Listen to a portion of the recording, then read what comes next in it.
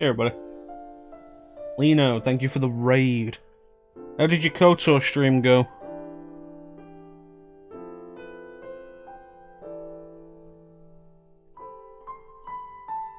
Get a shout for Lino, he's a cool dude. We're back with more Final Fantasy 13. Let's just get into this. Absolutely no reason to waste time. Yeah, that was not pleasant. I'm surprised you stuck with it. Fang of Vanille, remember a legend from the Homeland. Legend about the Arcs. Arcs supposedly huge armor is filled with living weapons. Their occupants kept in stasis for the day war comes to Gran Pulse. Why is one of them on Cocoon? It's probably transported in the same manner as the vestige in Bowden, but if it became known that such a facility existed so close to Eden in the mass ranks of the entire Sanctum Army powers system, resulting in a panic. Could it be that the government has been kept ignorant of the Ark's existence in the event such a crisis be required? The Arks are also known as training grounds for the sea. As their brands burn with the awakening of new powers, the companions begin to understand Bartendel's intention in sending them to this place. While C pros into Primarch really does wish the Lassie to complete their focus and bring an end to the Cocoon. Why else give them an opportunity to hone their skills? But jeez. I was thinking about like alternative ways for you to play it, and like I don't think there's an Xbox emulator you could really use. Maybe try and grab the Android version and play it on BlueStacks. I don't think I have the Android version on my phone at the minute. I do not. No, but the Android version runs way better. Hey Ninja, how you doing, buddy? There's a lot of information, and it scrolls by so fast with no opportunity to go back.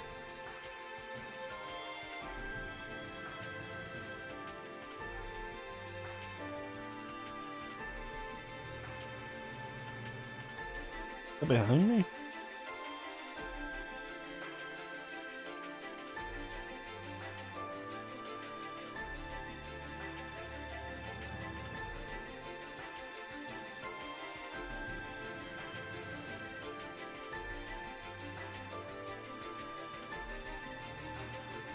Oh, it's the start, but it's the press A to start. Hanging in there, I'm glad you're doing okay. I'm glad you're hanging in there, Ninja. It's good to see you. Hello, Miss Goomba. Welcome to the stream.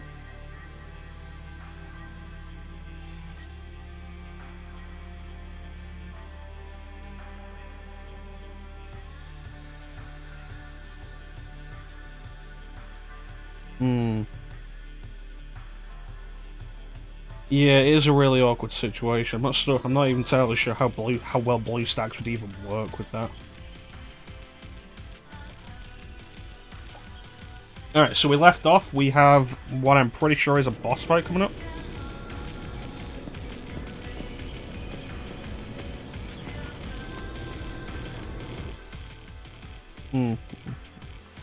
What you need to do is walk along the edge. You leave the room and you walk along the edge, press up against the banister and walk past, and get down the stairs.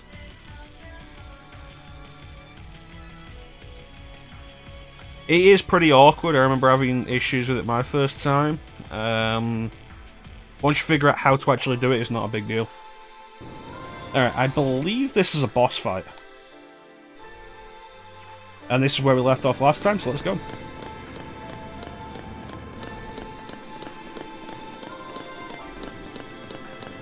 This game never ends. It's still going.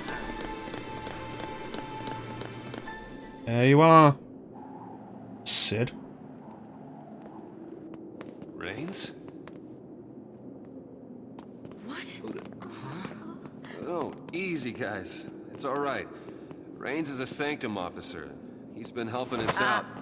Why are you here? Rains! You traitor! Oh, that bodes well, Ninja. Yeah, no, it's one of those awkward things, like pressing the buttons. That was my focus. You're a Lassie? In the second Mako reactor. We met. I did my best to assist you, as bid by the Sanctum Fal'Cie. Okay. Now do you understand? The fal'Cie have watched over you, guiding your every step. The luck that saved you time and again was a deliberate machination. Why, you may ask? The Primarch, or should I say, Bartandalus, is crafting you into the instruments of Cocoon's demise. That's not an answer. We've been played for fools. A Cocoon fal'Cie? Why? Why? I don't think it To should. restore There the should only be Maker. 2 speeds, walking Maker? and running. The entity responsible for creating both humans and fal'Cie. Long ago, the Maker departed this world, leaving the 2 races behind. In a sense, human and fal'Cie are brothers. Well, or it's too quiet, the it same shouldn't be. parent. Maybe the game's a little loud. There you go, it's down a bit. As for the humans, they forgot the order imposed by the Maker. Well, you know, that comes They with a began short to war lifespan. amongst themselves for the first Sounds good? time in Awesome. history. The fal'Cie focused on recalling their lost deity and returning the world to its former glory. This purpose lies at the heart of all their actions. So what you're saying is there's basically no difference between Pulse and Cocoon Calling back the fal'Cie. Maker requires a fitting sacrifice. Yeah, we've heard. The destruction of Cocoon. And presumably Lives the of deaths this of world's everyone entire living on it. populace in bloody tribute.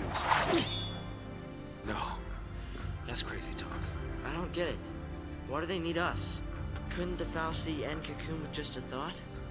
Their existence is bound to the creation and maintenance of this floating shell.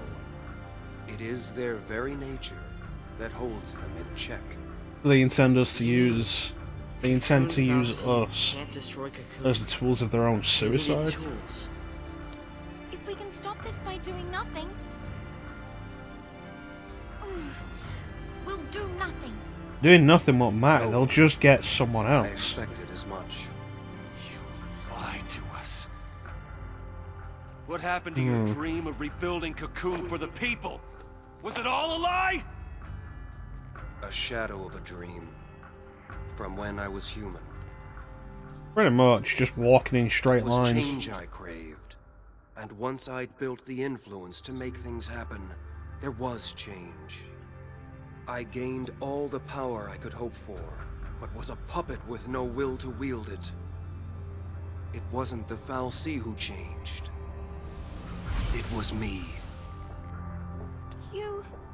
You were made a l'Cie? A l'Cie. He already said he was Tied giving to it an focus. inescapable focus. A slave of destiny. I'd lost hope. I'd all but given up on dreams of freedom. But your do you focus say? was to guide us, and you've done that. I'm here of my own accord, not by fal'Cie order. Seeing you fight brought it all back. Brought back that future I once strove for. I, too, will challenge my fate.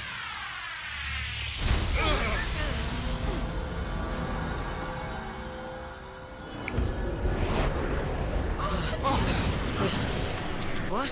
Easy, guys. First time we If I fought a can defeat l'Cie. you here, the fal'Cie plan will fail. Reigns! I will use all my remaining power. But if we fall, the fal'Cie will just find somebody else. I will set you free! And they're willing to sacrifice everyone on Cocoon. What makes you think they won't just find another pawn? Reigns. Follow my lead!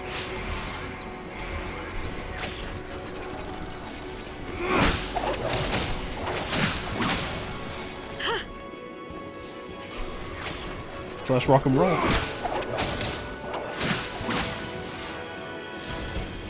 As I said, I didn't want to end on this last time, because I was pretty sure this was the fight coming up.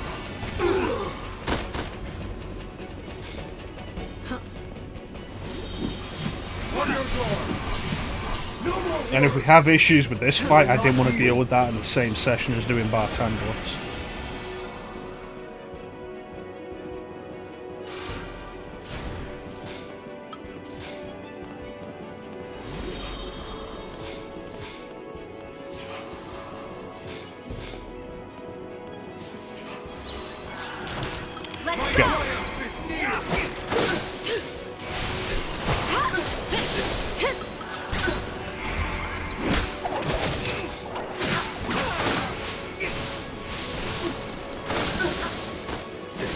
Stagger meter is going to be high.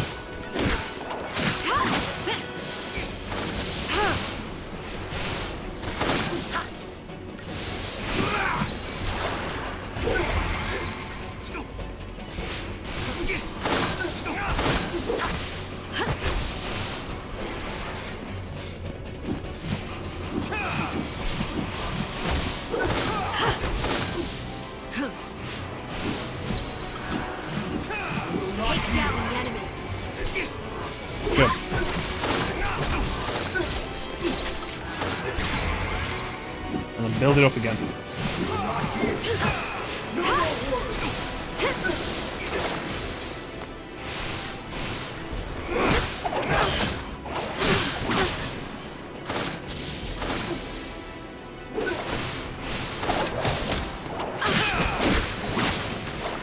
Okay, that's a concern.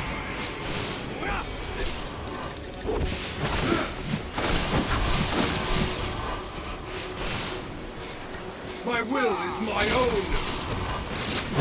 My will is my strength.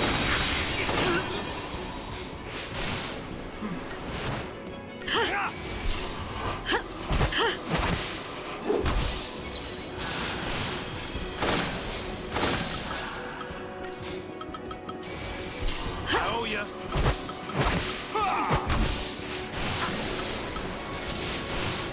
I want to keep up the pressure, but I could do with reapplying those buffs.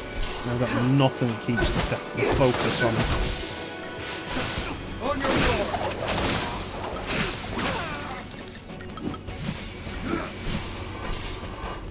Go.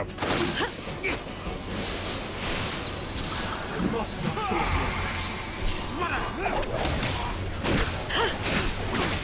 Come on. You are mine.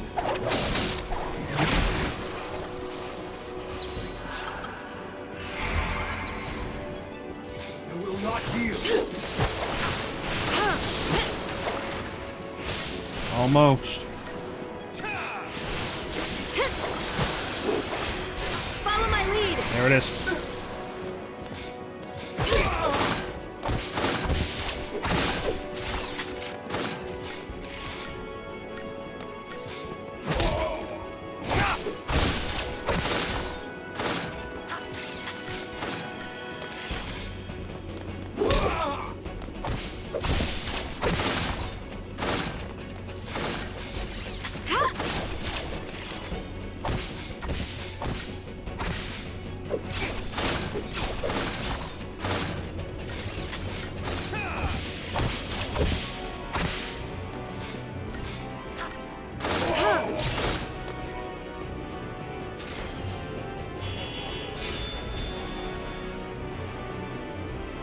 Hey.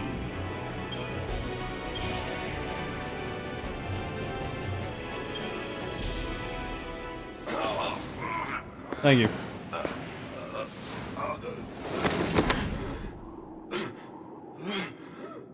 I did. I was surprised at how easily that went.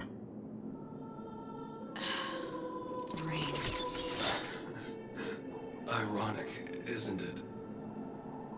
The only thing I wanted was a moment of triumph. And now what? You become a Sith? How it ends isn't important. Just do what you know is right. Trust yourselves.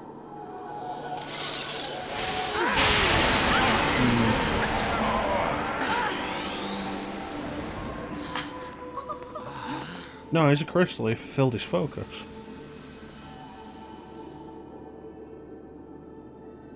What? Did he complete his focus? I don't think so. All Reigns did Just try to save Cocoon in his own way. His own way. Hey! Where are you? Snow! No, this ain't the time to walk away. I think Rains was searching for a way to make us understand. To understand the frustration of being a l'Cie bound to a focus, and maybe what it meant to be human. Honestly, part of the issue with the paradigm... Alright, fair enough, Ninja. Part of the issue with the paradigm system is once it opens up like this, and you can go with anybody in any combination. Like I said last time, it feels like there's really only one right answer for a lot of it.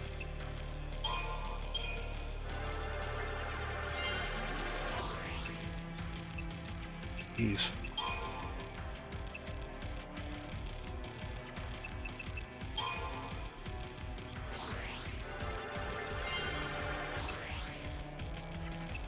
$4,000 per now, jeez.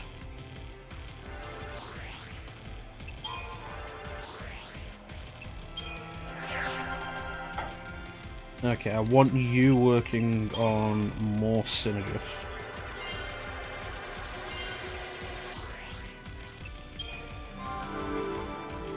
Let's have you working on commando.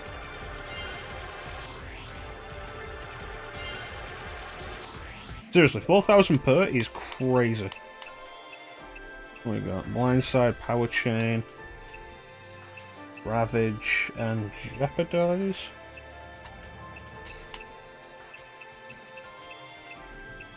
Look at how many there is here, plus the cost of each. This could be it until the end of the game. I doubt it will be, but it'd be possible.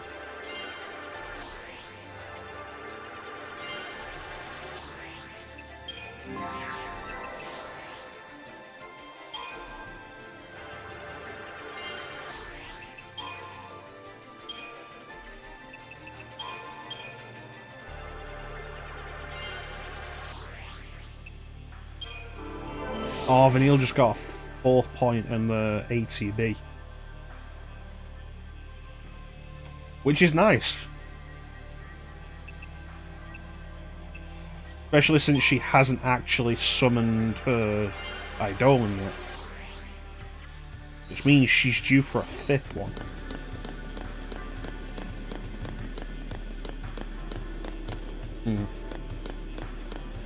Alright. What do we got? How much further does this go?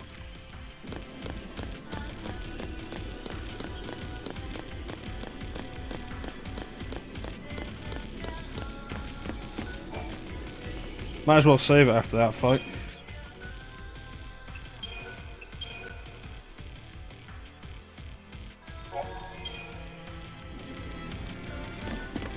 Here we go.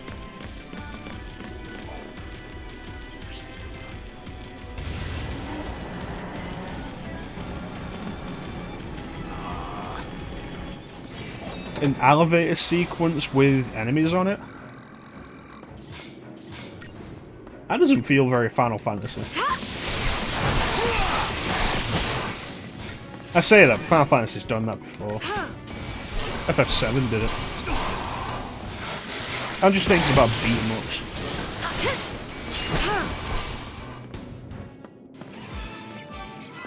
If the Capcom beat-em-up bundle on Switch that I haven't really done anything with, that'd be fun.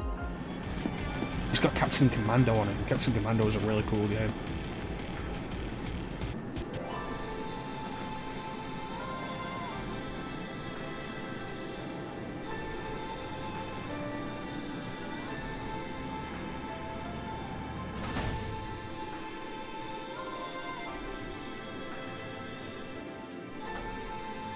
Alright, onward.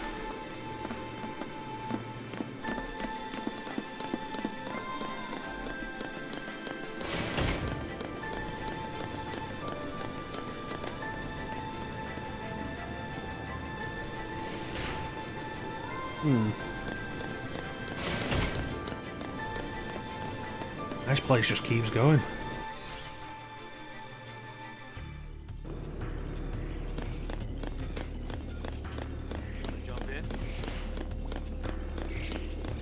It's been a while since we've seen enemies fight each other.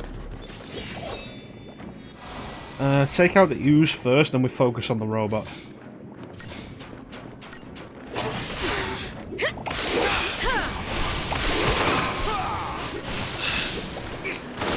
No. An open world is a little bit of a stretch for what that actually is, Ninja. We're actually just coming up to it.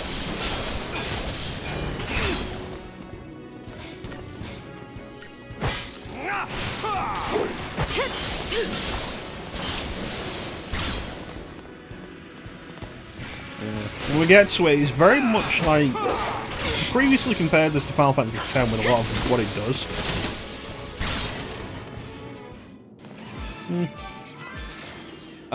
Previously compared this to Final Fantasy X with a lot of what it does, and the upcoming open world area is very reminiscent of the Calm Lands in FF10. Maybe you did, Ninja. I'd be honestly surprised if you had a huge amount of trouble with that boss. But like I said, it was like a lot of it comes down to how you're handling the paradigm system at the minute. And then giving you access to every character now and the ability to change them all is both a good and a bad thing. Because the game is still going to have its own idea of what the correct party format is per encounter.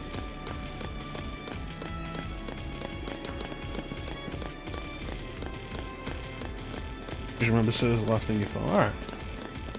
We'll get to the open area and you can take a look, see if you remember it.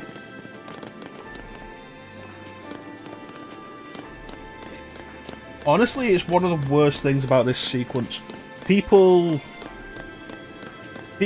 always said, the way I always heard it was, Final Fantasy XIII gets good 30 hours in, and it doesn't.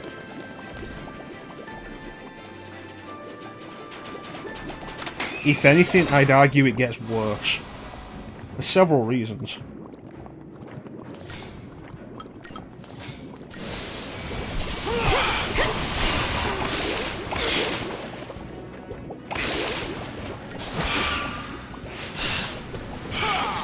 One of them being the party dynamic.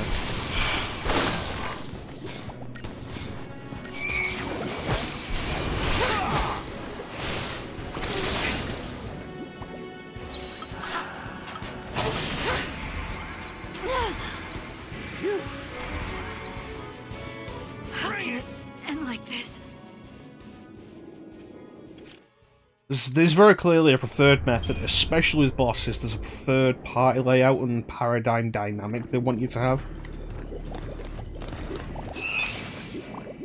And it's very similar to one of the major issues with Final Fantasy III.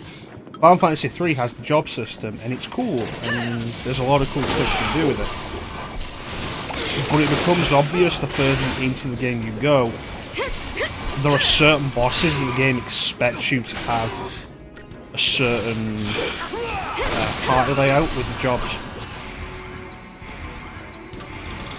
And that, more so than the grinding that FF3 requires, that is what makes it not all that fun for me.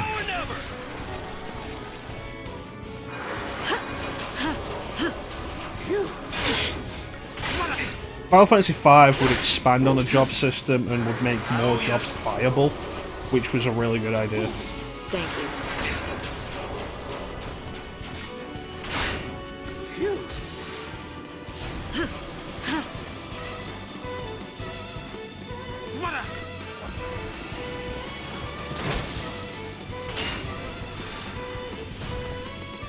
Come on, Zaz, hurry up.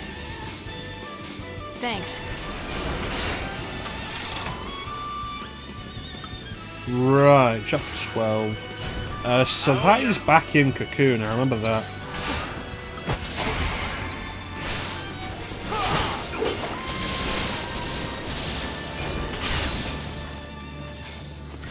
I think Chapter 13 is all Orphan's Cradle.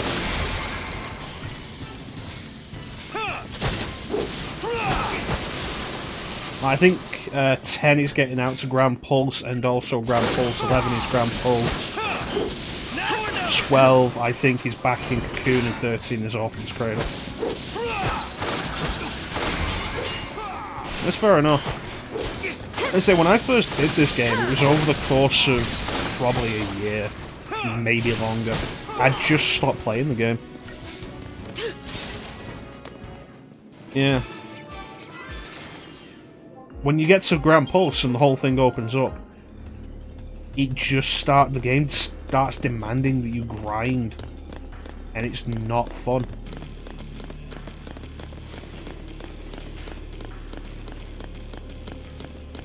But I've mentioned the big field in Gran Pulse that has 2 King Behemoths blocking the exit, and that's basically a hard line of the game saying you gotta be strong enough to get past these guys. If you're not strong enough, go grind.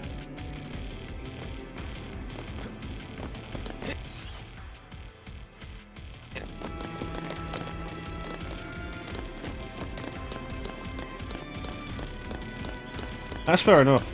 Grinding in RPGs was originally designed as the same kind of stopgap method as games just being hard back in the day, because file sizes were tiny. Dragon Quest, the original Dragon Quest, was less than a megabyte, and so to cover that up, most of the game was grinding through battles.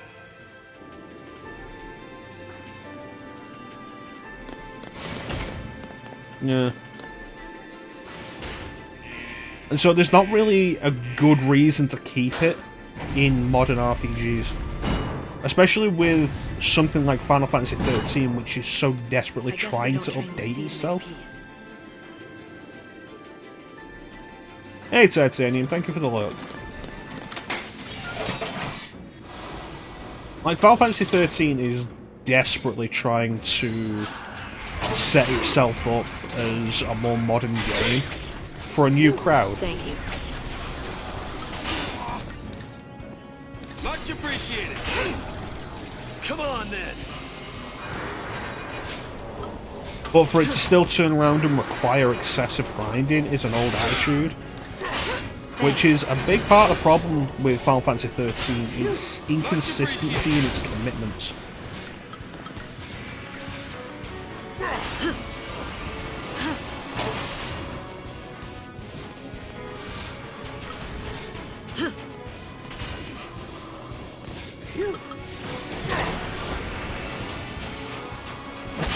Right now, boost the attack. Thank you.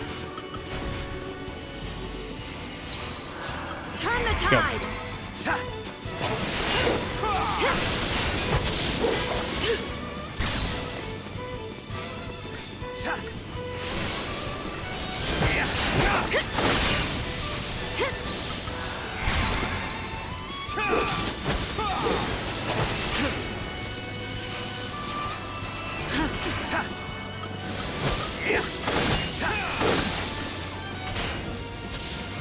Plus, I've already mentioned how I feel about the way the real-time system works.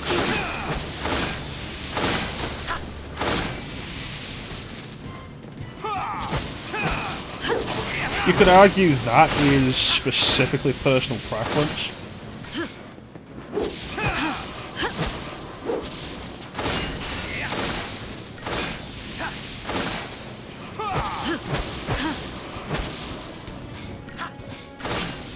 Well, I would disagree.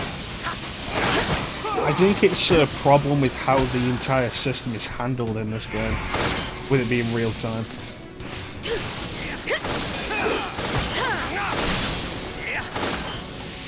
Like, it's halfway between real time and turn-based, and can't decide which one it wants to be, so it has turns that take place in real time. But on the same token, like previous Final Fantasy games had that, the active time battle system. But here you can end up with stuff like your movements attacks, abilities, whatever you've set up being interrupted in real time, and that becomes a problem. It doesn't, and it's a similar issue that 15 has. And it's made all the worse by knowing that Square already did that idea better. Kingdom Hearts does that better, and has done from the first game. The real-time menu-driven combat system.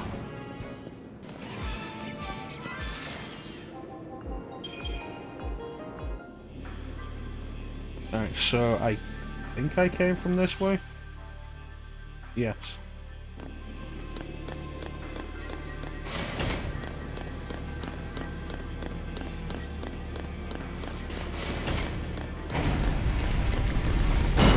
Great.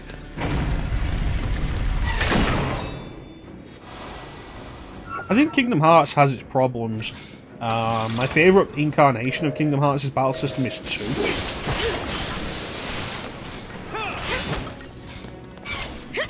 Not overly fond of the first game. I think the first game has its issues. Hey, Sana.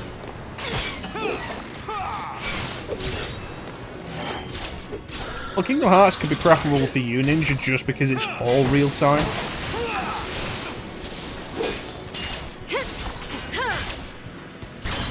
But like Kingdom Hearts 1, I have issues with Kingdom Hearts 1 for a few reasons. Like, the way it changes up its battle system, I feel too often. Like, Square in Kingdom Hearts is your block and dodge.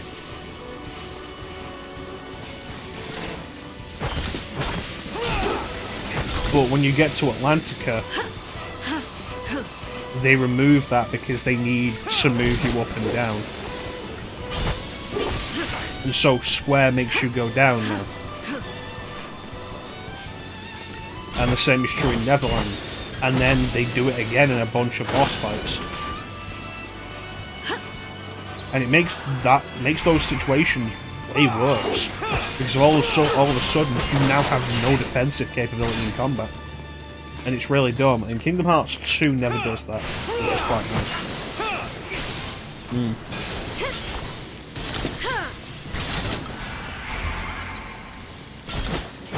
How you doing, Sana?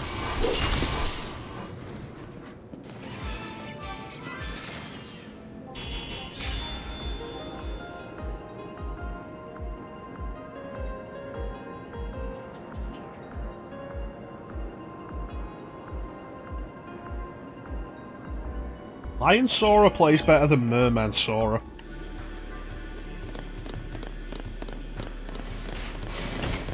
Yeah, that's fair enough.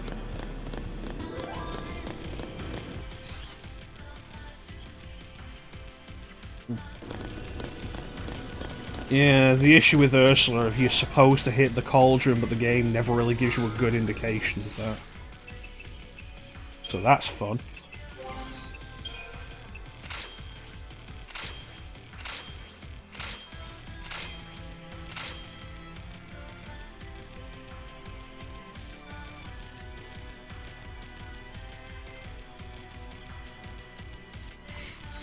Oh yeah, the Lion King levels in... The Pride Lands in Kingdom Hearts 2 is too open. Because they want you to move quickly, so the levels are too open and too empty.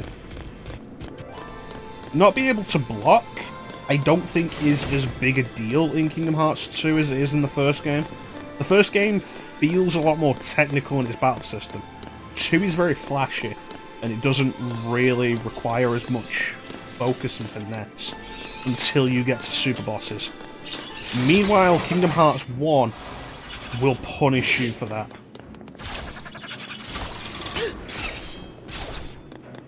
I like Kingdom Hearts 2's battle system a lot better.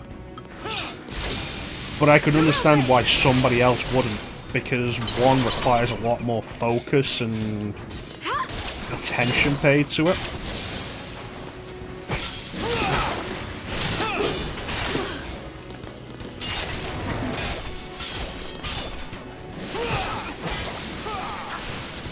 That's not really the right way to put it. Like, you don't fly all over the place in the first game. and the lack of reaction commands doing crazy things makes combat more focused on dealing with each enemy as they come, rather than taking everything on at once. I feel like that's still not the right way to say it.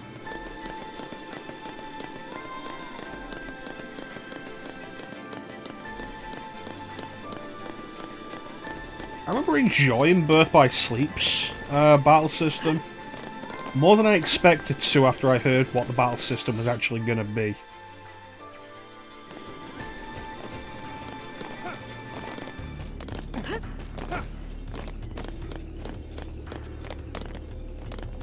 But I don't remember the specifics of how it actually played well enough to really comment on how good of a system it was.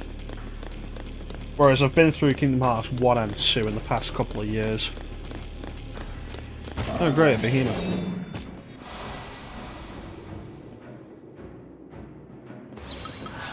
Take down the enemy.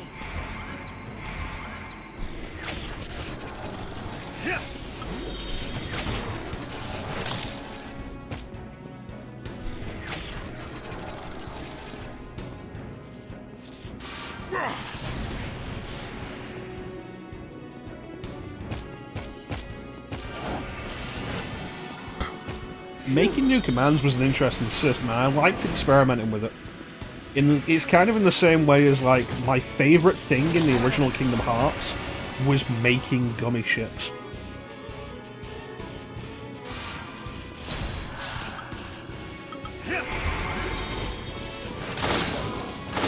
It's just one of those weird things, like I did Kingdom Hearts 2 before I did the first game, and I didn't enjoy the first game a lot.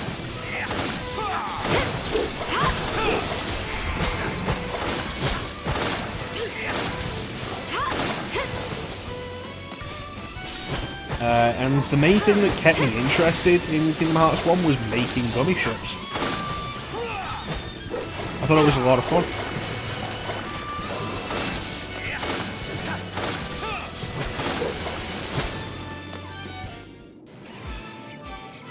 My biggest issue with Birth by Sleep, and I never finished Birth by Sleep, my biggest issue was restarting the game twice.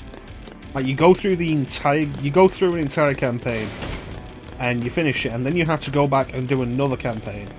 And you've gone from the character who was so capable to a character who now can't even pull off longer than like a 3-hit combo. And what really makes it worse is basic movement abilities are now gone from you. You don't run as fast. You can't dodge immediately. Like, doing that multiple times just lost my interest. It's the main reason I never finished Birth by Sleep. Yeah. I think Kingdom Hearts 1 probably has the best story, because it feels the most cohesive until Maleficent is no longer the main villain. It feels like a cool crossover idea between Final Fantasy and Kingdom Hearts until it starts doing weird JRPG bullshit. And then the problem was they started focusing on the weird JRPG bullshit. Maleficent as the main villain was cool.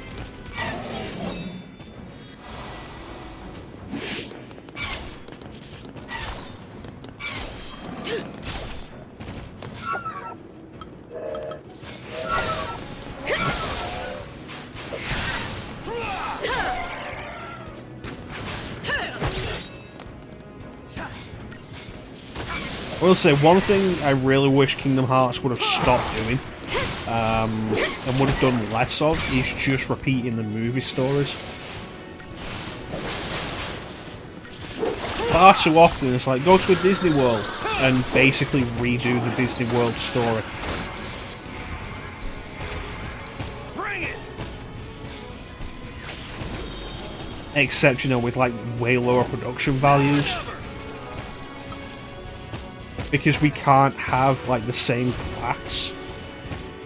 We can't have the same number of characters, we can't have the same number of events going on. We have to basically do this weird sum up of the events of the movies. Yeah. Lion King World did it. Aladdin did it with the first game. It was the Aladdin movie with, you know, weirdly, it had a lot of important characters missing, and like you never go into the palace, and you never meet Sultan or anything, and stuff like that. And then in Kingdom Hearts 2, it was Return of Jafar. Yeah, no, this one can fully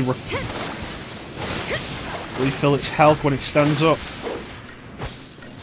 Behemoth. Pretty much. Mulan does the same. Tarzan kind of does the same.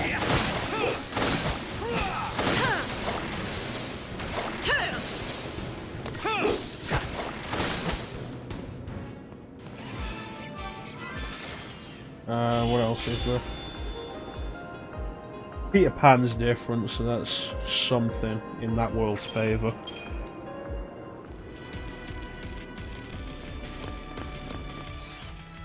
Like, it was most interesting when it was doing something different. Like, Halloween Town in Kingdom Hearts 1, its story is more interesting than Halloween Town in Kingdom Hearts 2.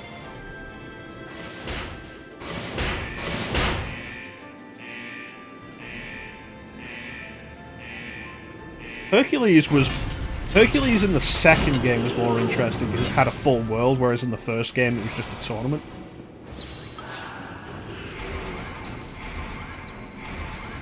I'm the one you want. Thanks. But I've not done Kingdom Hearts 3 yet, so I can't really talk about that too much.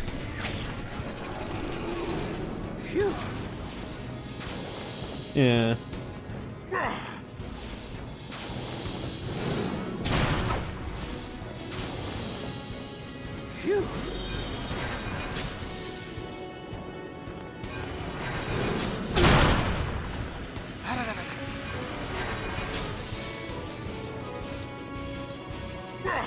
Much appreciated. The worst thing about the Disney worlds in Kingdom Hearts 2, though, was very much the going back to Disney worlds.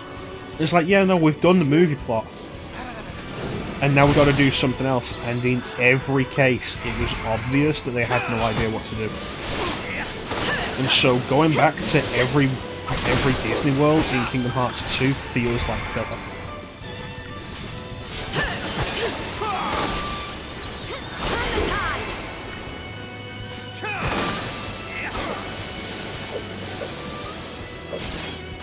I don't think there's a better way to describe it. It's basically filler.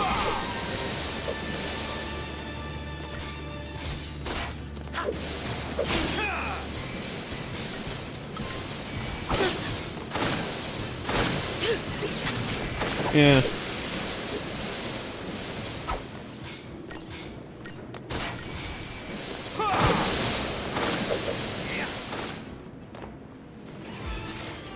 That got close.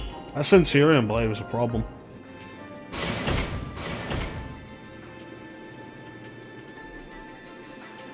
This is not the secret to a long life. Okay, no idea what they're useful for. Ultimately, it led to Kingdom Hearts 2 feeling really padded. And Kingdom Hearts 2 is pretty long. And it ends up being long for the wrong reason. It ends up being long for the wrong reasons.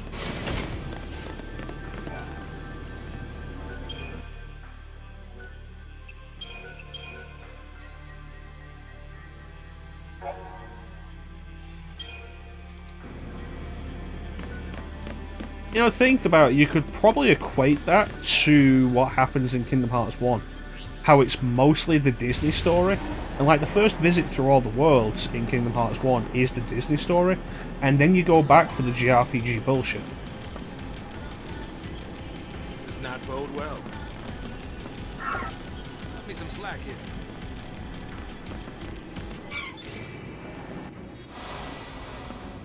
Just instead of the JRPG bullshit before the final world in Kingdom Hearts 1 being the Riku fight and the reveal of Ansem, in Kingdom Hearts 2, it's go back to every world to see the members of Organization 13.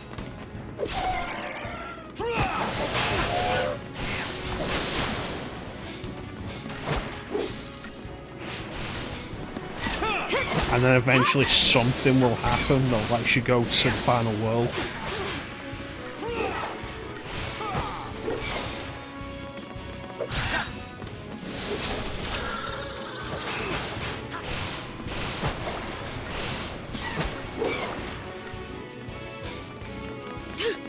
Yeah, think about it, it really does feel like anime filler.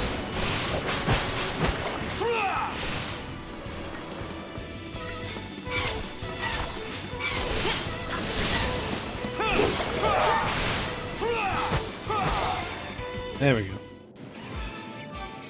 That got close.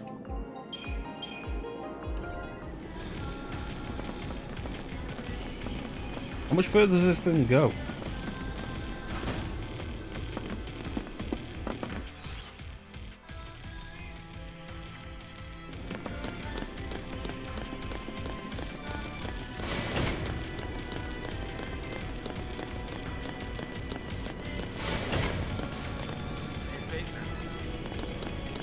Well, I'm obviously gonna fight that.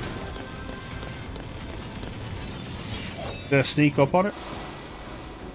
Nice.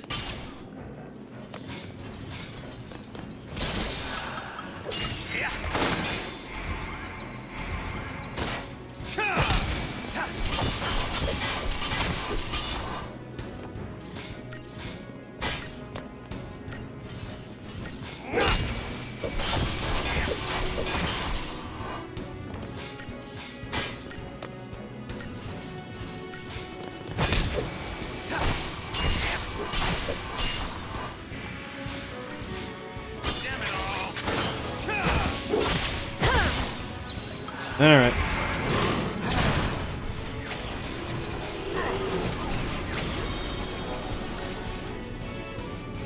Much appreciated.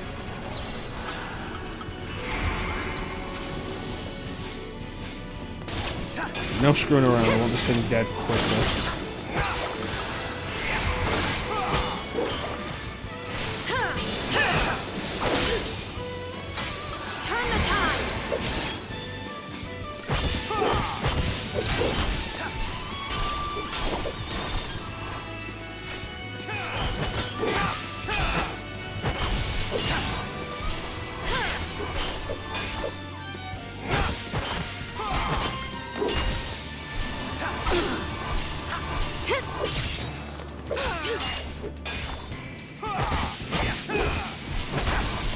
Lack of actual control over your party in this is an issue. Like how Snow's attacking the Centurion Blade. And that's just something that'll happen if there's more than one enemy on the field, if you have more than one commando. If you have more than one commando, the other commandos will try and target something that you're not. And will only focus if there's only one enemy on the field. And you could argue, with the Kingdom Hearts example that I used previously, that, yeah, no, Kingdom Hearts doesn't let you control your party members. And it's like, no, it doesn't, but it sets parameters for them. There's a whole menu where you can set parameters for them to do stuff. Which is not perfect, but it's still more than this game offers you.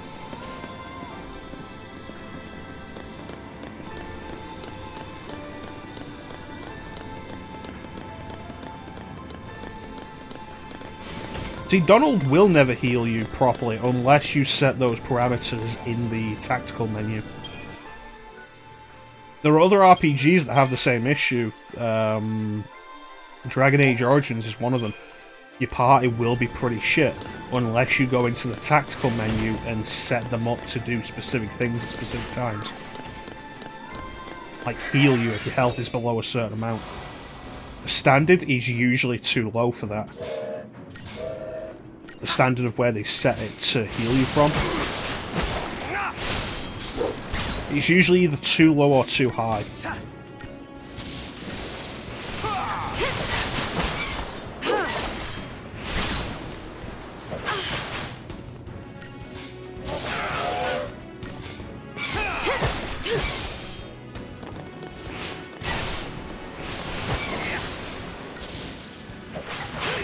Oh, Dragon Age Origins. It looks very different on PC to how it does on console. If you remind me of the end, Ninja, we'll take a quick look at how it looks on console before we end today. Because I have it on Xbox. But the biggest way of putting it is, on PC, it's designed to look like one of BioWare's old Infinity Engine games. Top-down, focus on seeing more of the field around you. Whereas on console, it's designed as more of a behind-the-back RPG. Which, for the kind of RPG it is probably a bad thing. I hadn't really considered that before.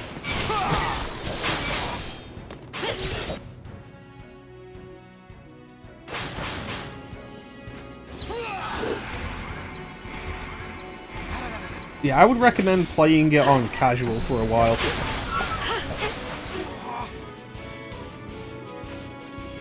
Just like that.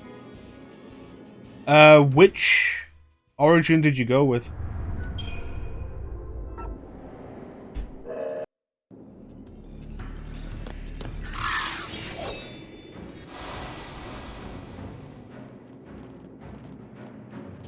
Yeah, I recommend to get into it, you just go with casual mode, the lowest difficulty.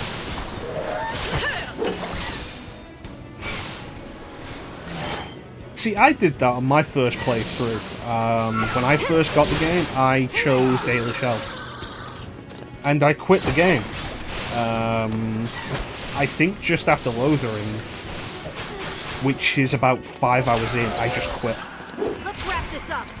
Wasn't really enjoying it. When I went back to it, I chose Human Noble instead, and I finished that playthrough. I don't know if it's specifically the origin story. I got through that.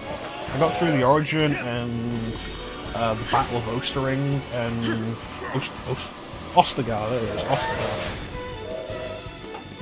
Got through the Battle of Ostagar. Did that.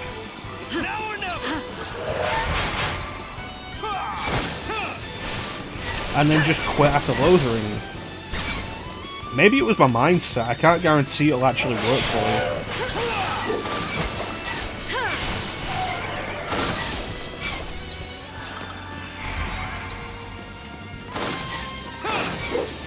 Like I say, it's definitely possibly, but it's definitely worth turning the difficulty down as well. Dragon Age Origins is very much a game made for BioWare's old crowd, which is the crowd that played stuff like Baldur's Gate and Neverwinter Nights. It's cool stuff, and if you're into that kind of thing, it can be really rewarding. But it's also a very old design that can take a lot of time to really get used to.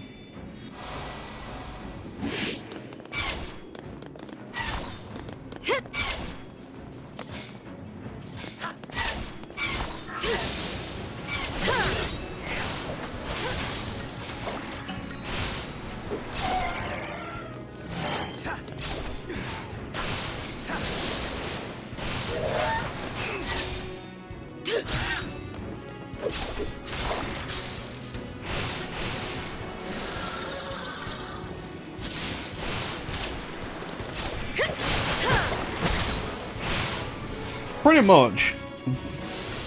Set it up a notch if you're feeling comfortable with it, or don't. I don't think there's anything wrong with playing an RPG specifically for the story and character interaction. I'll be honest with you, Ninja, when I eventually do Dragon Age Origins, I'm gonna do it on casual mode. I don't give a fuck.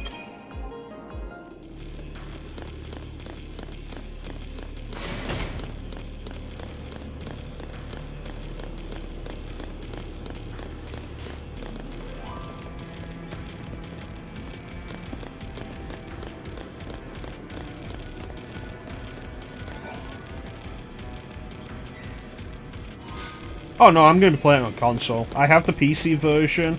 I messed around with it a little, but I've not played it properly on the PC.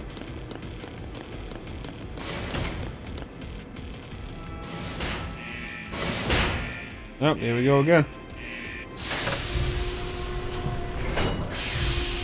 Oh, 2 of them this time.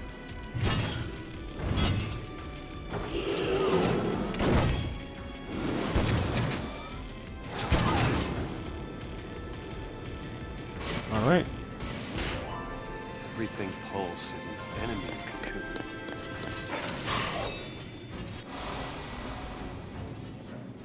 Oh, it's 1 at a time? That's fucking dope. Now! I'm the one you want. Come on, then. No. Romance whoever you are most interested in. Basically it. Dragon Age doesn't have a right or wrong romance. Come on, then. And I think Mass Effect can be kind of awkward, because it can feel like the romance is not worth doing because you play as the same character all the way through the trilogy. I think Dragon Age has a benefit with that, of each game having a different protagonist.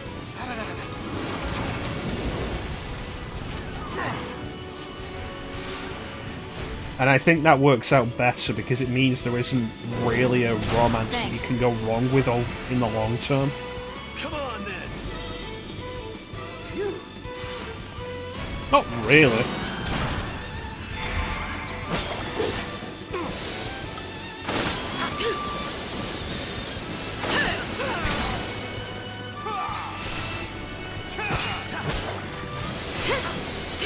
I have my preferred romances in each game.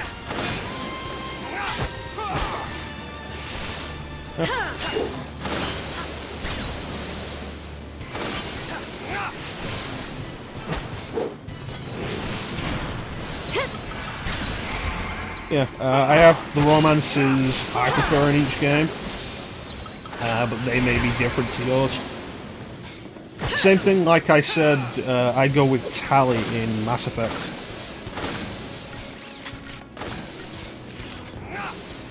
Fair enough. A lot of people have issues with Dragon Age 2, and it's understandable. It was made over a very short time period.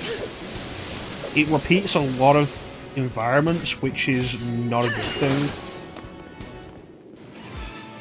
But I like its story. It's closer to a more personal level, which I quite like. It's got its problems, and it ends on a cliffhanger of like, oh, there's stuff building up in the background, it's going to be the main focus.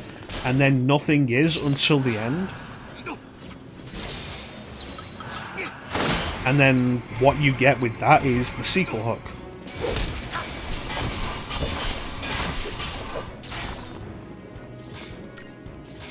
I quite like Dragon Age 2. If you can get all the DLC for it, that's worth it.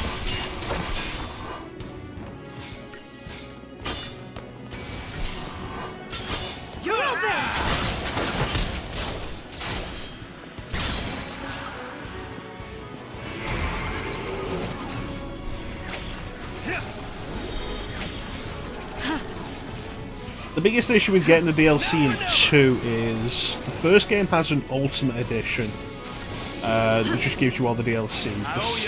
The Inquisition has its Game of the Year Edition, which gives you all the DLC. 2 doesn't. 2 never had anything like that. Yeah, it's kind of frustrating. 2 has no option of getting it with all the DLC on any system. You have to buy the DLC separate. It's particularly annoying because Dragon Age Inquisition, regularly, I've seen Dragon Age Inquisition on Xbox, Game of the Year Edition, bundled with Mass Effect Andromeda, and I've seen that go for less than £10. That's Inquisition, all of its DLC, and Mass Effect Andromeda under £10. But Dragon Age 2 has nothing like that. It's now or never.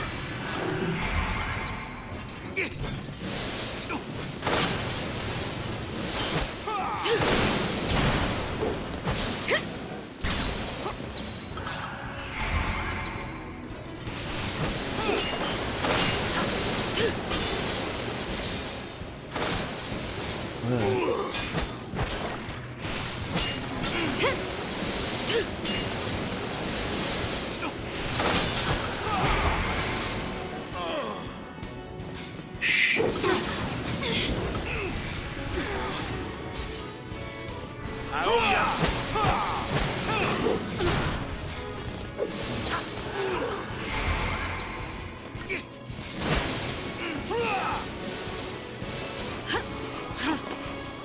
me a minute while I deal with this.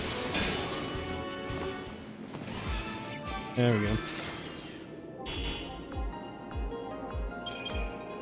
That's fair enough. Dragon Age 4 is probably a long way away at the minute. You know what? I should set that up. Let me do that right now, actually, while I'm thinking of it. Because I've messed around with the rewards a little recently. So let's build up a couple more and add Mass Effect and Dragon Age playthroughs.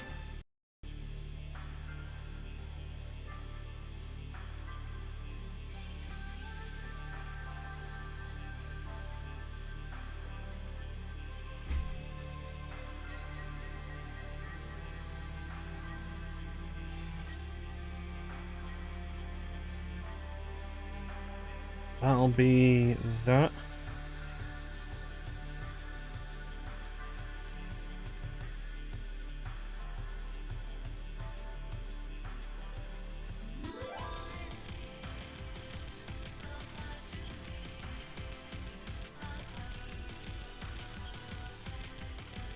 There we go.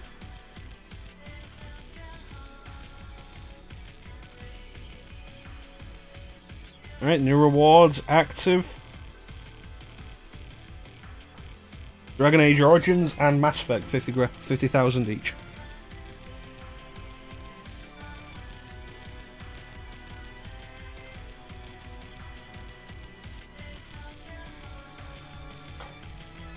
That's an interesting consideration, Titanium.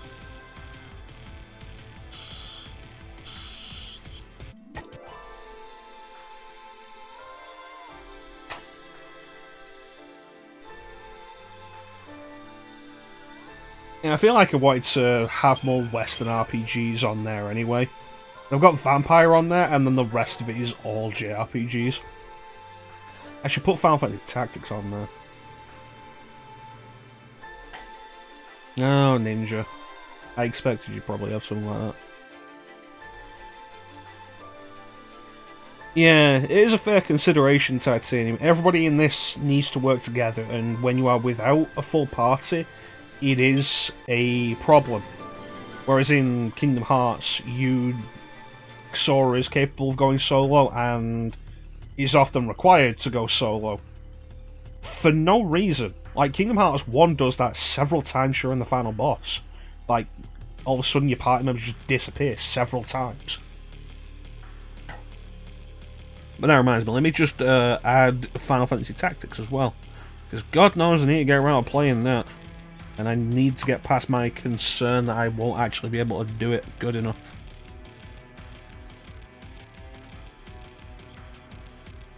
So, let me see. For anybody wondering, Kingdom Hearts Final Mix is also already on there.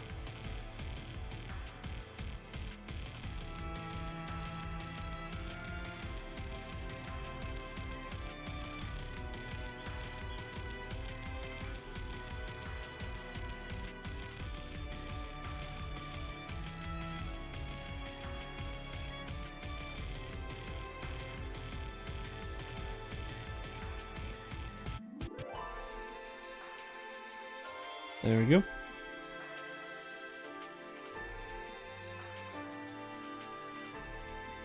Well, if you want to spend the points, Ninja, that's why the redemptions are there. And the bright side of the Western RPGs is they are not as long as JRPGs. It's like, okay, so we have Final Fantasy VII going on at the minute, which is longer than I expected, and I think we're over... like 6 sessions in. So that's like over 14 hours. Skies of Arcadia is going to be over a 40-hour playthrough. Nocturne is probably going to be over 70 hours. Dragon Age or Looks like Mass it's a dead Effect end. isn't likely to go over 15. Dragon Age How about Origins down there? doing all of the DLC is The probably story's in around. total about 25 hours. It's a maze. This place is a boot camp for l'Cie. All kinds of challenges from Gran Pulse are waiting. Challenges, huh? To get us all ready to go wipe out Cocoon? We can wait here if turning XIII sounds better. I have had enough of this! Where's the way out? Way out? Who said there was one? Why are you suddenly shouting? Bring it on. Did we My did we mind is skip a made couple of pages there? Maybe I will end up a XIII. But until that happens, I'm gonna make Sarah proud. I couldn't bring myself to admit that this tear meant goodbye. And that's why I kept searching for her.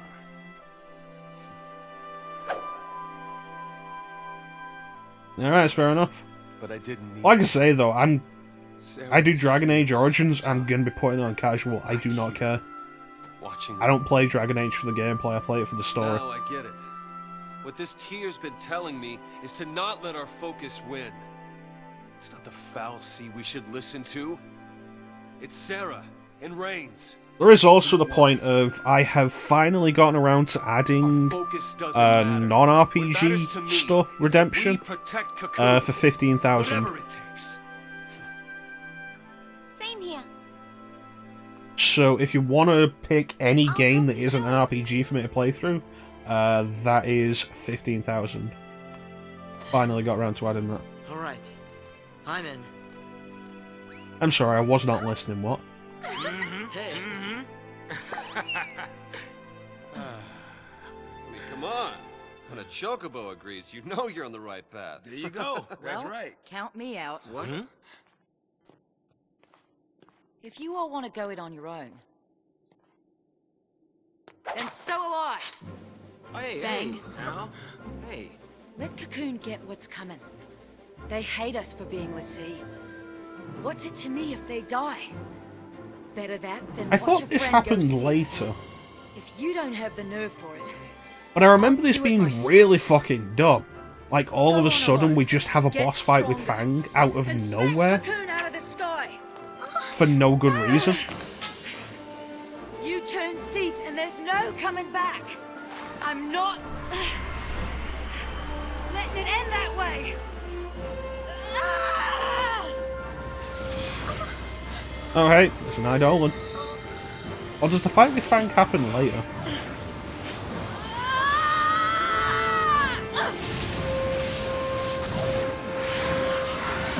Ah shit.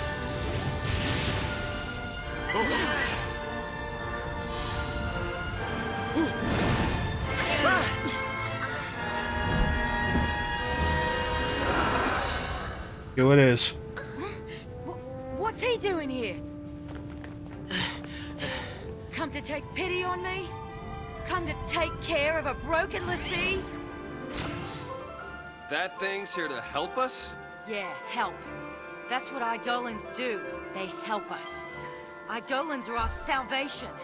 If we can't decide what to do next, they come put us out of our misery!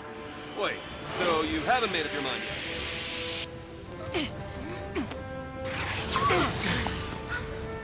Why are you protecting me? What are you doing? Protecting one of our own. We can do without their brand of mercy. And we don't need a fal'Cie's orders either. I'm fighting this focus to the end. We all are. So please, fight with us.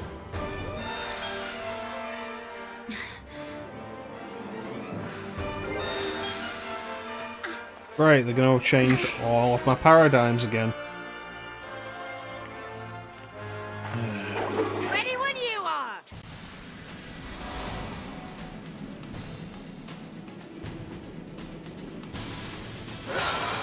Alright, what is... Sure. Chain bonuses? What the fuck do I do with chain bonuses?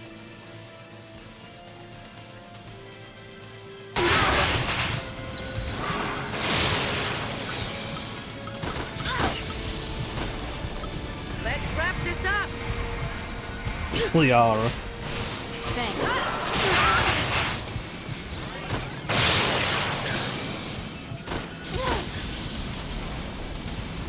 Well, Lightning's dead. Appreciate it. Once again, Vanille has proven to be a fantastic healer. This is why I took Vanille out of the party. So this is how it ends. She had one job.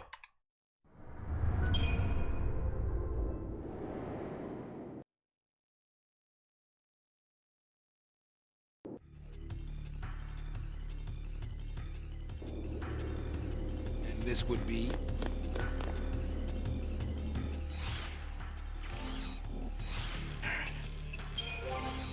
Do some of this. Yeah.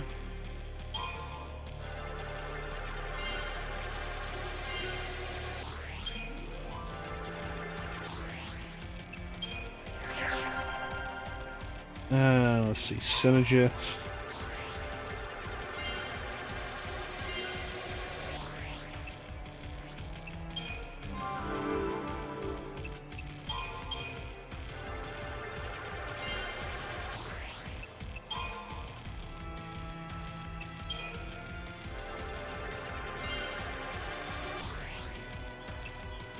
God damn it.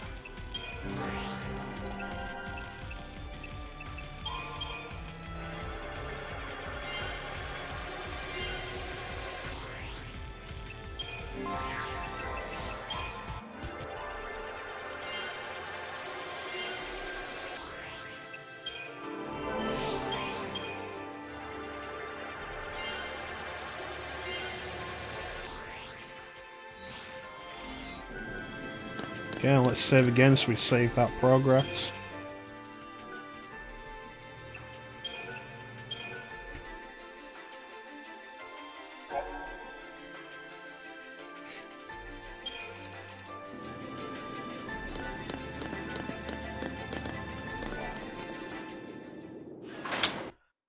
Okay. Go again.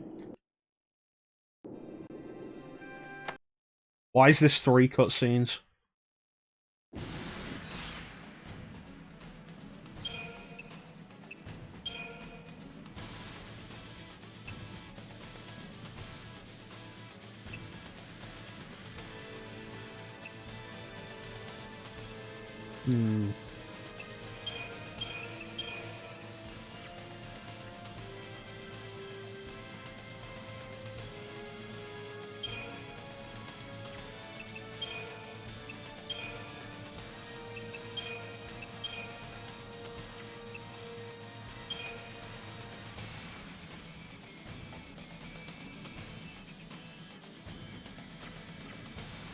Now let's try this one then.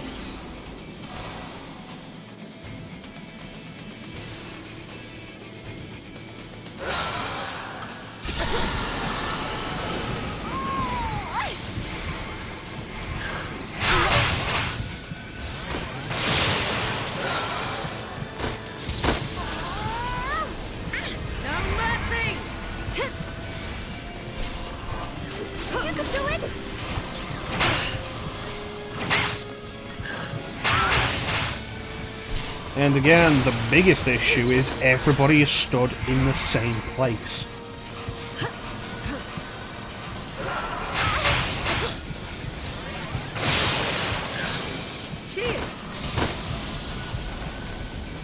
Oh, here's an idea. Fang is trying to get Bahamut's attention so that it only attacks her, while she stood right next to Vanille.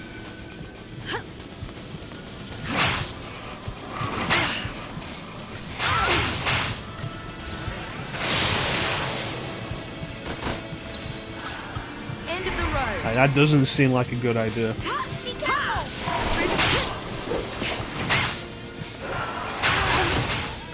For fuck's sake, move. Let's wrap this up. Thank you. This'll be quick.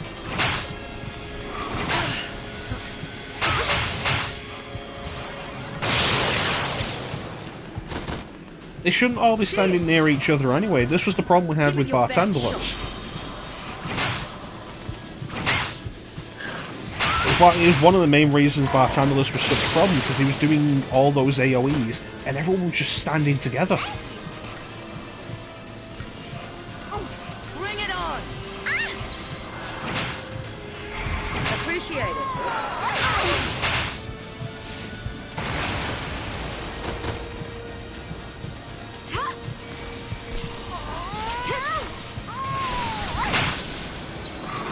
End of the road.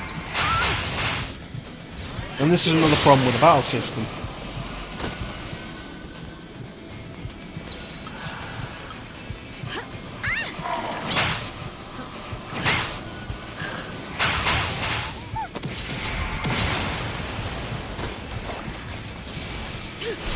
So what we really need to do is just have Fang do something to make her move away from the Neil.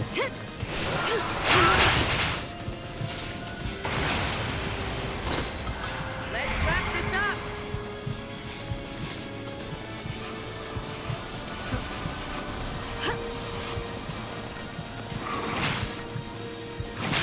Give it your best shot.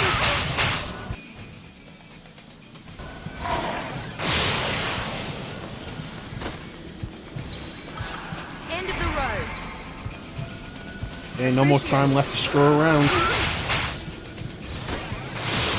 Come on. I hate the Eidolon fights. This is how it ends. The timer, the fact that they play riddles with what you actually need to do. Fucking dumb. Yeah.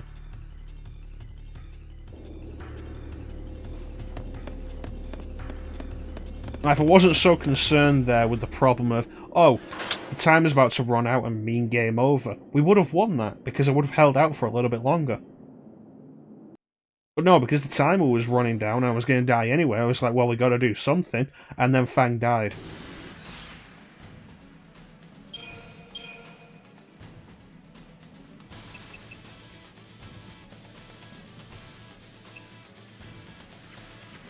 I don't care, these paradigms are all terrible.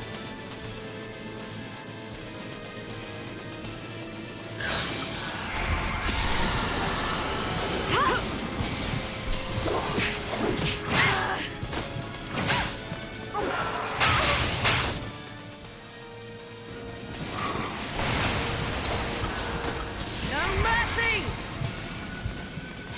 I'll deal with you.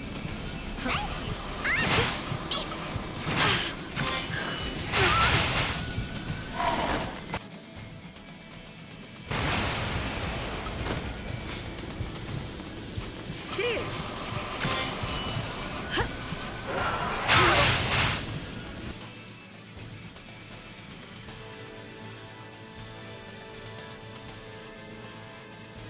So basically yields to those who do anything.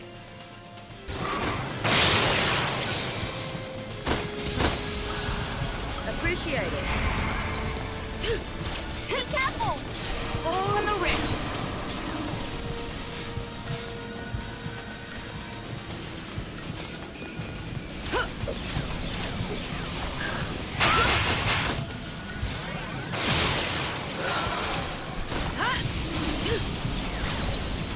And Vanille's nearly dead because Fang just keeps standing near her.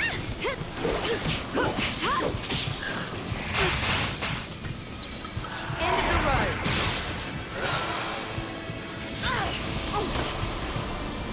The Eidolon fights conceptually aren't a bad idea, but the way they do them is just awful.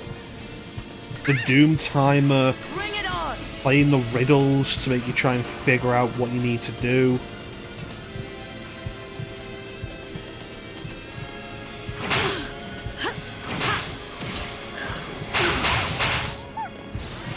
Pretty much.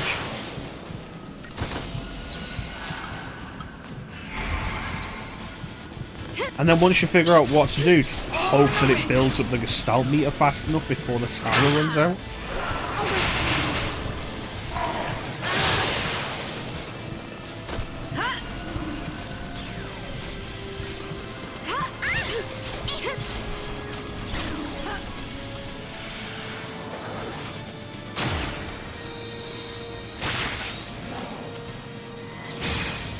And conceptually, story-wise, it's an interesting idea that the Eidolons come along in the moments of great stress.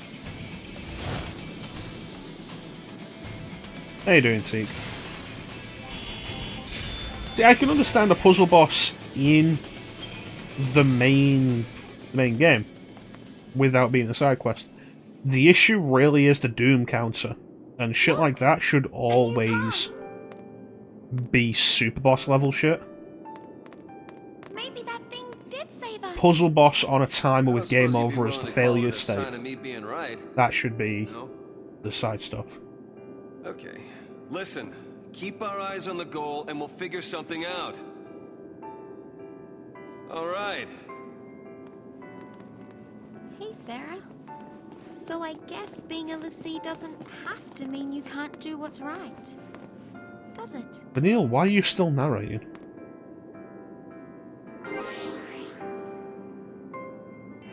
Hey, cool stuff. Get out of my party.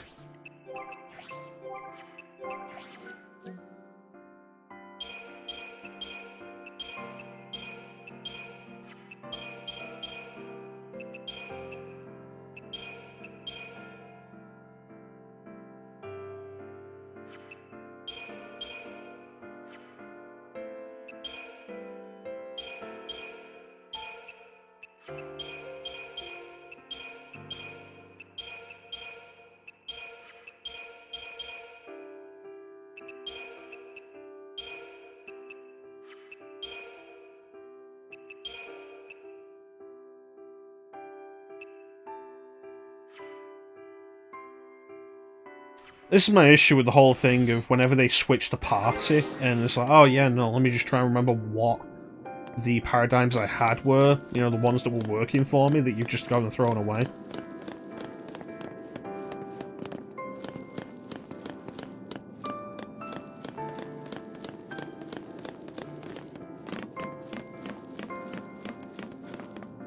This looks like a bridge made out of bullshit.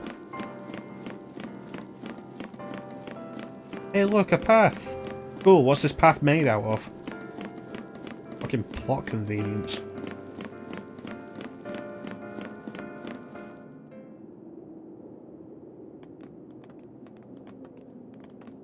Why have me play when that was all you were gonna let me do? Hey, look at that! What? Oh. An airship? And it's from Gran Pulse. I guess it was one of this arc's weapons, or something. That's a gate to Gran Pulse. Right. So what? That's our exit? Pulse or bust? Could be one of Daisley's traps. Well, that's not good. Do you think it might take us to Eden? I'm doing the flying. Well, I've heard the accusation that this game just doesn't want you to play it. The only place this thing is taking us is where these boys tell it to. Huh, really? That is a Gran Pulse ship. Really? Leave it to me. Either way, we're on borrowed time. So That might as seems well really go. dumb. We get lucky, maybe we'll even turn up some way to get rid of these goofy tattoos. Like, oh yeah, let me just go There's no way bam to and then do hit that. myself hard enough that it gives me a coughing You fit. never know. Maybe we just didn't think to look for one. If nothing else, we know Cocoon's safe for the time being. I'd say it's worth going to take a look. Maybe. But what about your dad? I made him a promise. I promised him to keep going and do what I had to. He said only I would know what that was. The world's full of lies. There's no way of knowing what's right. All we can do is believe in ourselves. It's easy to sit back and let people trick you. Like how the Sanctum had us all thinking that a l'Cie was some sort of monster. I'm done with their lies. fal'Cie, this whole focus thing. From here on out, I use my eyes. Think. And act. You gotta love how he specifically turns to Snow when he I says might not think. make all the right choices, but as long as I'm the one who decided what to do, There's nothing to regret.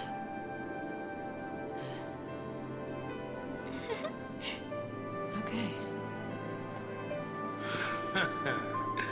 All right, let's do it. I'm with you. Bad choices and all. Of course, I'm not sure how it's gonna turn out. Pulse is hell, you know. Oh, is it now? How many times have you been there? None. When was the last time you were there? What's that, See hundreds the of place years ago, myself. so you know nothing either? Okay, people. Fucking idiot.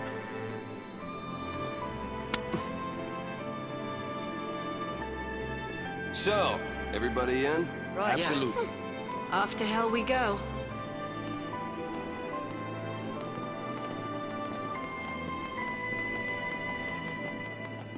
Yeah, I've heard the accusation several times before that Final Fantasy XIII is a game that doesn't want to be played. It just wants to be a movie. The future'd be easy. And it only begrudgingly lets you play it.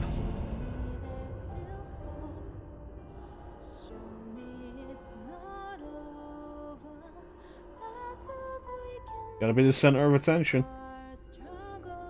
But I think we all saw the glimmer of a dream somewhere in the sky that night.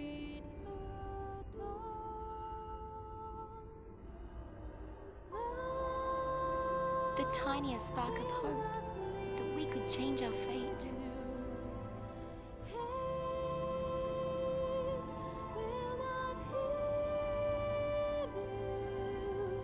Who could say? At least MGS4's actual gameplay is pretty decent. That moment's come and gone. Doesn't constantly undermine itself.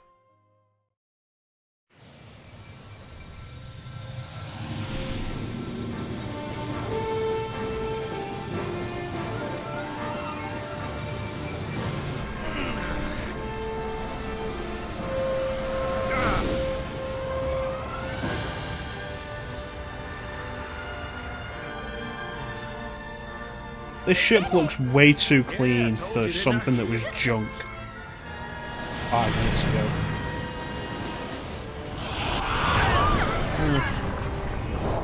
Any game with an overabundance of quick-time events. Yeah, we'll play with someone else. Happens all the time. He thinks we're lunch. Yeah, like on the seafood buffet. Seafood, cute. Guys, here it comes! Oh no.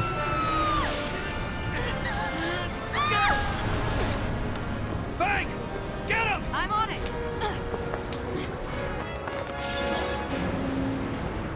Lightning, why did you jump out?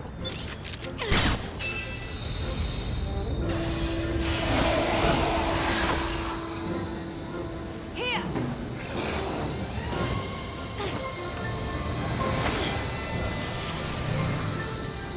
Here goes. So what you're saying is we had a time skip of like a week while Hope cleaned the entire thing up? Yeah, I'm great. Grab on.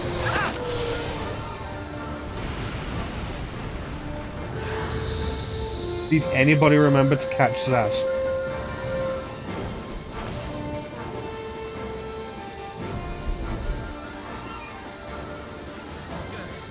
Oh good. Home sweet home. Welcome to Gran Pulse.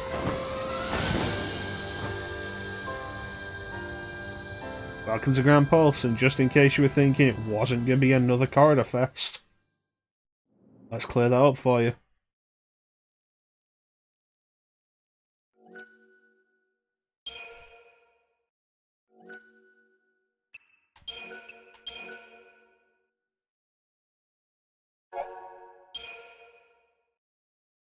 Yeah, it's a wide corridor. A world wild and fragile, vibrant and untamed. Gran Pulse. There it is, people. When people tell you this game gets good 30 hours in, this is what they mean. It's a place where lives are ruled by the brutal struggle for survival and the callous and uncaring whim of the Fal'Cie. Fucking bullshit, something can catch up to a chocobo? There is no such thing as mercy. only a never-ending string of trials that weed out the weak and leave only the strong.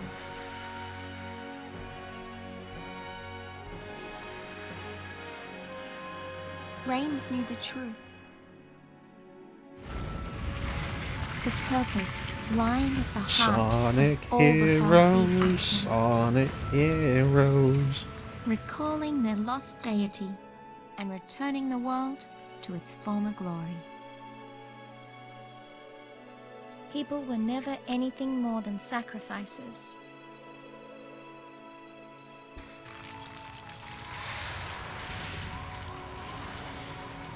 So the big difference now as far as the corridors go is this game is still a corridor, but for the next couple of chapters, And Cocoon's destruction? the It's corridors just a are way more to wake nature the and sleeping ruins rather than technological focus. But would bringing the Maker back into this world really lead to I don't our care, I'll just get a salvation? cheat sheet.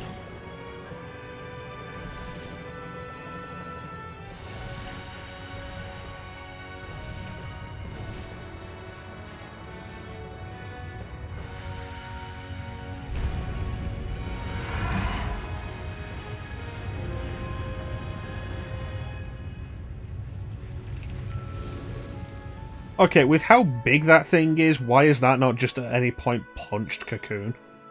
The Maker created Fal'Cie, and they, in their desperation to be reunited with the Maker, created l'Cie. And l'Cie? I wonder what we'll end up creating. It is interesting that you'd forget the big wide open corridor of Gran Pulse.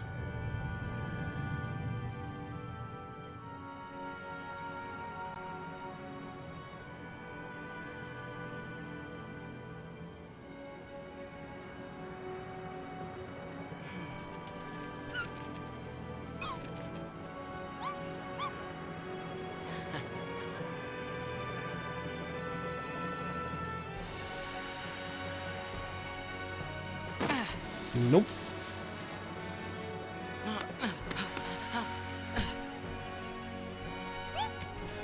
Considering how the game introduces the teleport points Our future looked bleak. to bring you But as back long as here we later keep our on, spirits up, like, we'll you get the find a way feeling to this was the change main focus area of the game. This is the bit we want you to remember. Which is weird that it takes so long to get to and then is so insubstantial. You were having a dream. You were having a monologue. A pretty strange dream.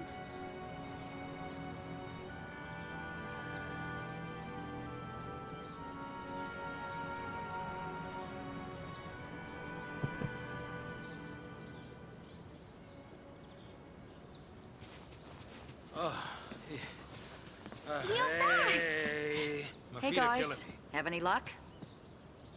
No sign of anyone else. But we did find plenty of bloodthirsty wildlife in crumbling ruins. Long day? Well, guys, we've run out of places to search around here. Huh. Where's Hope? He's off with the chocobo, getting supplies. Hello. Hey. You all by yourself?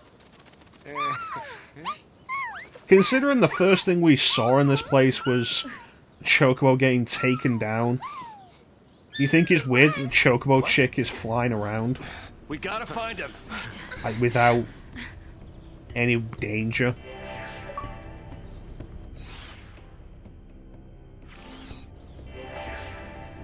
Like, it's weird that nothing else is eating the Chocobo, right?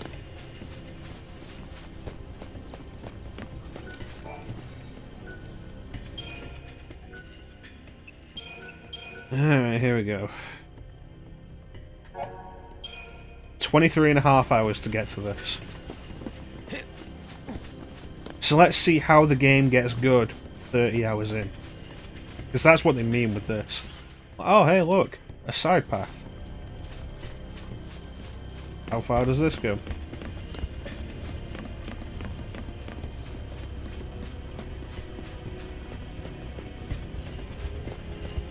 Oh, what's that? A worthless dead end that doesn't go anywhere? Just like the rest of the game. Yeah. Like, it's weird that they established that. And then the baby chocobo's just flying around.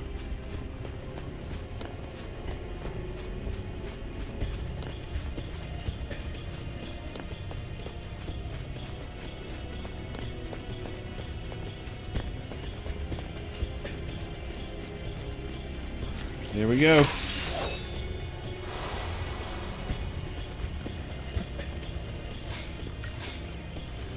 I just want a little consistency touch in there.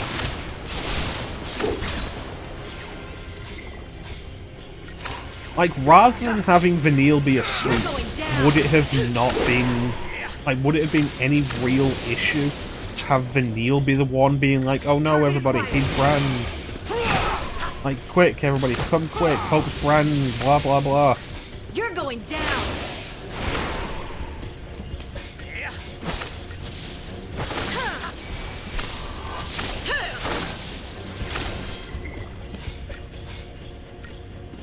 I feel like it'd just make more sense if the Chocobo chick was pretty scared and sticking close to Zaz.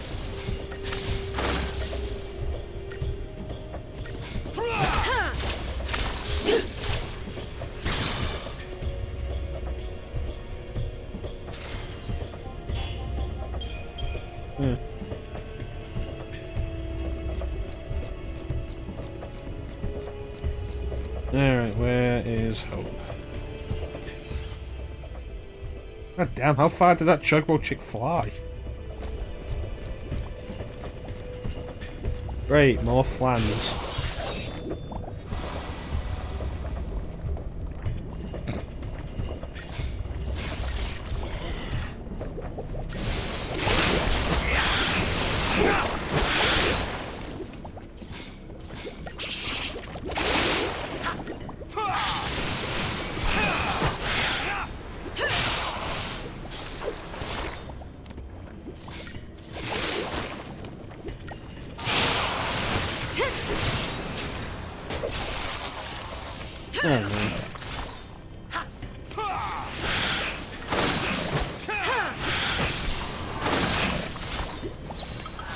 You know what? Tri-Disaster is probably better for this. Flans are usually pretty strong against physical.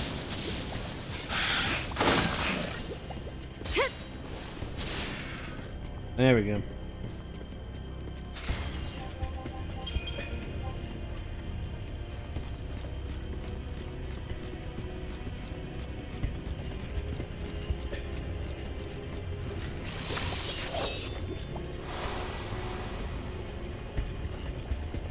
Hey, Clem.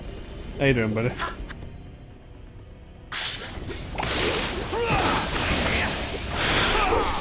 Well, we made it to Gran Pulse, so we're ready to see the game go from one long corridor fest into a wide corridor.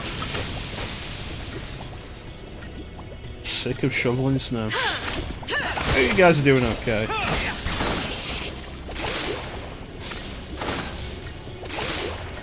I've not heard a huge amount about the snow issue in the US beyond Texas.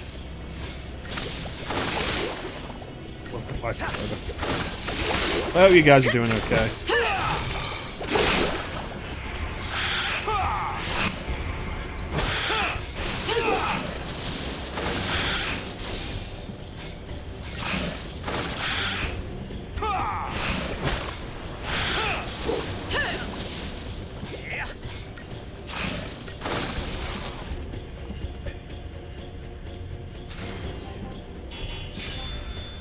I wasn't aware that you were anywhere near, I'll be honest. I don't know where most you are, and even if I did, I do not really know United States geography.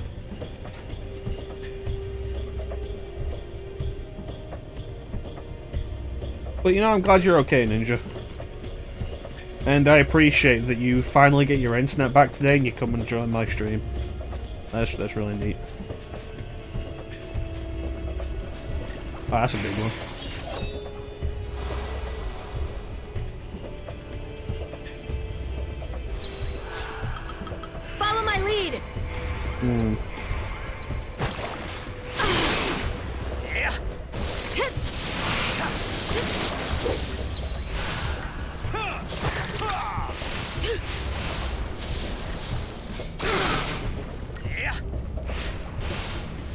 I think Teek's probably going to be doing more System Shock later.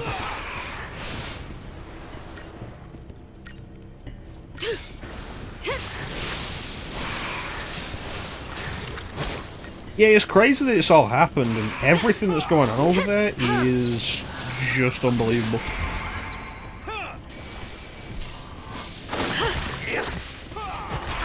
Like, you'd think Texas is too far south for anything like that to happen.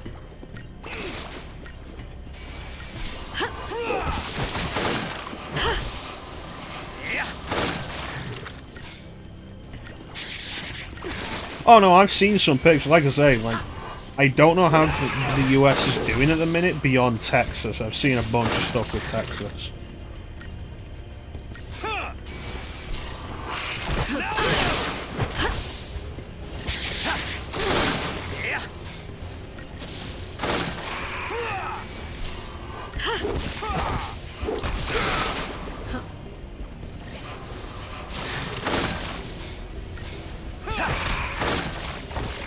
It's all the situational issue, ain't it, Teek?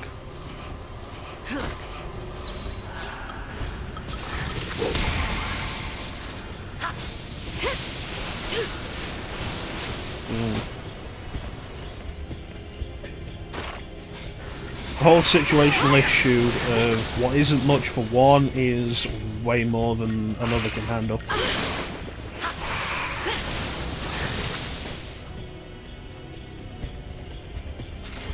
Yeah, it's not Texas's fault that their government is completely incompetent and corrupt. I mean, they should probably stop electing them, but, you know, there's the issue of, like, just how corrupt the elections are.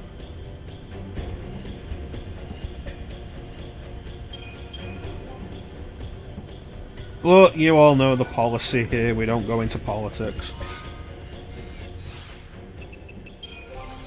I just get an email. Indeed, Nintendo. No.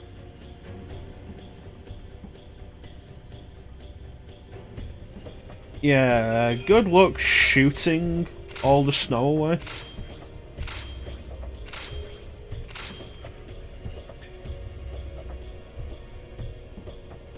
Yeah, I saw that. The whole Ted Cruz on a flight to Cancun thing. Which was like,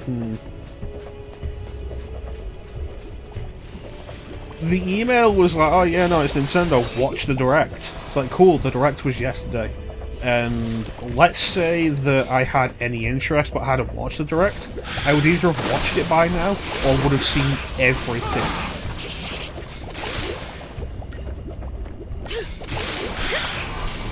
Yeah, but what if it's too cold for a starter flame thing?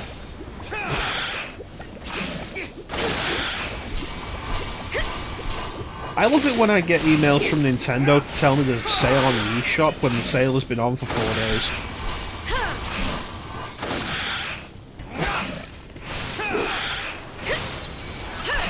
Turn the tide.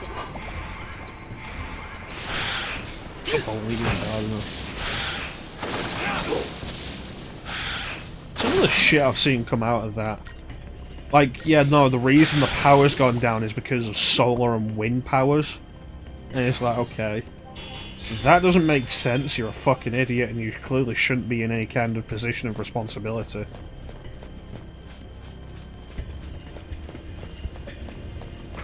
Please buy our products.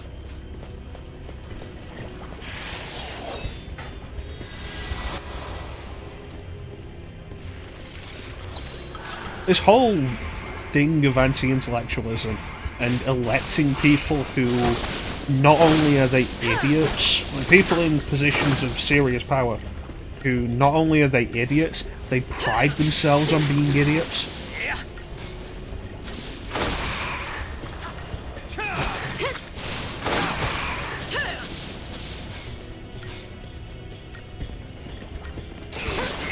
I want to know why these fans are yellow, when we've seen other ones that are like grey and green and stuff. Why are these ones yellow?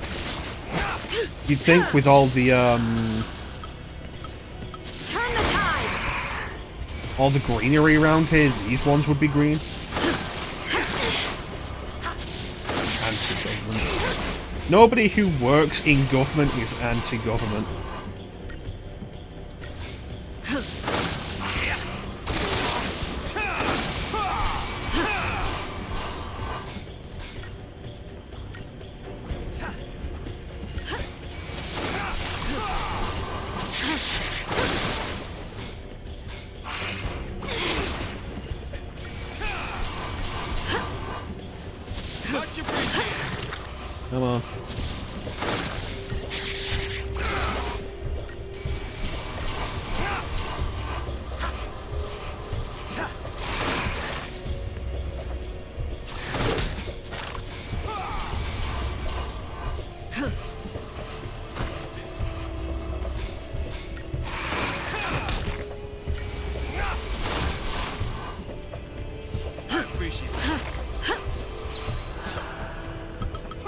Tried his Wrap this off. up.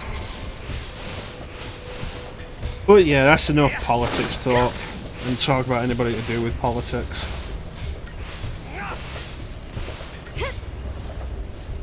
Don't really have anything nice to say, and if I'm gonna complain, I'd rather complain about something that doesn't matter. Because the issue with complaining about something that does matter is that it matters.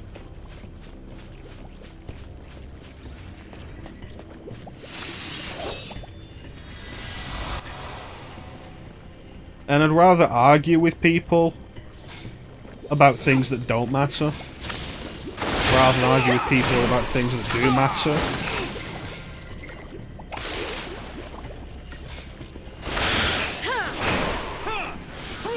Yes. I'm saying that Oo's lives don't matter.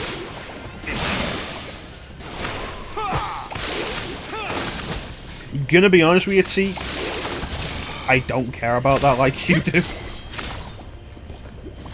I'm disappointed that there wasn't more Zelda stuff revealed in yesterday's Direct, but I don't really care about Breath of the Wild 2 yet. Nintendo hasn't shown me enough to get me to care.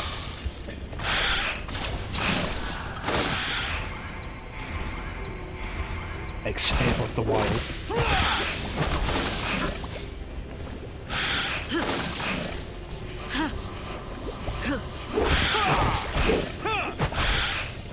Death of the Wild. Death of the Wild's not bad, actually.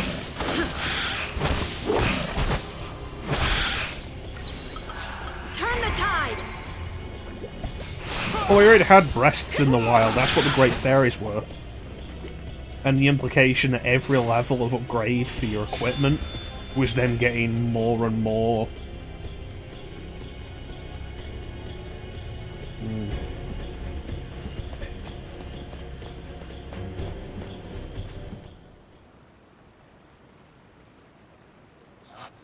Hope! Honestly, having played Breath of the Wild and having done like all the shrines and stuff and the DLC and stuff, I am not interested in Breath of the Wild 2 until Nintendo shows me some actual content. Because I'm not all that into Breath of the Wild anymore. It was cool, and then I played it for longer than 20 hours. You know, the Great Fairy's Blessing.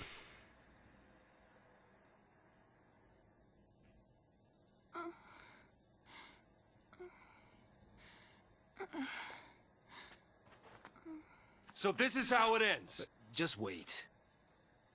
Now, how long has it been since we left Cocoon? I don't know, there was a Not time a single skip. soul for miles around?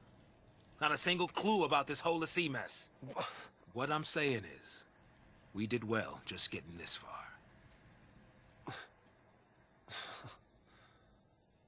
So now we're immediately hopeless again? Could go a little further. Meaning? There's still one place. Vanille? Oh, Are you sure? I'm sure. You know, if we don't find anything this time, we won't get another chance. Huh? Erba. The place it all began. Hope. The place where the Pulse Fal'Cie lay dreaming.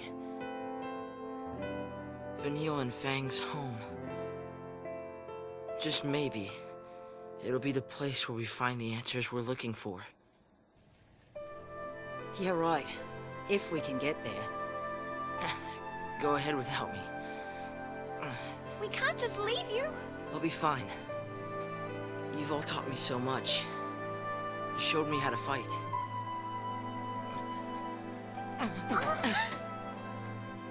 What did I tell you? Leave the fighting to me. That's fine, Clem. You all turn up as green on the display anyway now. We understand. You're not gonna go through this ordeal alone, you know. Since I changed that. Now everybody's green. That's what scares me. I don't... No, it's different for me on the chat list. It'd be better for everyone if I just stayed behind.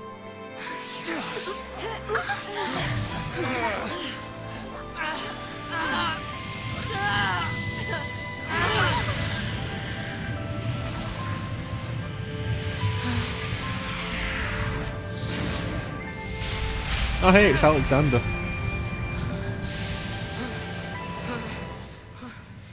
Boy, you're looking thick. Mention ordeals, and look what comes along! This is not an ordeal. This is a gift. Hope! This is the kind of power you've got inside, and it's telling you not to give up. Trust me. Oh, I get it. It's here to show you the way. Show you that you've got what it takes to get back on your feet and do this thing! You mean that came from me?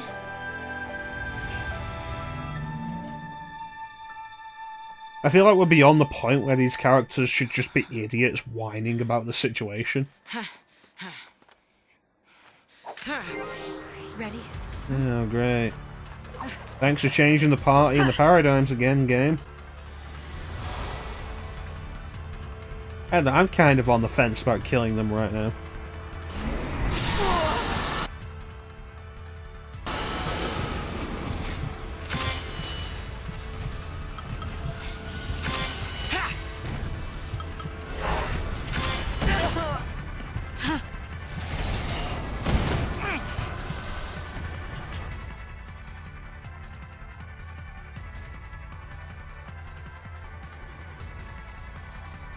Clem, I feel like you've been watching this stream long enough to know the answer to that.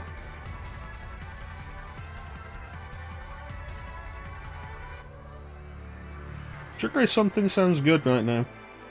Or meaty. They're good. Only some of my teeth and some meat. I want a pork chop now.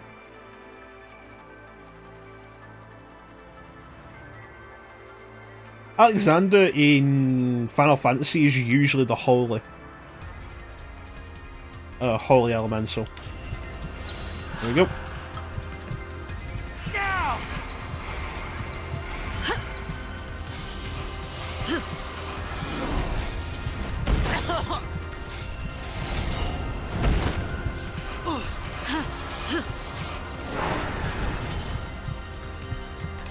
Eating out of the tub sounds like it's probably a reasonable idea.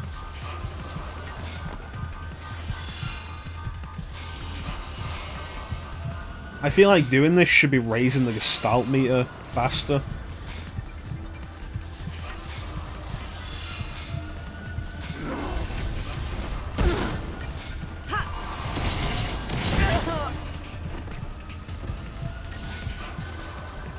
Thanks. Like, this is not going quick enough.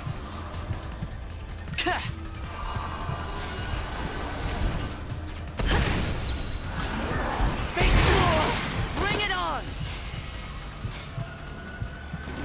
Careful now. Appreciate it.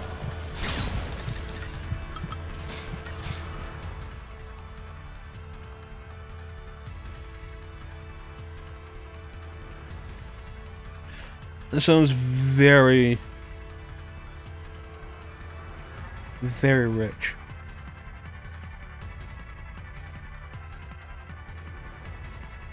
Good work, Teak. It's good work. Appreciate it. Too late to beg. Thanks.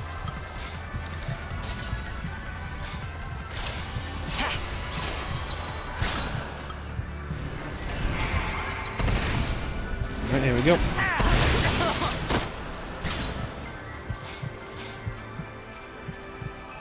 Bring it on! Really feel we're not going to get this meter up fast enough.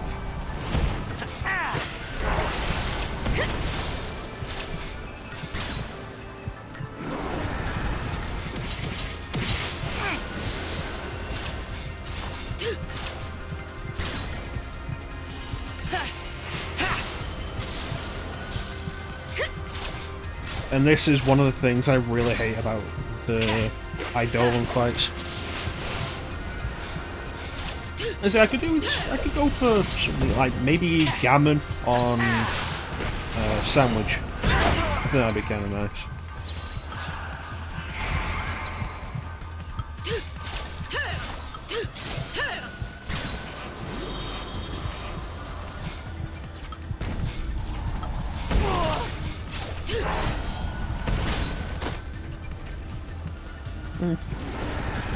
You'll be sorry. I was like, look at this. I'm doing presumably everything right. Healing, buffing, and massive chain bonuses. And we're nowhere close, and I fucking hate these fights. This isn't fair.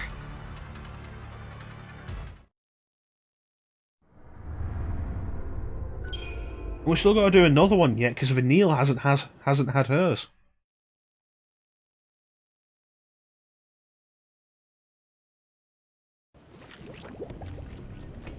Yeah, what anime was it? What anime was it, Ninja? I wasn't overly into Samurai Champloo. I don't know whether it's because of the setting or the music or what. It's like, oh yeah, no, here's an anime from the makers of Cowboy Bebop. And Cowboy Bebop is space jazz western. And like Samurai Champloo is feudal Japan hip hop western. And it just didn't work for me as well. Animation's nice.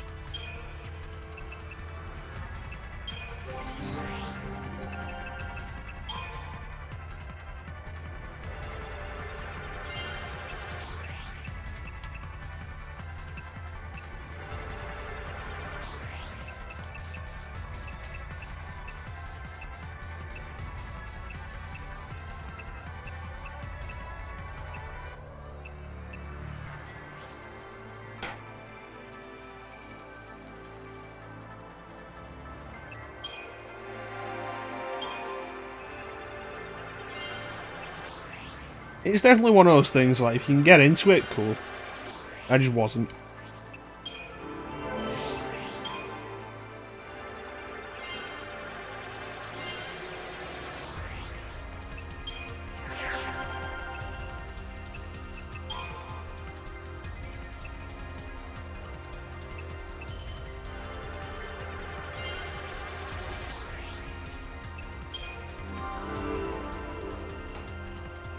Yeah, its one-off stuff was better than its overarching plot. I can't say too much about the music, but that's generally just because I'm not overly into hip-hop. Although there is the case of Samurai Champloo had the opportunity to try and make me give a damn about hip-hop. In the same way that Cowboy Bebop actually made me realise I do kind of like jazz.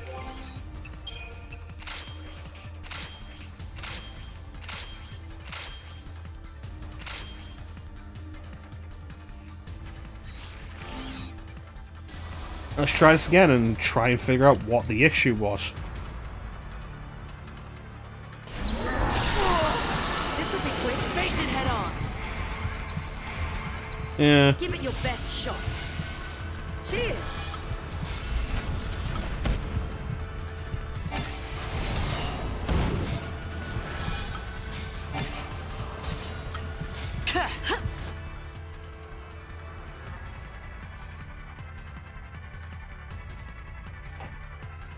Yeah, what's going on here?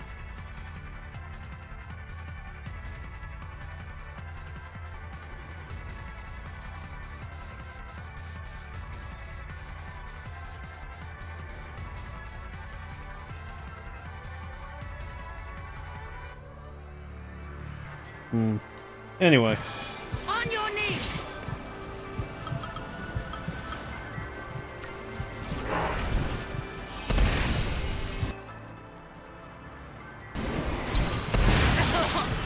I think that's all we need.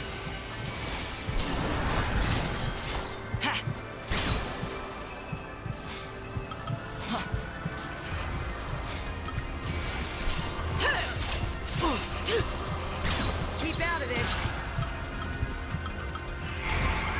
And work on this. No, the way all the Eidolon fights go is you've got to get that meter, the meter that says target over it, you've got to get that up to the point where it says Gestalt. Once you do that, you press X and the fight ends and it transforms into its vehicle form. That's how every Eidolon fight goes. Some things you just do.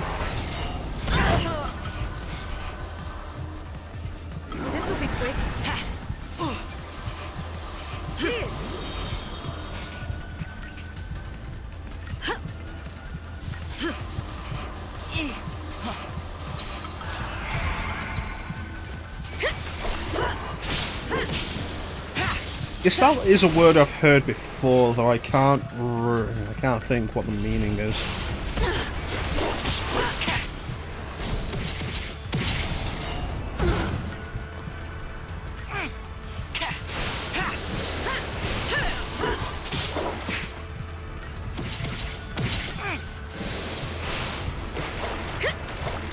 Come on.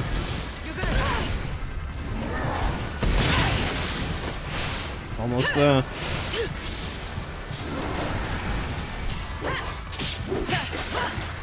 There it is.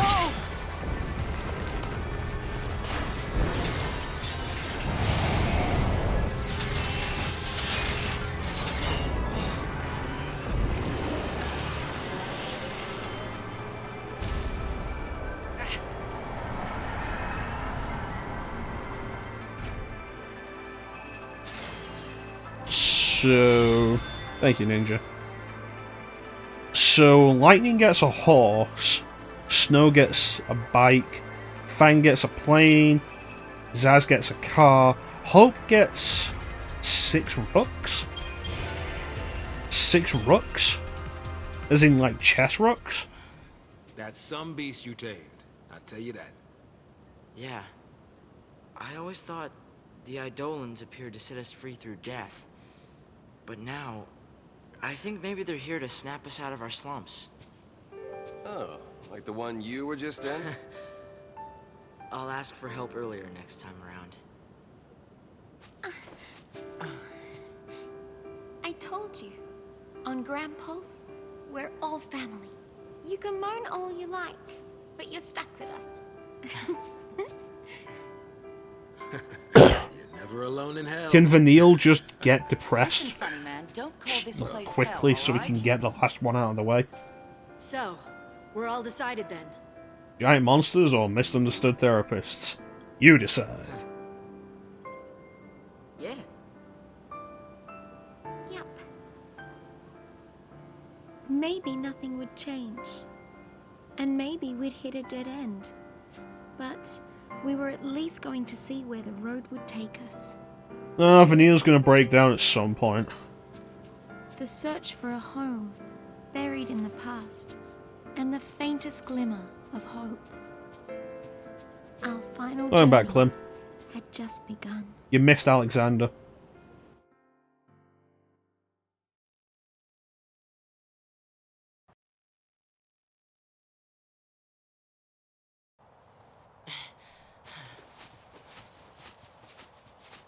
So what I want to do before we end today is get to the point where it's just the big open section.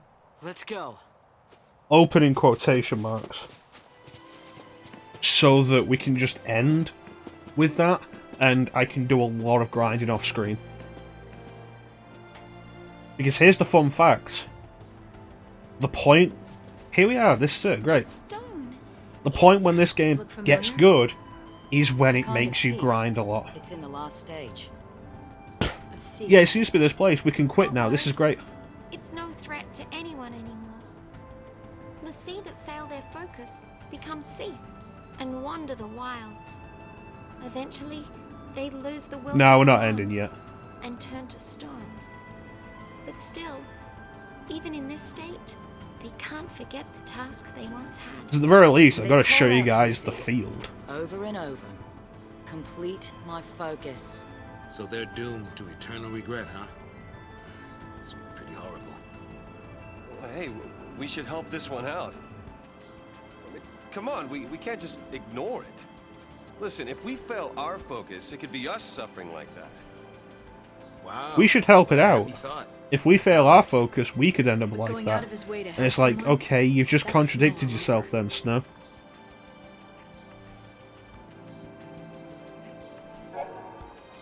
Seath stones lie scattered around about the world of Gran Pulse, the final remains of former Sea. Upon touching a Seath stone, you'll be given the opportunity to undertake its unfinished focus as a mission, hunting down whatever terror it had been tasked with slaying.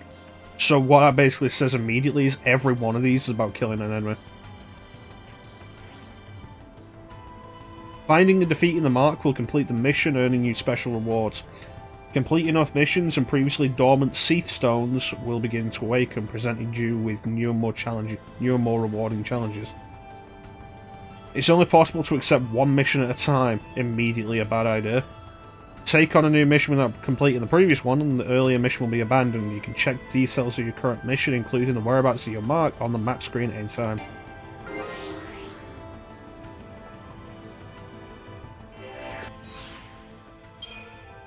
So, here's an idea. Get out of my party.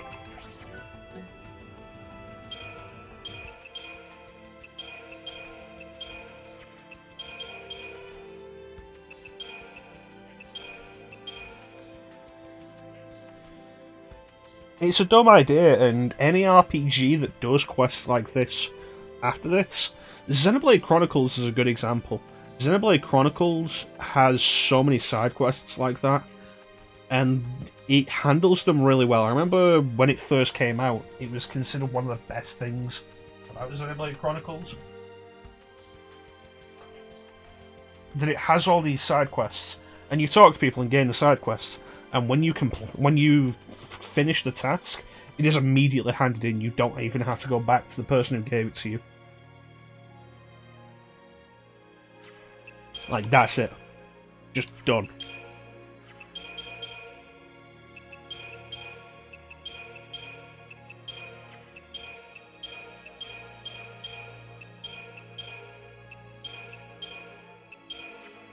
And it's good because it meant fetch quests were no longer fetch quests, and as a result far less tedious. Yeah. And you can take on as many as you want. And it's a great idea because it means go around, grab all the quests you see before you leave town, grab any quests you find while you're out, and you're not going to have this huge list at the end of the game of these quests that you never finished because you never went back. You'll have a huge list of unfinished quests for a different reason.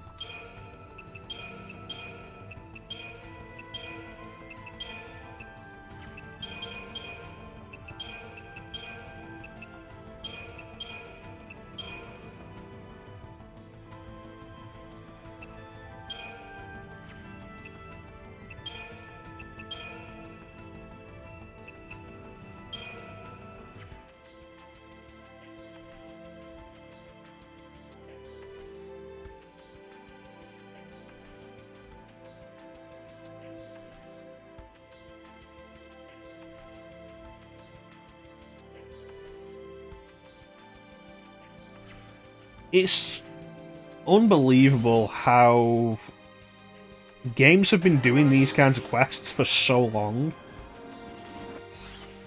and yet they're still mostly garbage. Still mostly garbage. I don't know what that is.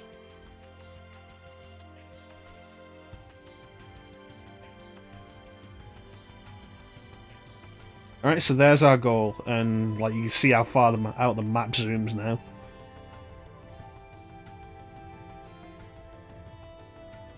Yeah.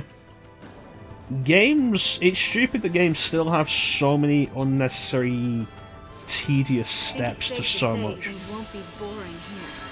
Alright, so here we go. Mark XIII. So this is what's supposed to mix up going around on Gran Pulse. Except it doesn't mix up anything. It just generates a stronger monster for you to fight. It's like the mark system in Final Fantasy XII, but it's worse because it's the only thing this game has. And also the battle system is worse. The gelatinous roux besides the pond is the very exopodid I seek. I need only slay it to avoid becoming a Seath. How many years must it have been since I left the village in pursuit of that vile pest? My brand will not wait forever. I must kill it in quick, and then when I awaken from my crystal slumber I can help repair the ruin left in its wake. So let's do this and see how it goes.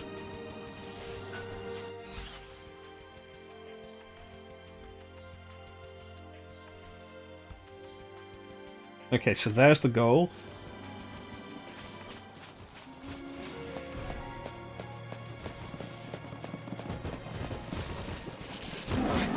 frame rate's kind of tanking here for some reason.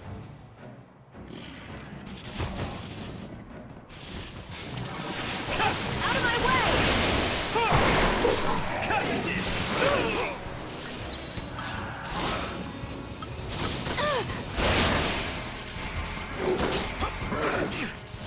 Back off!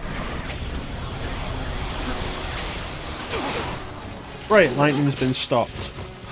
Wait, no, lightning has been hasted. Cool. But Snow is dead.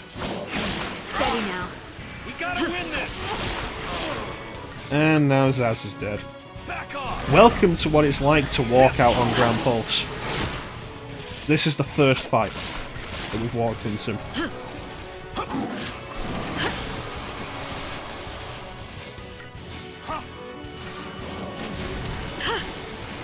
I appreciate it.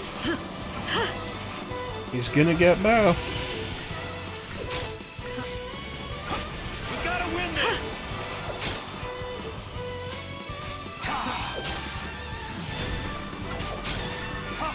Thank you.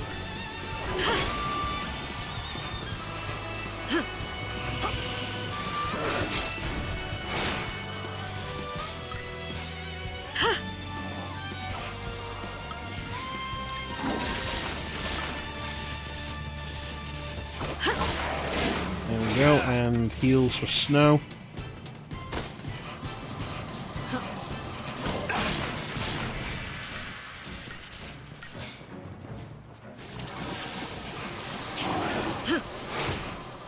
And more heals for Snow. We gotta win this! We gotta win this!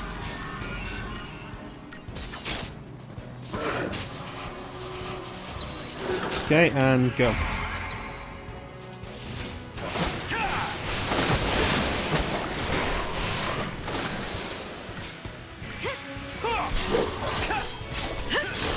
Now bear in mind, these enemies all started with half health.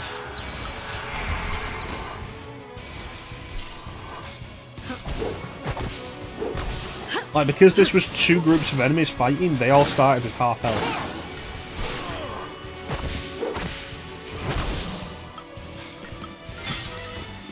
Don't give up.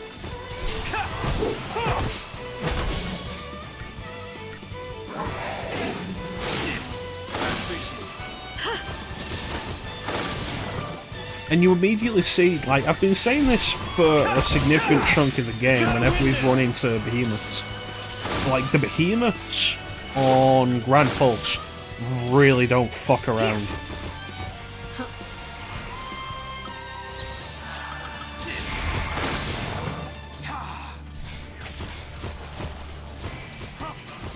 Back off!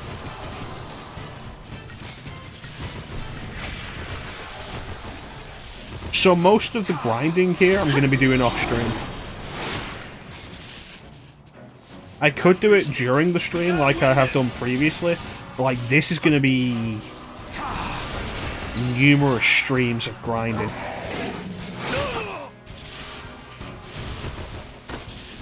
Yeah, the stand-up thing, like...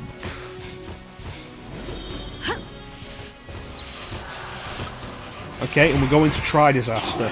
Try and lower it as quickly as possible. At a certain point, and we've seen this for a little while, not all the behemoths do it. Early behemoths don't do it, but after a certain point, all the behemoths start doing it. At a certain point, it'll stand up, take the thing out of its head, and when it does that, full health. And that makes these behemoths so much of a pain to fight. Keep a cool head. Back off! We gotta win this! Yeah. I know it's at full health.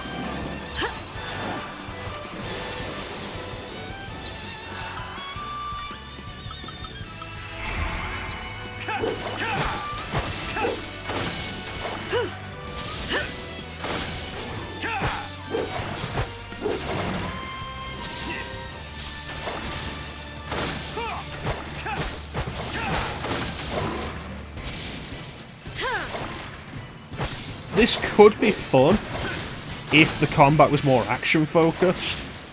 and any potential failure was a result of any kind of failure on my part instead of the game just being a dick. As it is, this isn't fun, and you have to fight numerous of these things. New strategy. Like I say, the exit to this area is blocked off by like 2 of these things. Back off!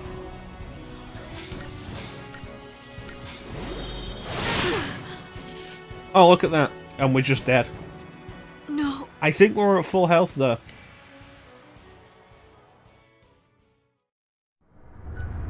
Welcome to the good part of Final Fantasy XIII.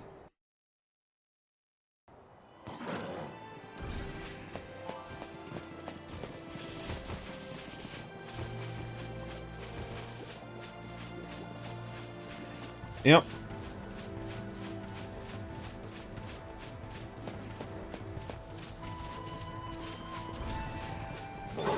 Like I say, people say this is the good part of Final Fantasy XIII, this is where it gets good. And those people are lying through the fucking teeth.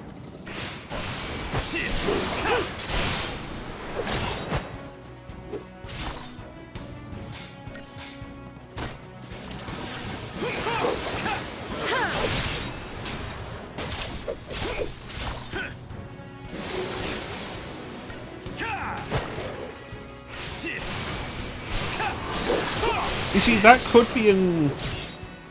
could be a reasonable option, Ninja.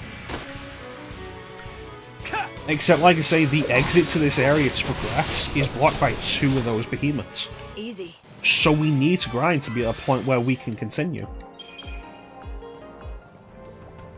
Because we have to make it past them.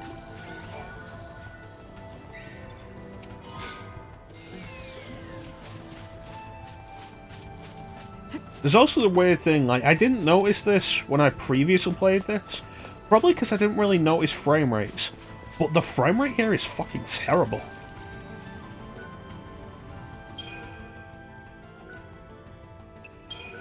Are you guys seeing this? Is it going through for you? And this is the Xbox One emulation. This is supposed to perform better than it originally did. And it's still this bad.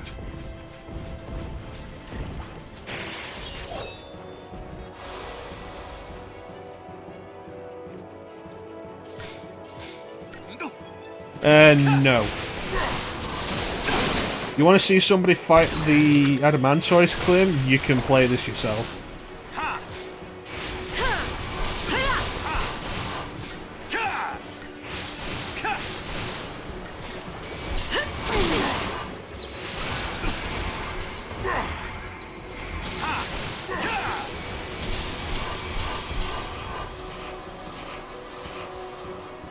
I tried Vanille's death trick after I finished the game and I got access to Vanille's death ability, and it never worked for me.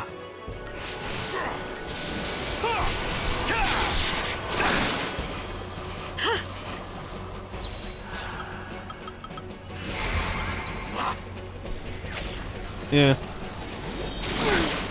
Oh yeah, no, the best way to take these things on is to use death. Use Vanille's death ability. Cool, except it has a very low chance of actually hitting. Okay, so you go in there and you spam death, and hope that it works before you die. Yeah, you know what? No.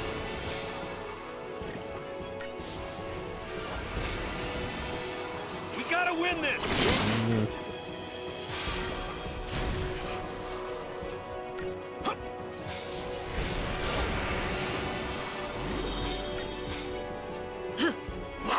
Thank you.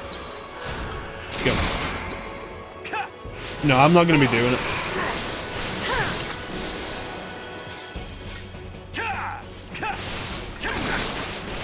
Hell, you know my opinion on trophies and achievements, then.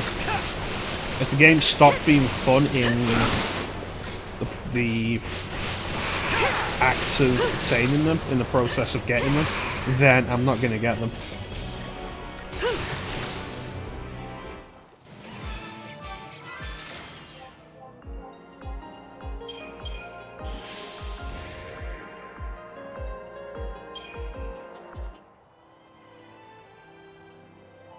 And so now the only thing we can really do is find the next XIII stone. Sure wish Dodge could see this. And like, you look at that, the 2 fights we've done, which weren't exactly easy. And this is all the points we've gotten. It's not even enough to move on to the next piece.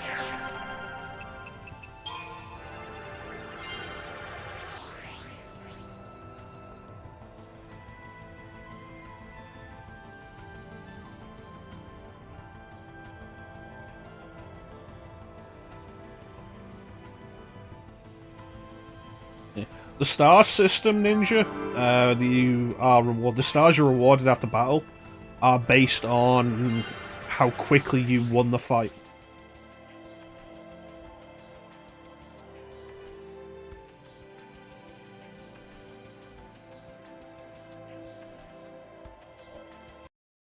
Mine is 14,277. I'm okay with that.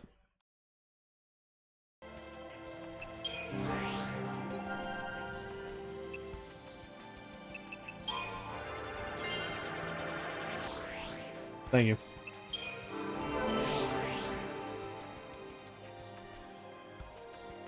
You just like that it's even. It's not. That's an odd number, Clem.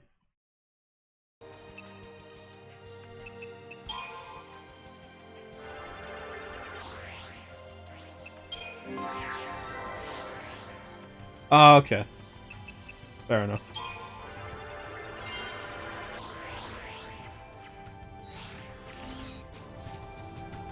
So yeah, all we can really do now is run around here, getting XIII stones and fighting enemies. And it's positioned as something optional, and it technically is. But the issue is, if you're not doing that, then you're just running into enemies over and over until you finally feel like you might be strong enough.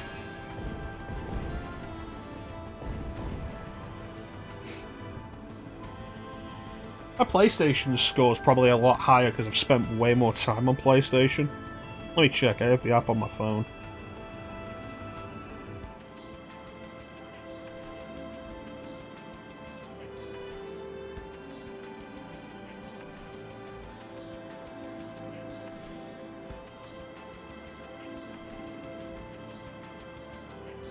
I am level 344 at the minute. Which doesn't mean a huge amount because they recently changed it. I was level 24, I think, before they changed it. I have 4,243 bronze trophies, 705 silver trophies, 143 golds, and 8 platinums. I only go after the stuff if I think it's fun. So the platinums that I've got... I don't have the Arkham games, which you might consider surprising, but some of the specific bullshit for the Arkham games for some of those trophies can fuck off. Let me see. There we go. Castlevania Requiem, Symphony of Night, and Rondo of Blood, I have the platinum for that.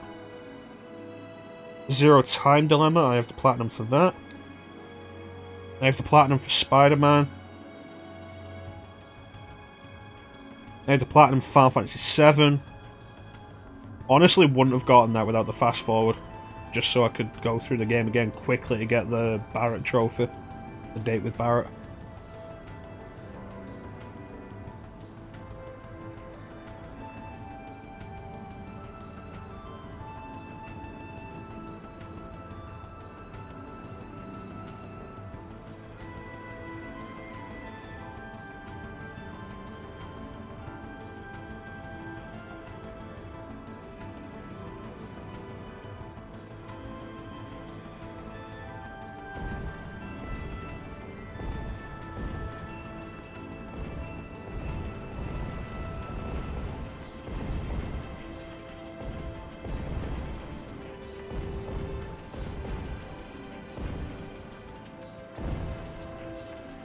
Where's the next platinum?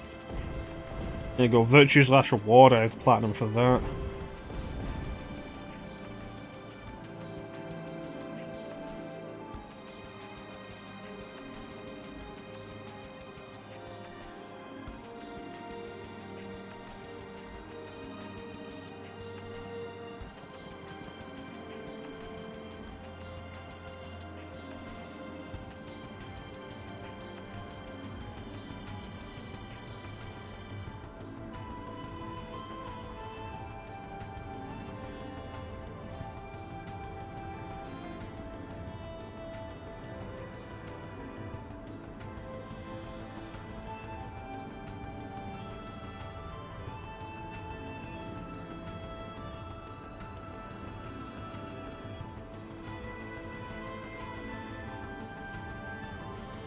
Sly Cooper, I have the platinum for that. The Walking Dead Season 1, I have the platinum for that. The Vita version of Lego Batman 2, I have the platinum for that. I think that's it.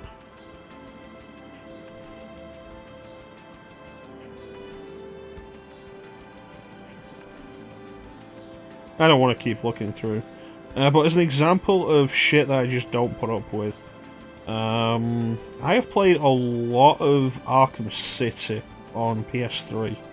Let me see about finding Arkham City.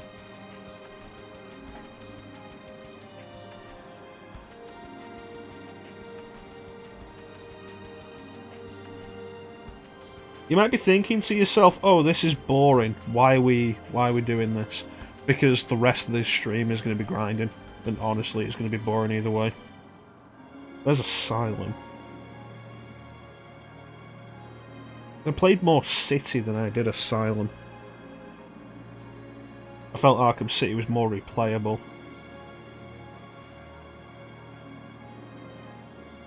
It would be nice if these were ordered in any way. Not alphabetical. But I don't know what the order is.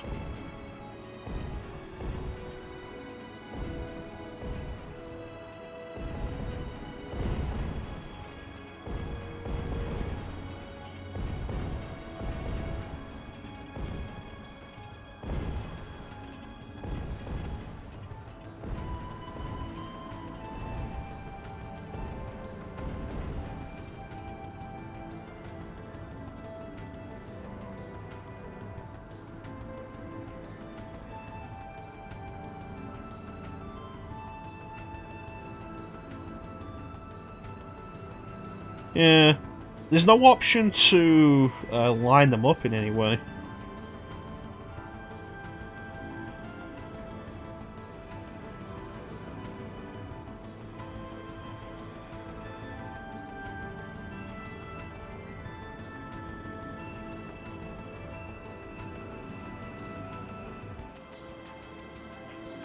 I did not get the platinum for Arkham Knight, but I didn't really have a chance. I had an issue with Arkham Knight. Where the game would keep crashing on me on my replays. Whenever I was taking Poison Ivy into the GCPD, it would always crash in the same place. So I thought, oh, it's got to be a problem with my disc. So I bought it digitally, and it always crashed in the same place. I have no idea what the issue is, which is why I own it on Xbox now.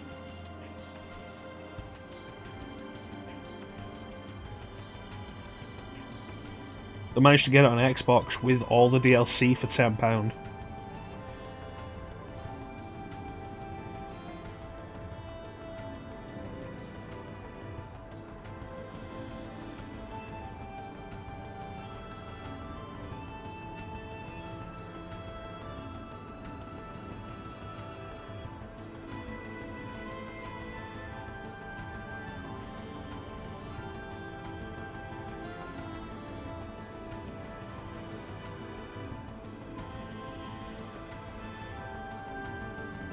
There it is, Arkham City. I have 69% of trophies on Arkham City. And it turns out it was a wasted effort because it can't load games and add-ons for PS3 games. So it can't tell you what the specifics you've got are. Fucking bastards.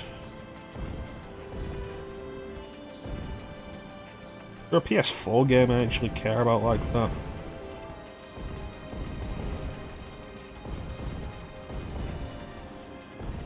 Here we go, return to Arkham for Arkham Asylum. Let's see. What don't I have? Defeat a Titan henchman without using a Batarang. Without using Batarangs, that's finicky and I don't care. Perform a perfect combo, including all of Batman's combat moves. The medals, 8 medals, 24 medal, 8 medals, 16, 24 on combat, 8, 16, 24 on Predator. Complete one Predator challenge using only silent takedowns without being detected. Like, all of that is challenge mode shit.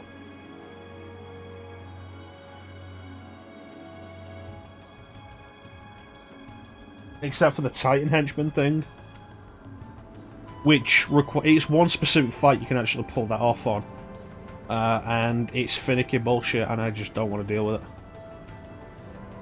Time runs short. Today's the day I put an end to that troublesome Uridimu. Uridimu? The problem I fear will be the pack of loyal Gorgonopsids.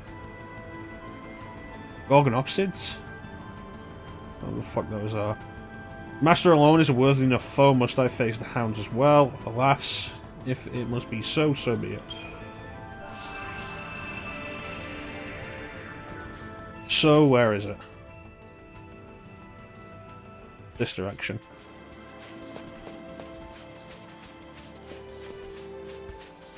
Yeah, I'm noticing some serious frame rate drops here.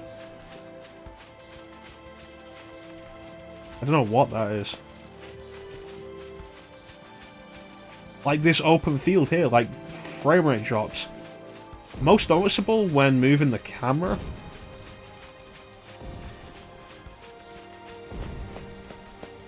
Doesn't look as noticeable on the stream preview, I notice. Am I blurry? I feel like I'm blurry.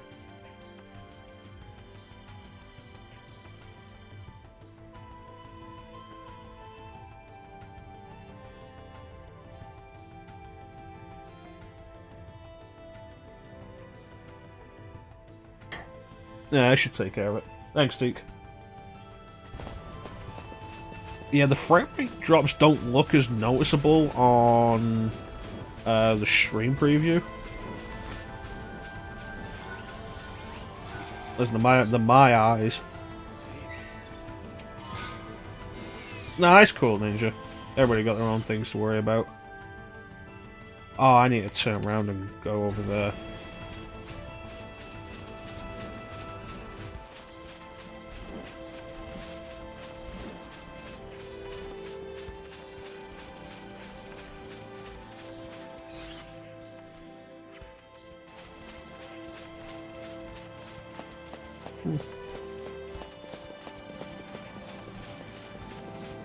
That's more important, Ninja.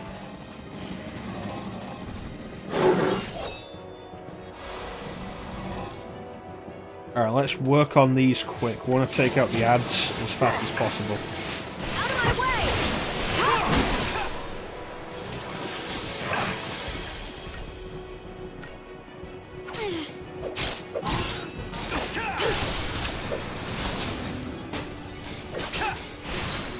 Time for another approach.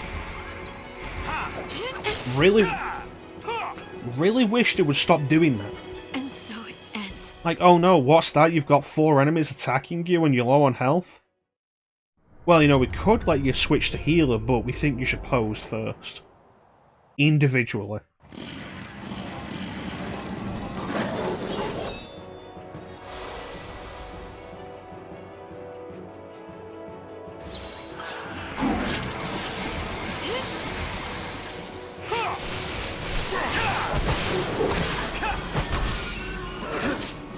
It really is dumb. That's why I've just gone and opened the fight with it.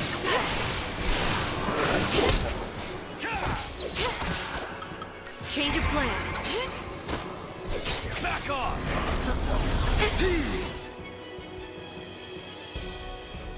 And so it ends. Nah, it's cool, Clem. I don't expect the stream to be the centre of everybody's attention. I appreciate when they are. Yep. The game just keeps doing it, and it's caused more than one death.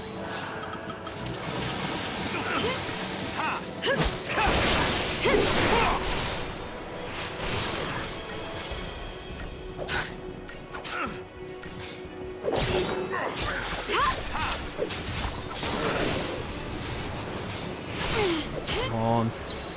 I'd like to take another one out, but it's not going to happen quick enough. Well, there it is again. Honestly, fuck this game. I'm sick of it and I don't want to play it anymore. And so it ends. The worst part of this is, like, there are 13 chapters in this game.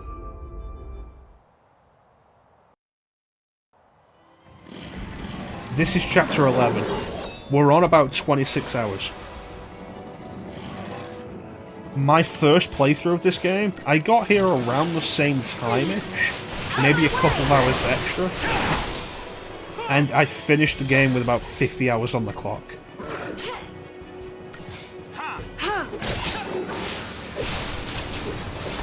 Which I think should tell you everything you need to know about this area. And just how much bullshit grinding is required.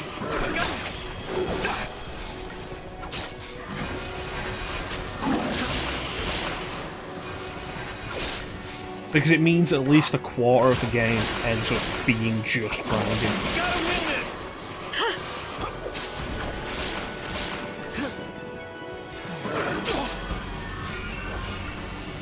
And they've still got the limits on the Crystarium. You can only go so far.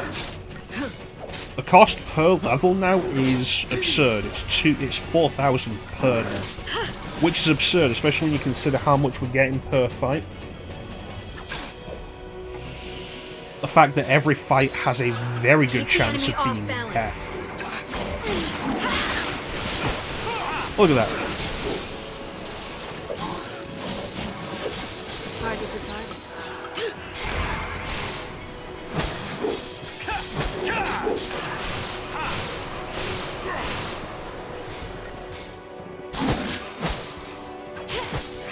Like, I don't get who thinks that the game gets good at this point.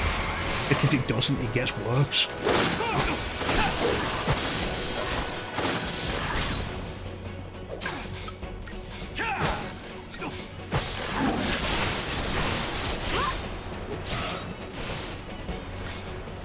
It's the worst part of the game. This entire open field area is the worst part of the game. And they expect you to come back after you finish the game and do more of it.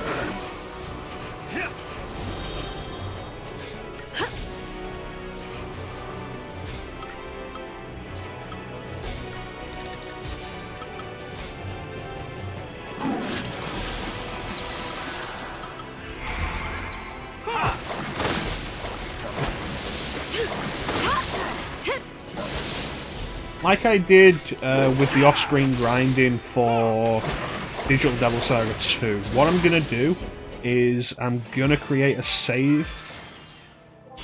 I will save it at the end today, and I'm going to do the off-screen grinding. And when we come back to the game, the save we'll be using will be a separate save, which will be entirely... What the fuck is wrong with the frame rate there? The save we'll be using will be a separate save made entirely to show off just how much time there's been between them. Like, I think for the fight with Mega Nada, I ended up doing like 20 hours of grinding in Digital Devil Saga 2. I don't care to read that, honestly. This game does not deserve this respect.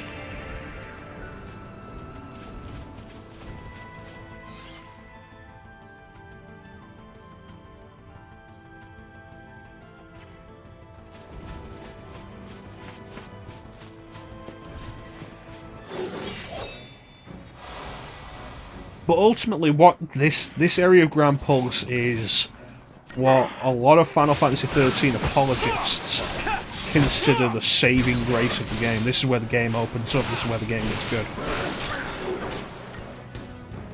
But it's this specific area.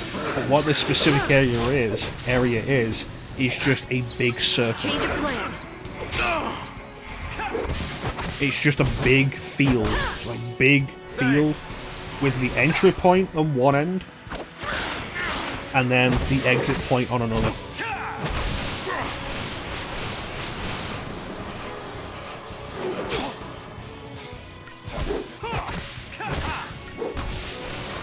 No, it definitely isn't. Like, that was a legitimate defense I heard back in the day, when people still cared about this game. It gets good 30 hours in. And anybody with any sense was like, that's not a defense.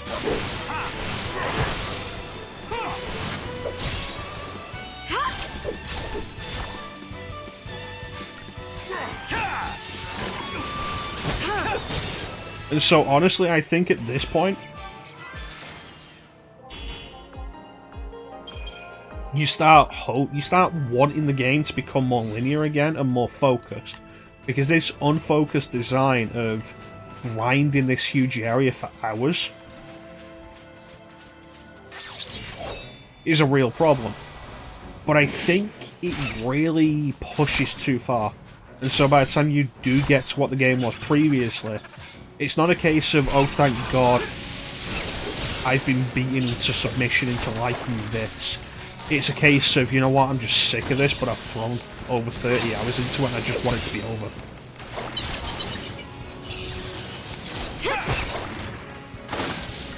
Yes. That's the thing I always say with any piece of entertainment media, Ninja. The worst thing any piece of entertainment media can do is bore you. Because if any piece of entertainment media, a book, a film, a TV show, a game, any of it, if it bores you, it has failed in its singular purpose. Entertainment has many facets, but boredom is the opposite.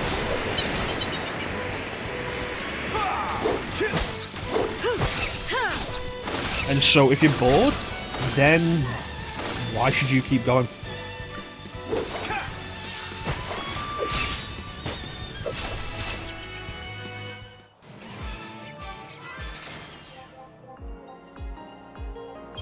Why did that give me almost 3,000 points for 4 penguin things?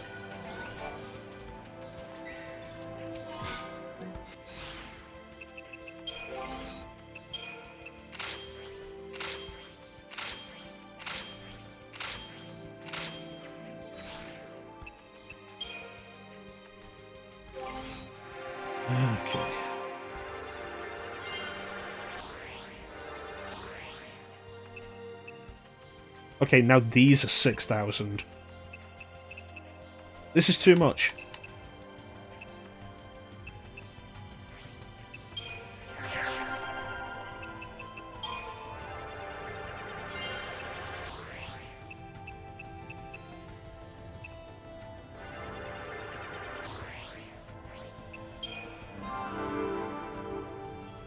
It's excessive. You do all of this, get all of these points, and it gets you so little.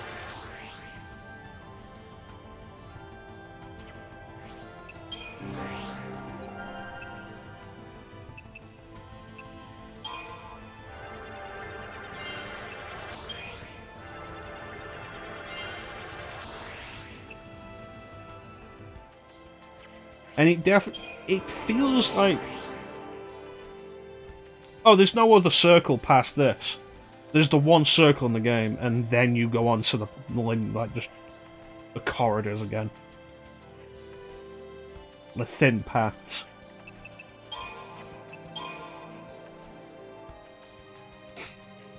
But, like, this entire idea commits one of the biggest sins of gaming, in that it makes you waste your time.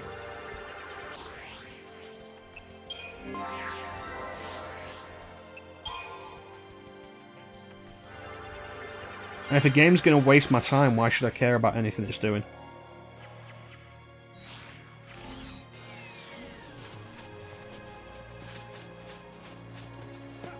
It's like, look, oh, here's a Seath Stone. Can't do anything with it. Because they only activate in a specific sequence, and you have to complete missions in that specific sequence.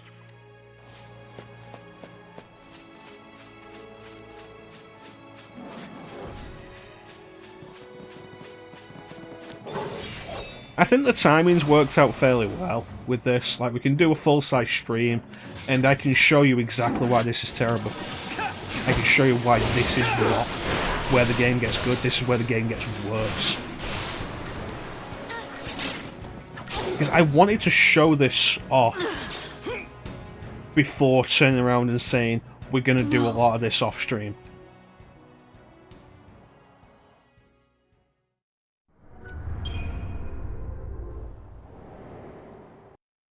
And I was concerned that we'd get to this area too early in a stream. But I think the timing's quite worked out for it. Take this.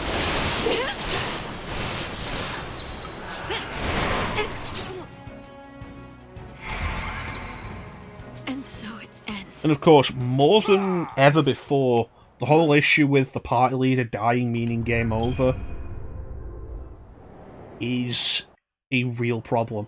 Like, way more than it was before.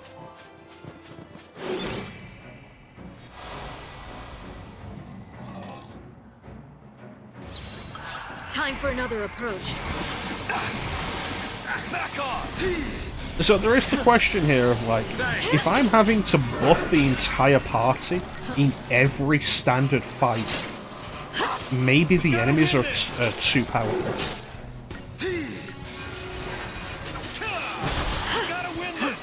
Thank you.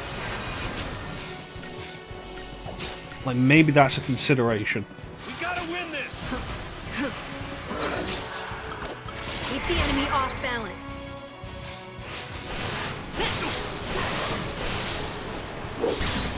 Nothing personal.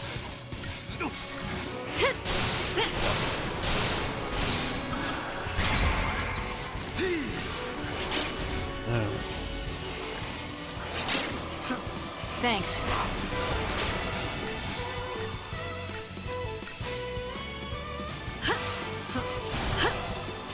The only thing that I really like about the Crystarium system and the way the Crystarium points work, or Crystogen points, whatever the fuck they want to call them, like, the only thing I think is good about them is that the entire party gets them, even when they're not in the party.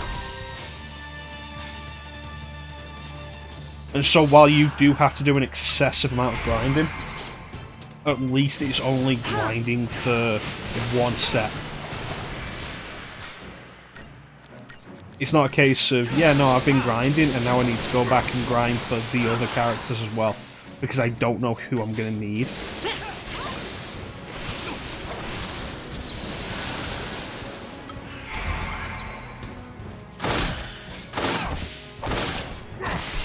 Like, that is a minor saving grace.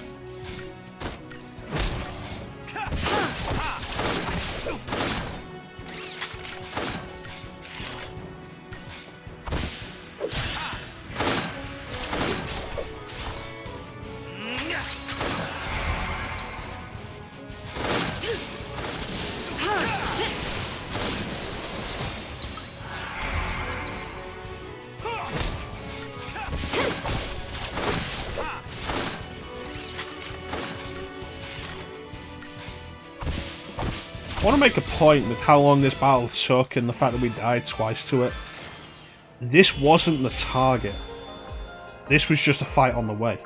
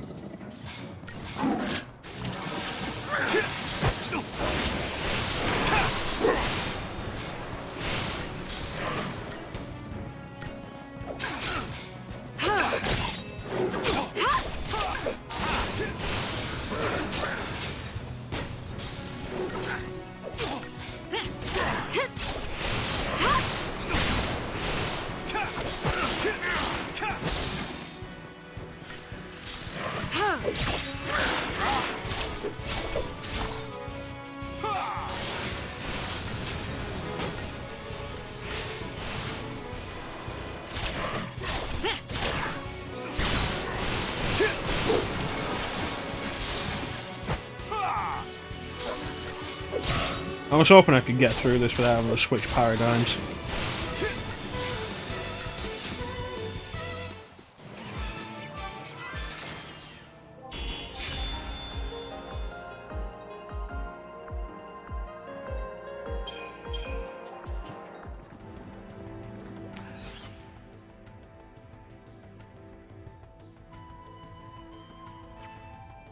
Really feel like the mission objectives should be marked on the map, on the mini-map, instead of I have to keep going into the...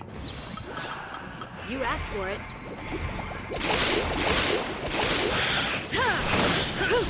the actual map to see it.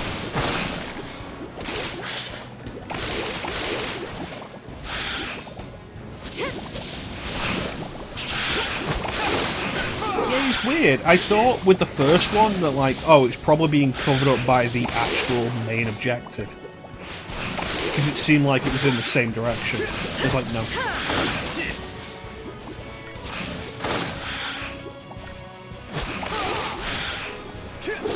Final Fantasy XIII is an interesting example of... I'm not going to say it's a good game, because it really isn't. It's got too many issues.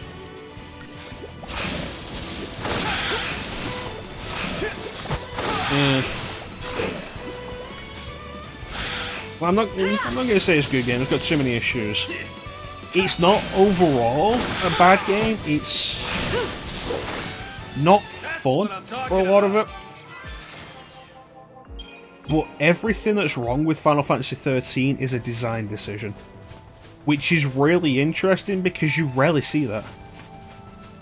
Most of the time when you see a game that's bad for whatever reason, usually it's because of bugs or poorly thought out mechanics of stuff. But everything in this game was thought out to be this way specifically. Hey, video games. You missed the Cid fight, and that's kind of it. I mean, we also got Bahamut and Alexander. You missed that.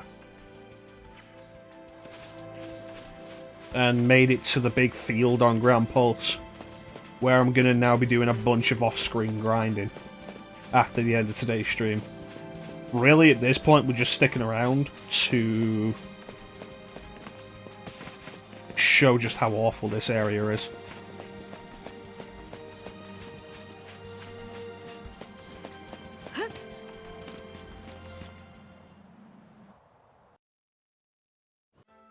Yeah, I'm driving the point home here. Don't play this game for this long. Don't get past the parts that you got stuck on, the parts that you quit on. Because the game doesn't get any better. Oh, isn't that nice? The game's turned around and revealed that my objective is actually in a completely different area. Yeah, this is not the best part of the game. Honestly, any of the Eidolons, they're all awful. The whole time puzzle thing with very unclear mechanics is dumb and I hate it.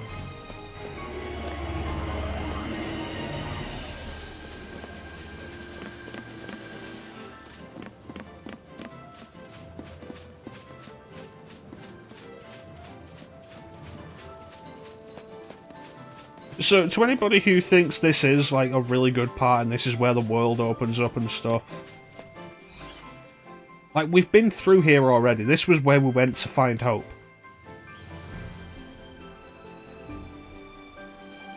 Like, we started here, this was blocked off, we went this way to find hope. And it's like, okay, so let's say for the sake of argument, this is an opened up world.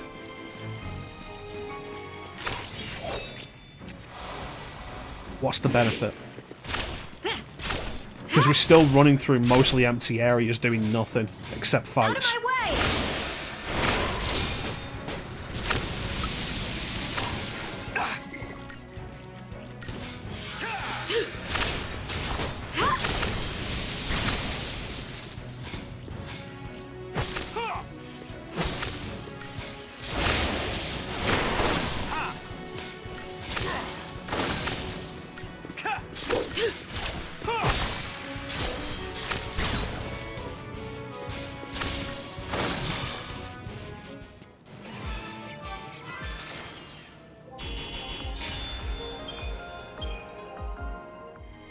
But yeah, no, let's go back through this area where the enemies give me basically no experience.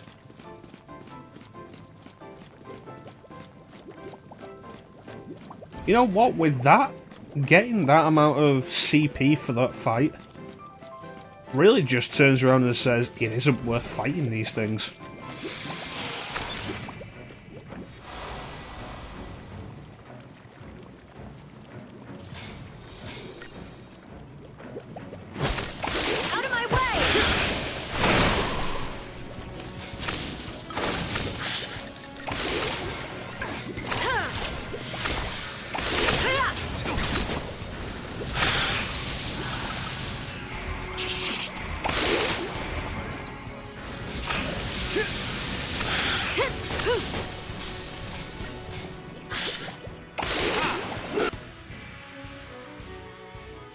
Beats ice and fire? Nothing personal. Wasn't expecting that.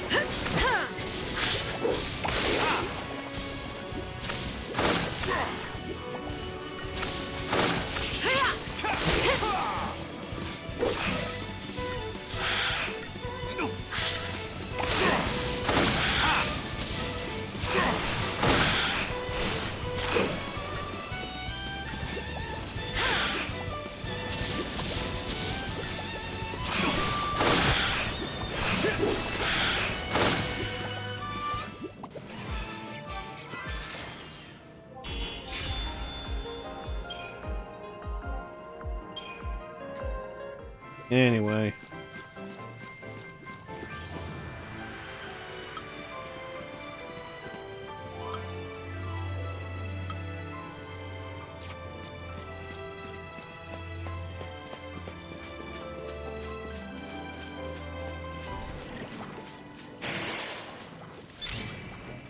Bullshit.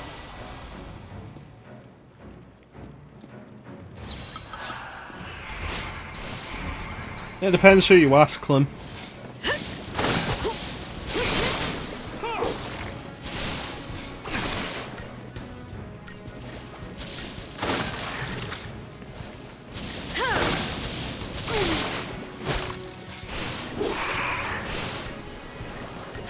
If you ask me, we got to the point that says, you know what, fuck Final Fantasy XIII. Still searching for it.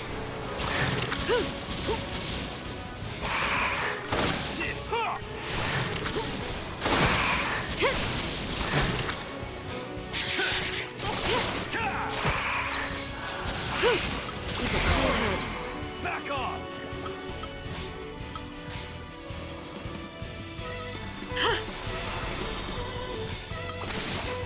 Nope, nope. No.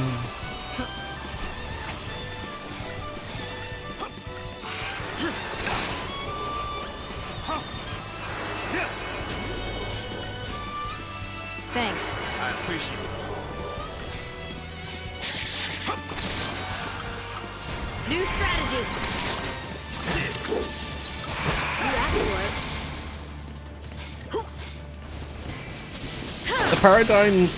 The paradigm system becomes too situational. It's like, oh, the game wants me to debuff this character. It wants me to debuff this enemy. Then you've got an issue of you need a saboteur in the party. And the only saboteurs we have are Vanille, who is proven to be a garbage healer. And she's not great for damage either. Or Fang, who is a terrible saboteur. Or we can level up somebody else as a saboteur for a stupidly high cost.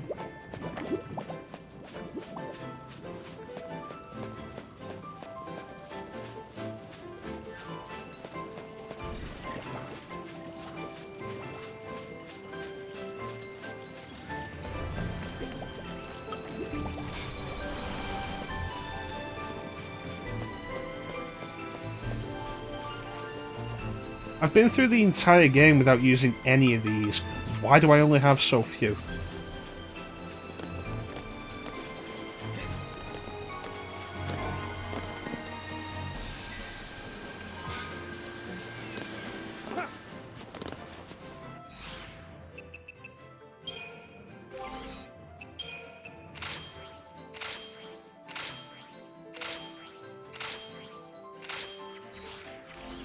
Well, that rune bracelet was worth being here for. Nothing there.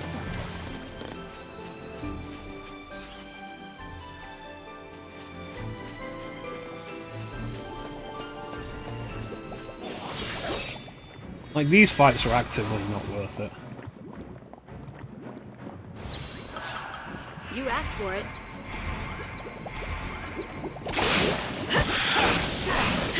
You know what, while this is going on, I want to look up if there's a way to skip that.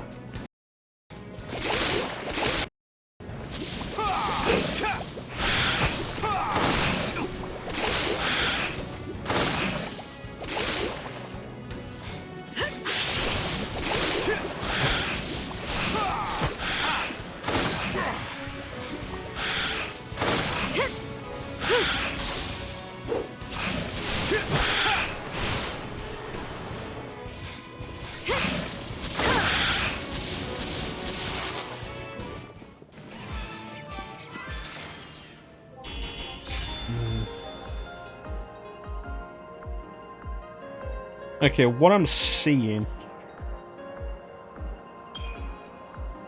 is that if you do it when the character you're controlling is in the middle of an animation, it'll skip the shift animation. Which I'm going to assume is something that we have done several times. But the problem with that is, every time we've done it, it does the animation on the next paradigm shift instead.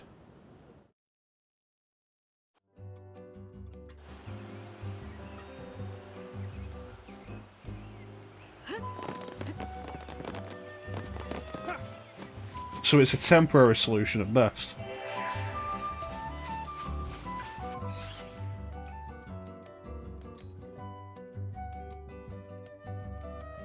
This isn't where the gold was.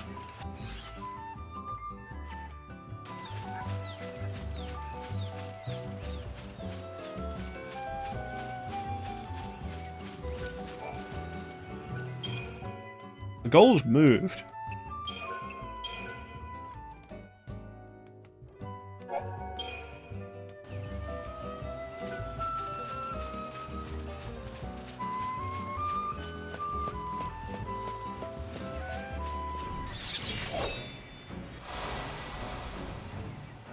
I don't like that as an idea.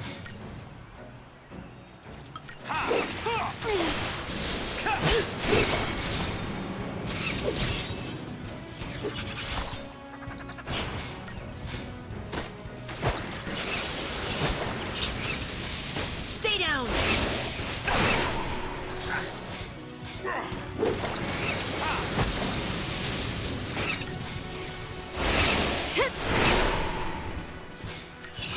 Oh hey, they can summon reinforcements.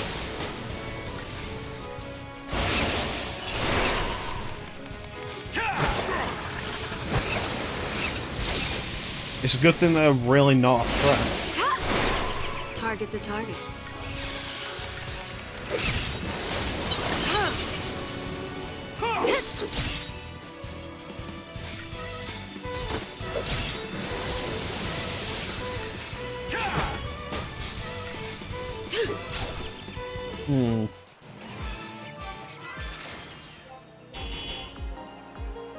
Not a huge amount of CP. You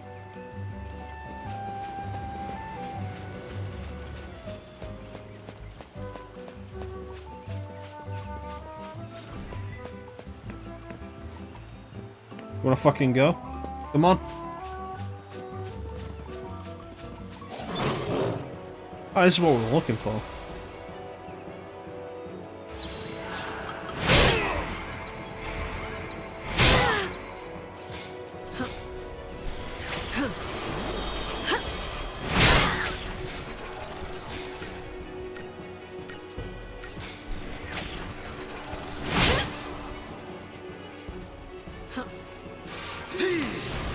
What are you thinking of when I say CP? Teak? I imagine there's some sort of joke there and I can't think what it is.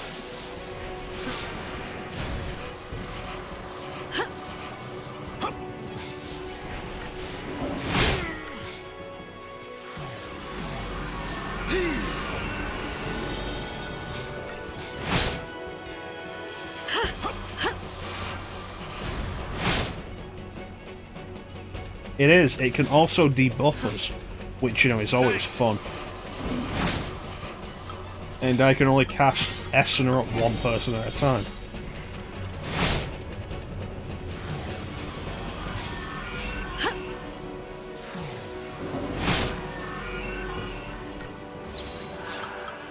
Alright, let's fuck it shit up.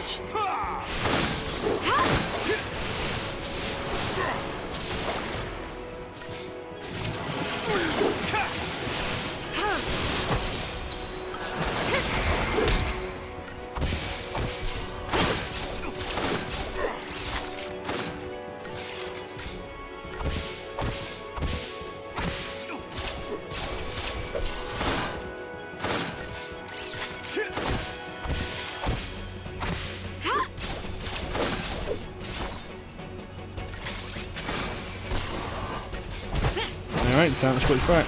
Try that on me.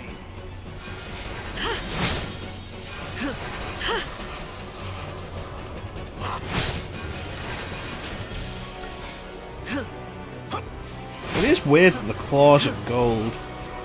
Goldish.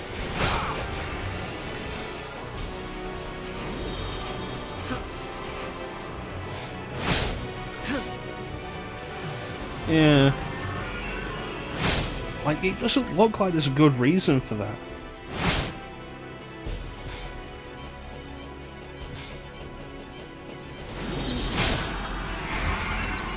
He stole some of the claw shoes.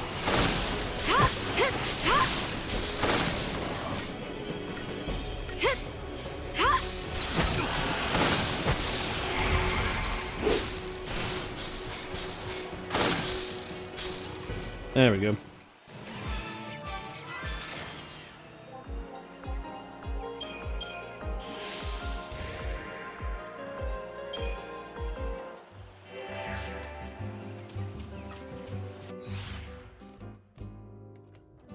Alright, let's see what we got.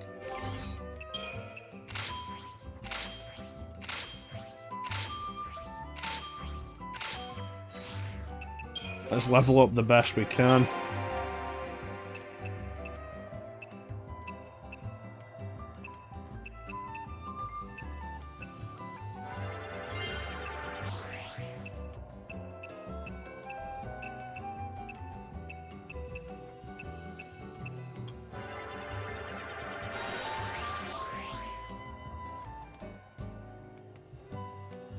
Interesting.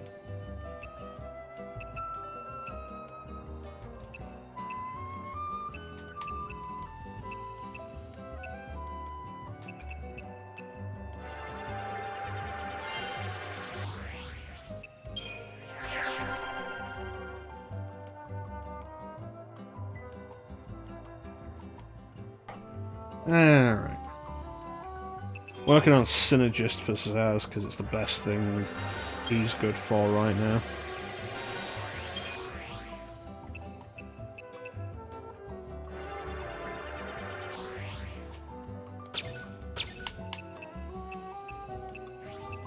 And Sentinel because that's what Snow is best at for the minute.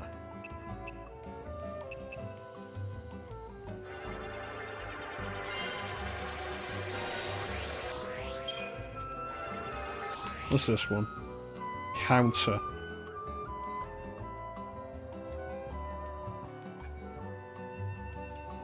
You know, I feel like a paradigm that's entirely focused on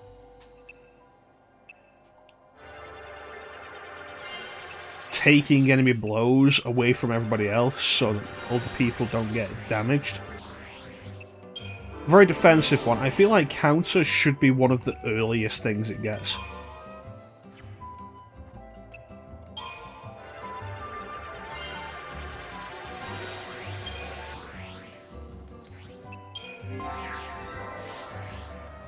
Maybe that's just me.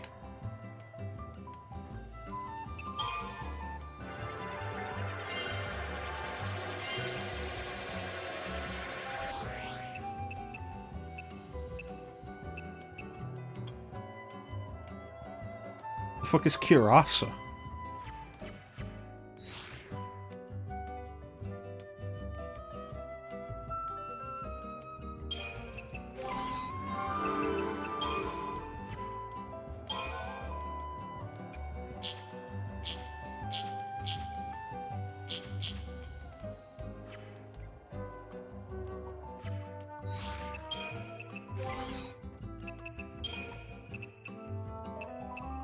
Counter-attack after defending, deal more damage the more you're attacked.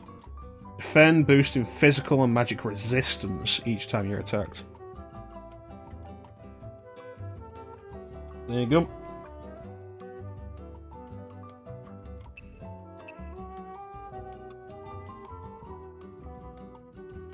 So that begs the question, like, what's the point of counter if this is about countering? Counter has a chance of dodging the attack and following up.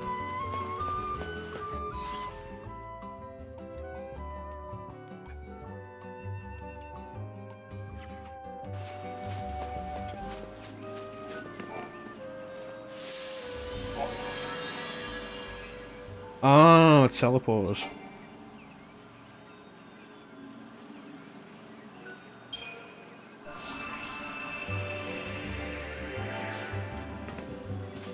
Alright, next one's here.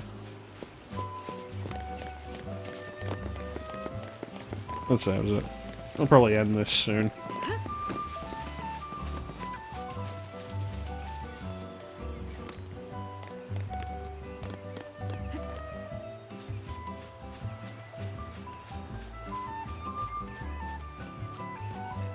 Has it, Ninja? Has it?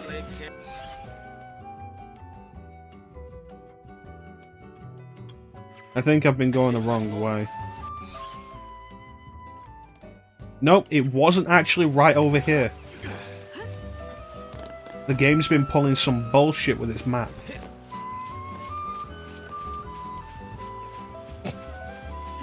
I'm glad you've enjoyed it, Ninja, and I hope you're doing better. And things are going to work out for you. It's like, okay, so here's the goal. Except that's some map bullshit. And the goal isn't really there.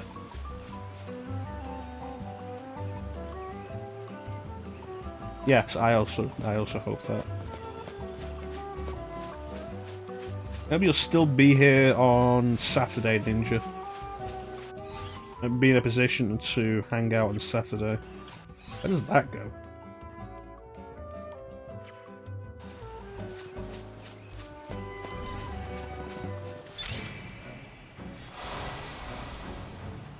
You might not have heard, but we're actually playing Ninja Gaiden 2 on Saturdays at the minute. So hopefully you can enjoy that.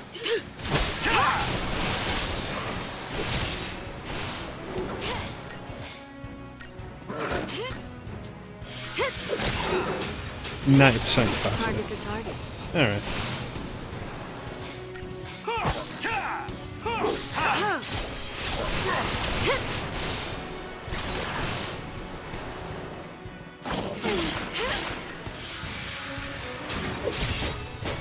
Well, I hope you through the worst of it now, Ninja.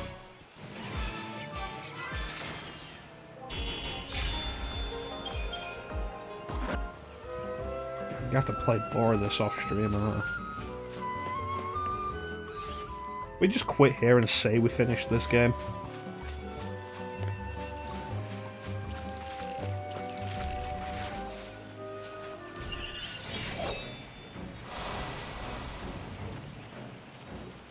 I know what plant's like.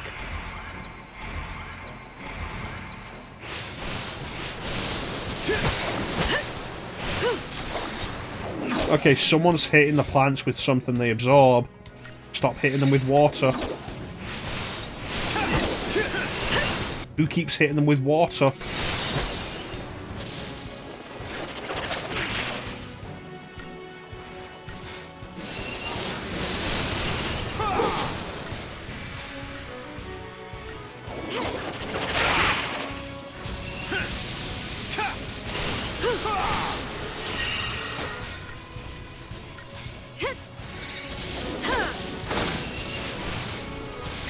Honestly, I wish I could quit this game, but we've come this far. And I knew going into it was going to be an issue.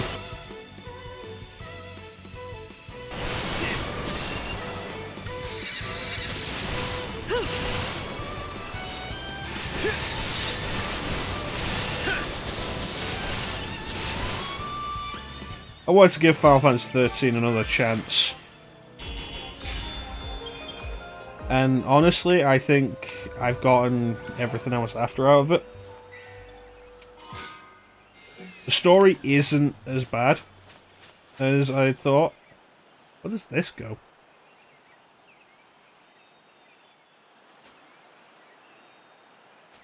The story isn't as bad as I thought. Like, that is worth Something noting. on your mind? Huh? But the gameplay just gets so I was just thinking. fucking irritating. About what? Something complicated? The characters aren't as I bad was as just I taking it all previously in. thought. The sky here, the trees, the sunlight, the smells. When I was on Cocoon, I never dreamed a place like this could even exist. But now, here I am, on Pulse. Mm-hmm. If I hadn't gone to those fireworks, if I hadn't been sitting in that same train car during the Purge, if anything had been different, I'd never have had a chance to see this.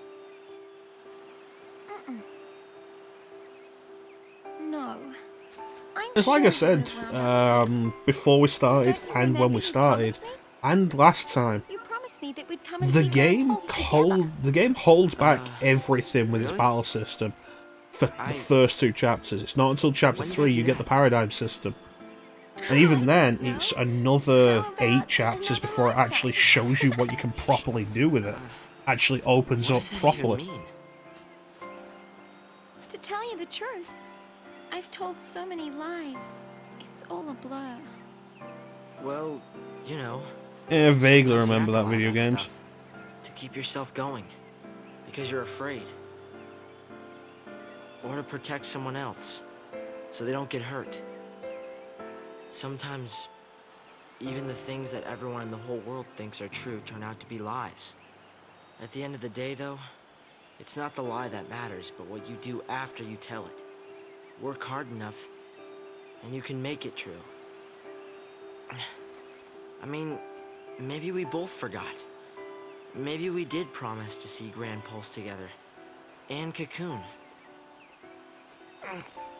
Them Vanille's probably too young. Thanks, Hope. Do something for me, will ya? Keep smiling. Interesting It makes me thought. happy when you smile.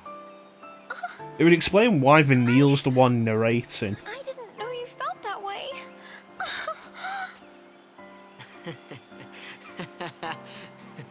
Wait a minute. You mean you were joking? Now we're even.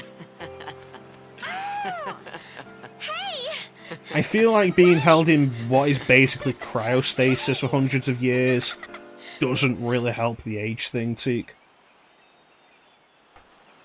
Maybe the data log will say how old she is.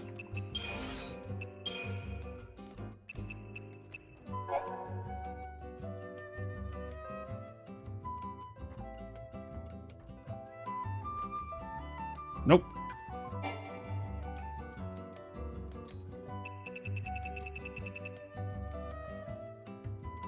I don't know who most of these people are.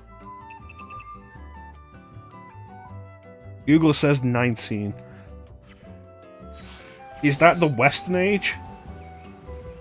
Is Vanille one of those characters who was aged up for the Western release?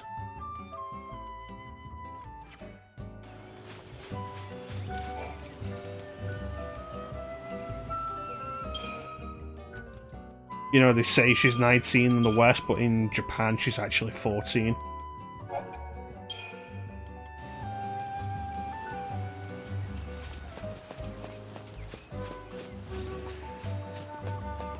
That's not even really a joke, that shit's happened.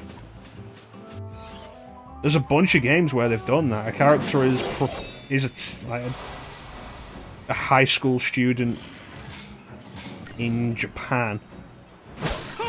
But when they put it out in the West, they say, no, it's fine, it's like 18. Totally legal.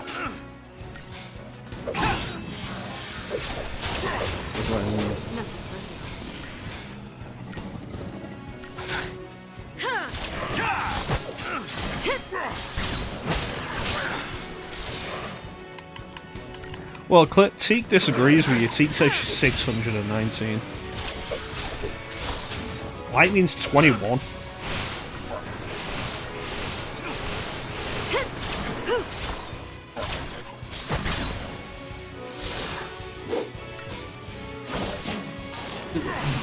Is Lightning 21? I need an answer on this. Because that feels way too young.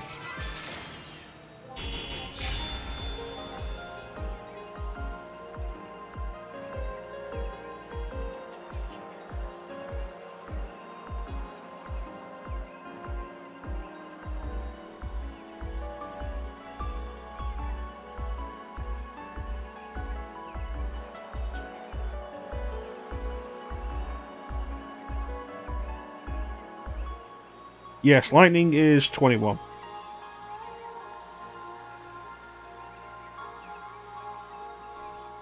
This is the kind of thing I was talking about way back when we did that Tales of the Abyss one-off. And there was the talk about how Japan makes these characters who are way too experienced for their age. Like, Lightning should be at least like 25, maybe 28.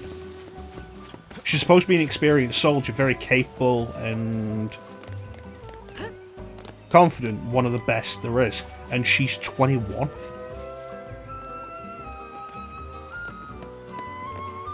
It's like in Tales of the Abyss when Chansum asked me how old I thought, what was her name, Tyr? I'm gonna find this name out.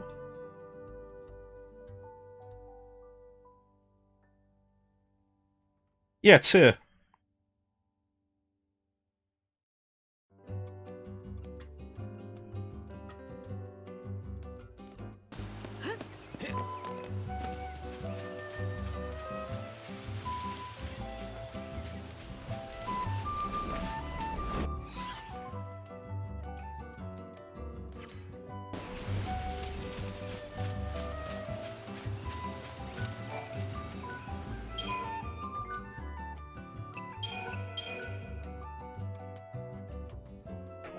Oh, god damn it.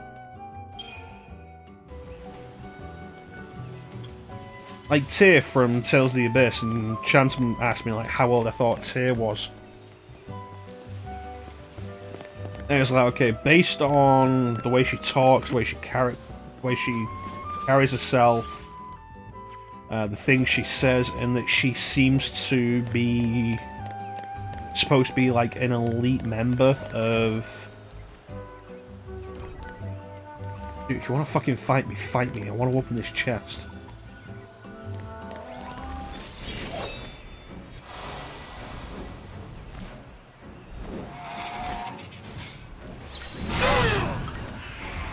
Yeah, like, supposed to be like this elite, like this experienced member of an elite group.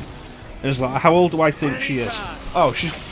Knowing Japan, she's got to be young for everything she's capable of, so I'm gonna say like 22. And it's like, no, she's 16.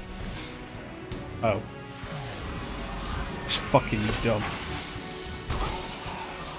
It's like how Resident Evil turns around and says that Chris is a member of an elite police unit and formerly a decorated Air Force pilot, and he's 23. Lights out! Or like Jill in the original Resident Evil manual. In the original Resident Evil manual, Jill is said to be a former member of Delta Force before joining the RPD, and she's 21.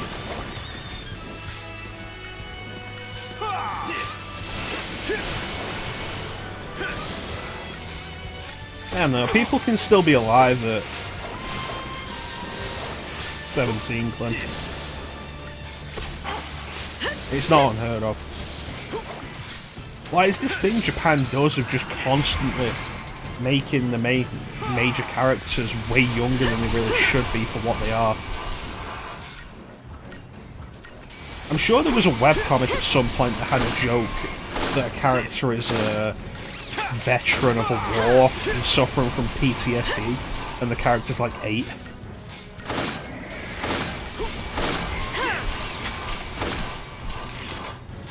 Well, Persona makes a little more sense, since Persona is specifically centered on high school students.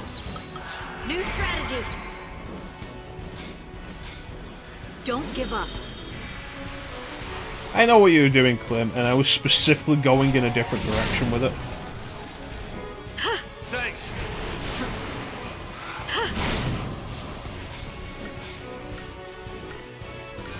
Jules 23 and RE1. That would mean Chris is 25, but it still brings the point up that it's too young for what she's supposed to be.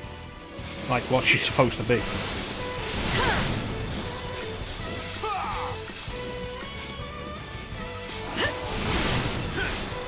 It's one of the thoughts, like, when we were discussing how old Cloud is and how old Aerith and Tifa are in FF7. And they're older than we... Like, they're older than I thought.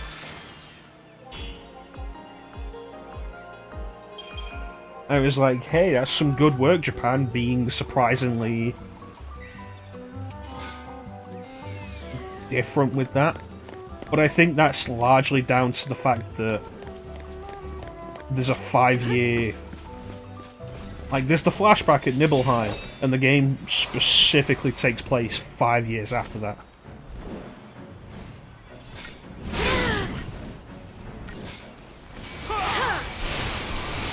But then you have to think, oh, Cloud's 21. Okay. So he was 16 when he was recruited to Shinra. Anytime. Probably younger. And it says a whole thing of like, does Japan have a weird thing for child soldiers? Is Japan into child soldiers? I mean, Final Fantasy VIII would come around and say yes. Yes, they are.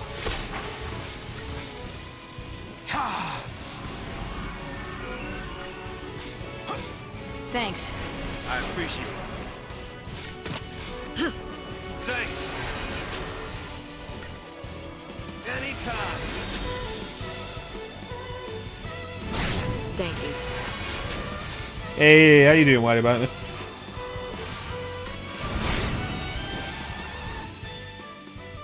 Ice and air. I appreciate it. Fuck's sake, Zaz buffed me. New strategy.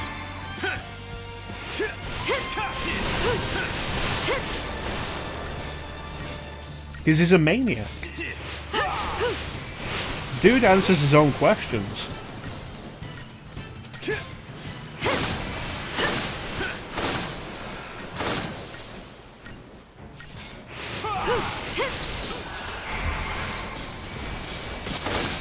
Hey, Chinese food.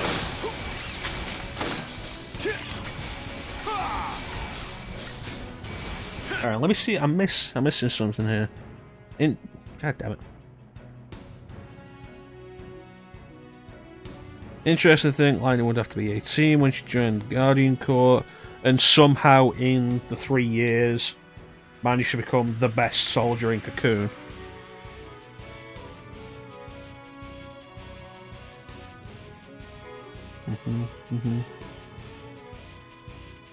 This is a maniac.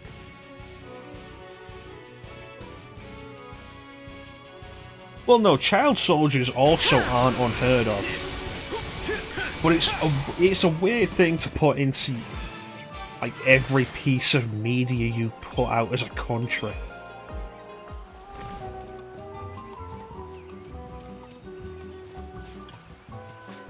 Like, that can't just be me thinking that.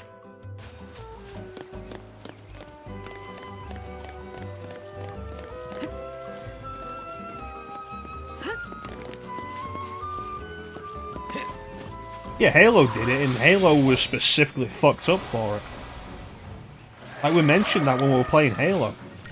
Just how fucked up that entire thing was.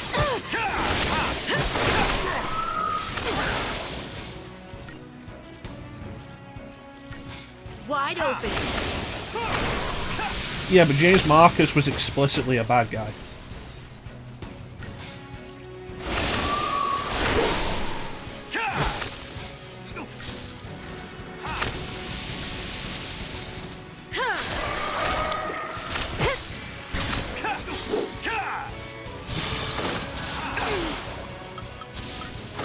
New New strategy.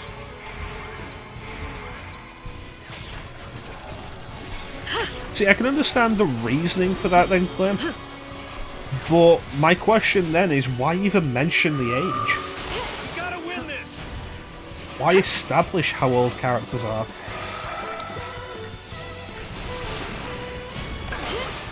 I mean, consider Link in Ocarina of Time. It's never actually stated how old he is. Just young Link and adult Link. Child Link and adult Link. We gotta win this. You asked for it.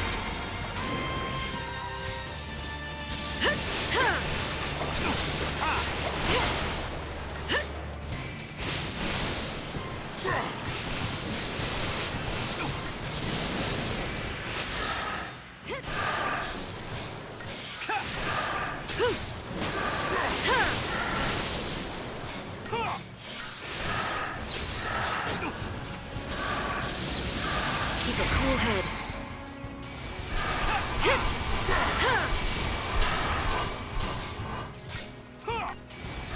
I don't know, it's a nitpicky thing. Like, you do have a point, see, and demographic is the major point. It's a nitpicky thing for me to complain about, but let's be fair, we just need something to complain about right now that isn't the game.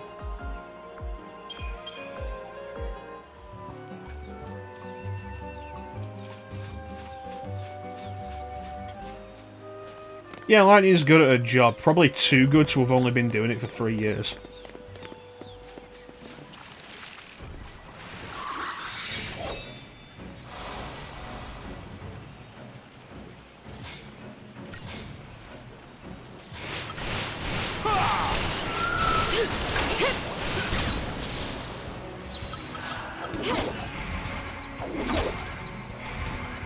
Go faster, please.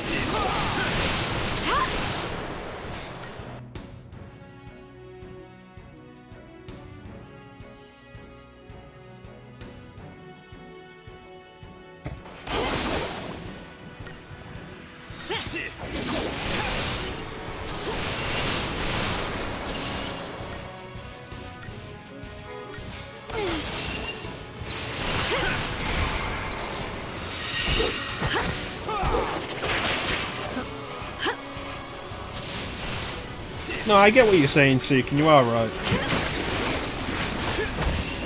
I just think ultimately it's really dumb.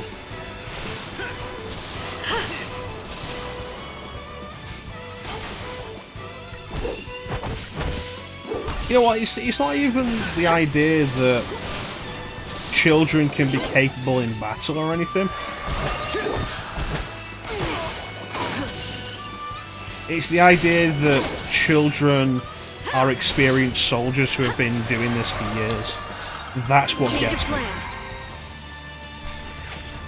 Try that on me.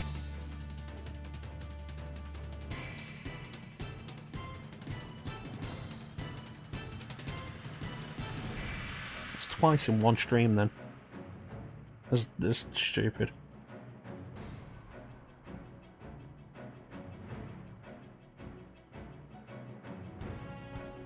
Thanks, that ninja.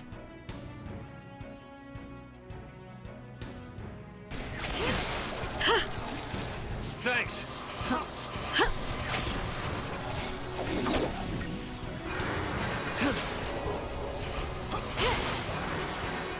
I mean, it comes down to it, I'm not against the idea of teenage heroes. Persona, I think, does work with it because it shows that these are actually just high school kids for the most part, who suddenly have power. I appreciate it. Thanks. The thing I'm really nitpicking is when you've got characters who are too young for it being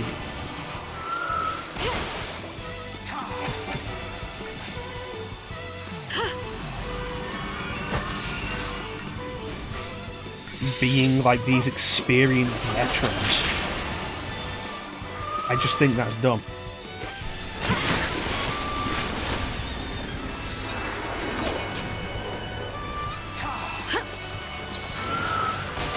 Time for another approach.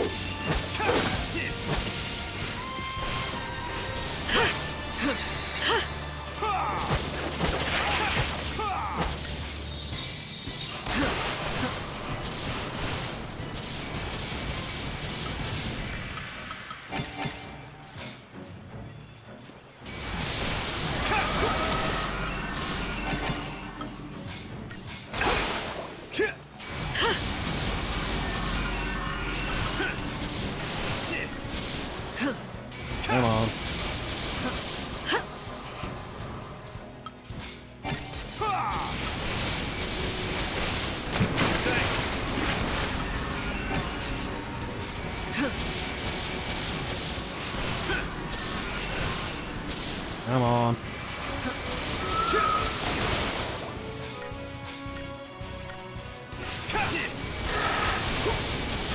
I appreciate it.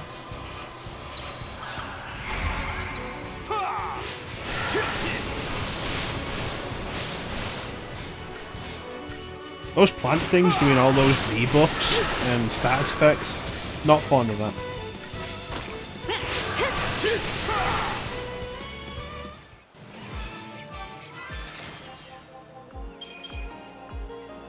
Alright, how are we doing?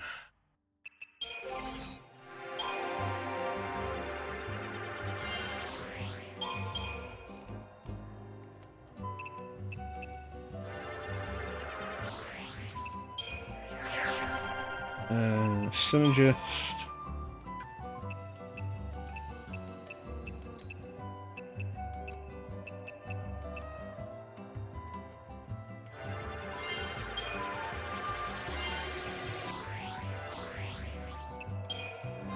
Sentinel.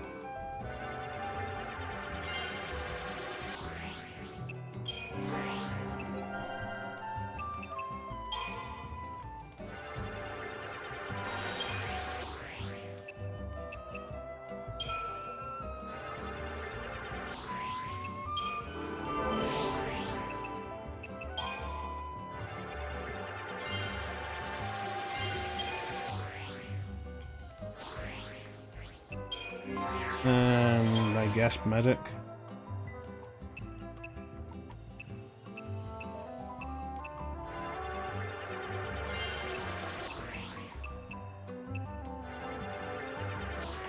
Alright. We're gonna get to this save point, we're gonna call it. And the question now that needs to be asked is, with me intending to do a bunch of grinding off stream, like, clearly there's a bunch of Gran Pulse that we're gonna go past. And the question to ask is, do you guys actually want to see it?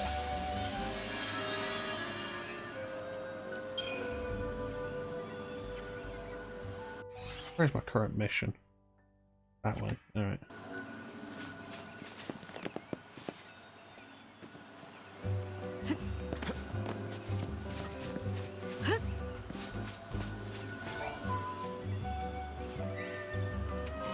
Like, would you guys rather see all the Gran Pulse stuff? Or do you not care?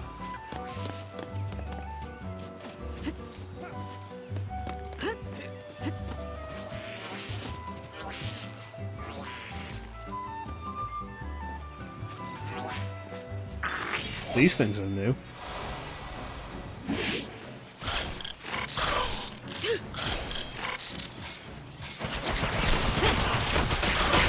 Let me just sprinkle some more complaints on for you.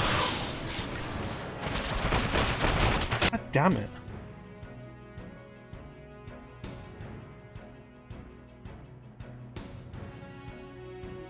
That's even blurrier than it was before.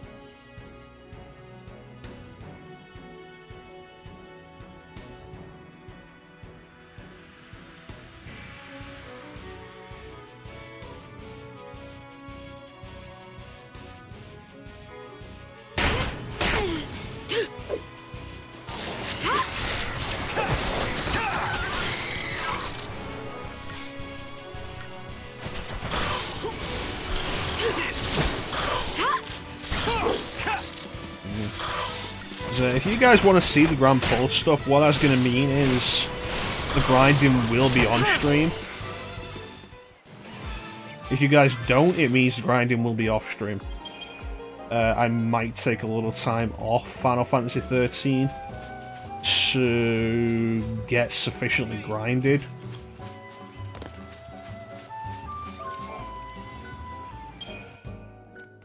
And do a non-RPG possibly while I'm grinding off stream.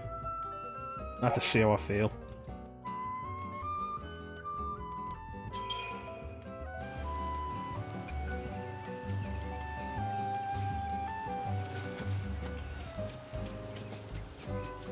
That's a good enough ending point.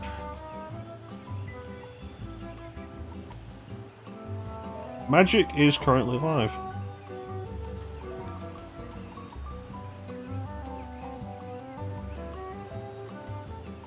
So that is going to do it for today. Let me get a look at what is going on with Twitch. Magic is live. Not going to raid Magic. But I am going to give him a shout out because he is currently live right now playing Persona 5 Royal. If anyone wants to check it out, he's doing his first playthrough and he's playing on Merciless mode, which is the super hard mode. If anyone wants to check that out, Magic is a cool dude. He's not using a microphone at the minute, as he's dealing with anxiety issues. But if you type in chat, he will respond in chat. So he's not gonna just ignore you if you go in there and chat. But yeah, that's going to do it for today. I want to thank everybody who joined the stream. I always really appreciate the support. Big special thank you to everybody in the chat. We had a bunch of people in chat today. Ninja, Clem, Teak, Signer popped in. Miss Goomba was in here earlier. Video games, Titanium. Why'd you bite me? Anybody I've forgotten? Actually, a fair point. I need to probably throw on some more VIPs, since I've made most of the VIPs mods now. Always knock Signer down. Ninja Clem, T, video games, Why'd He Bite Me, Signer, Miss Goomba.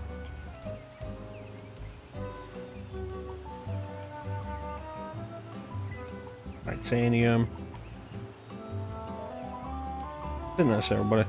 If you were in the chat and I forgot you, you were still very much appreciated. I apologize for forgetting that you were in chat. Yeah, I feel like a lot of people are probably only going to play this vicariously through me. And let's be fair, why would you play this? You know what, actually, there is the point. I wanted to show Ninja the difference between Dragon Age Origins on Xbox and PC.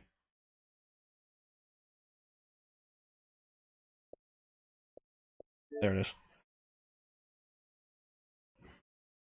Let's take a quick look at this.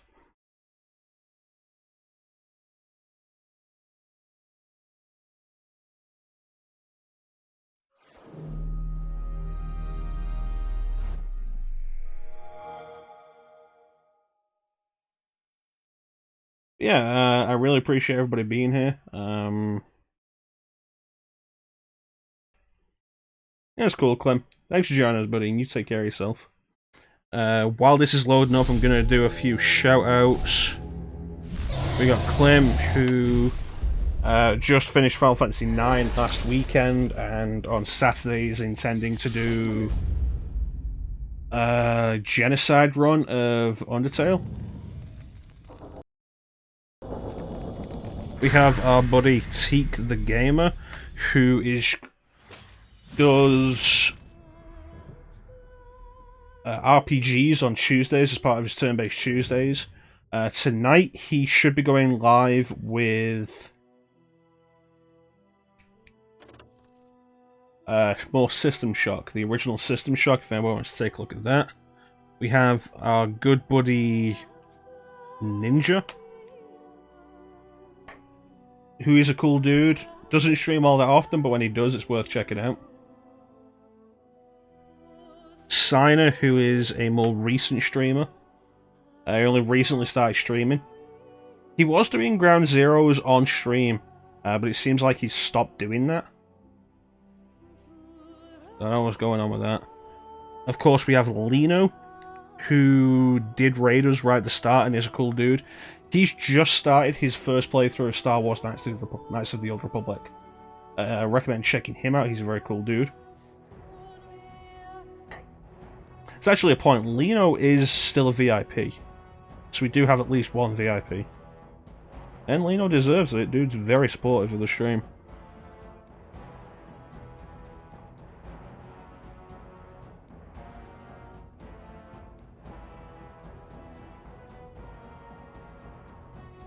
In case you're actually interested in seeing the playthrough of Dragon Age Origins, I did just add it to the list today of redeemable games, along with Mass Effect.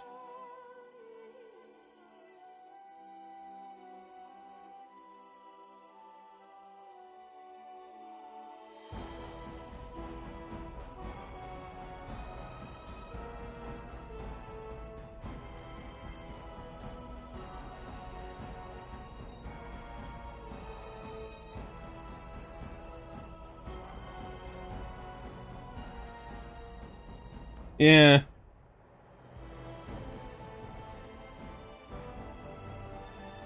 Really irritating. The worst part about it is I have the Ultimate Edition of this on Xbox. And the way the Ultimate Edition works is you have a disc that has the DLC on it, and you just install it. So I have the DLC installed, which we could look at to prove it, but there's not really any point. And I have the game digital. I bought this game digitally for like £3, and then while I was out one day, saw the Ultimate Edition on a shelf for 10, so I grabbed it. It was like £10, all the DLC. There's a stupid thing with the backwards compatibility on here, where I can't have access to that DLC if I'm playing the digital download that I got. To have access to the DLC, I have to put the DLC disc into the Xbox One. Even though it's installed, which is really dumb.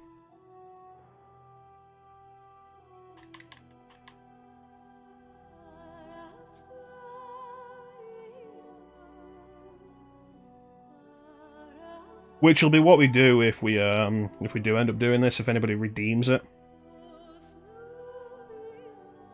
I don't think it's an Xbox thing, I think it's an EA thing.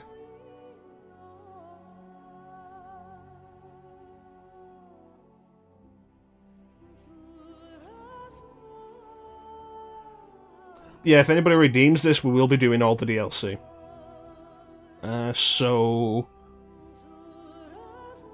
Leliana's Song, which I've never actually done before. Return to Ostagar. Warden's Keep. Villains of Armgrak, which I also haven't actually done before. Awakening, of course, and Witch Hunt. Like, all the DLC.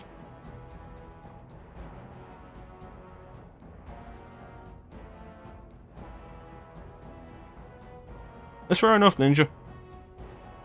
You know what? If you do drop those points, I have a thing that I'm doing now, based on how well the thing with Klim's been going, because Klim redeemed Final Fantasy VII, and I asked Klim, does he want to join me on mic for those? And since that's been going pretty well, I've decided the whole thing of, if you redeem points for a game, you also have the option of joining me on mic for that playthrough. It's like Chansum redeemed Nocturne, and Chansum does want to join me on mic for the Nocturne playthrough. So, while Nocturne has been redeemed, that playthrough will not be starting until Chansum's available. So if you redeem those points, then you will have the option to join me on mic. You don't have to know anything. Doesn't have to be anything. You just join me on mic and commentate on the game with me.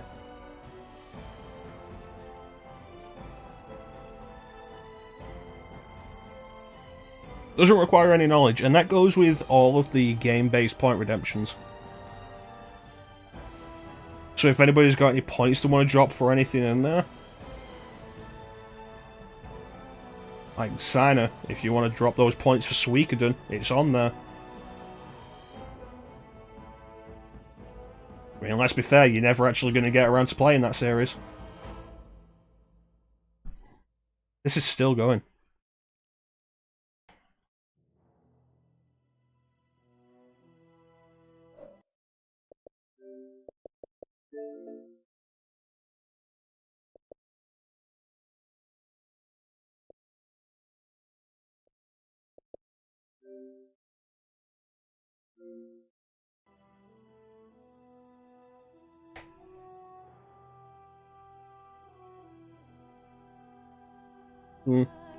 $50,000 points, Signer, and you get a Suikoden playthrough.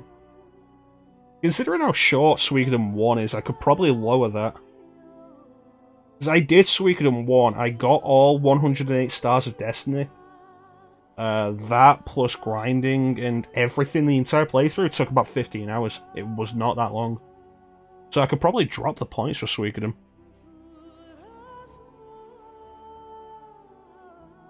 But if I'm going to do RPGs based on hour count, then that's not really fair. And then I'd also have to work out hours on everything.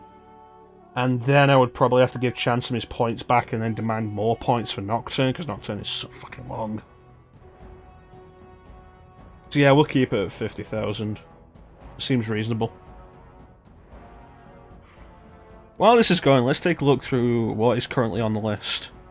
15,000, you get to pick any game that is not an RPG, and again, you will be given the option of joining me on mic for that. For the entire playthrough. Vampire, Final Fantasy Tactics I added today, Mass Effect, Earthbound, Suikoden, Dragon Age Origins, Luminous Silver Star Story Complete, Kingdom Hearts Final Mix, the original Shin Megami Tensei on Super Famicom, and for 100,000 you can pick any RPG that is not on the list.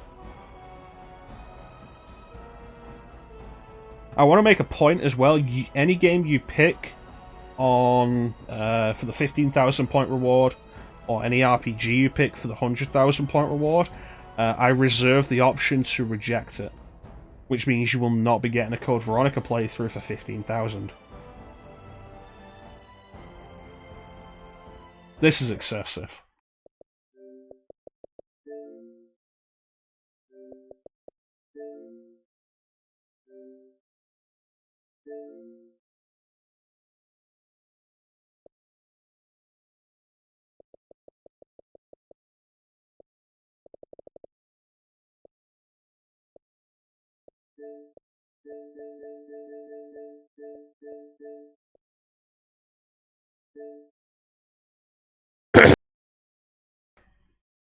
Ah, no you won't, Ninja.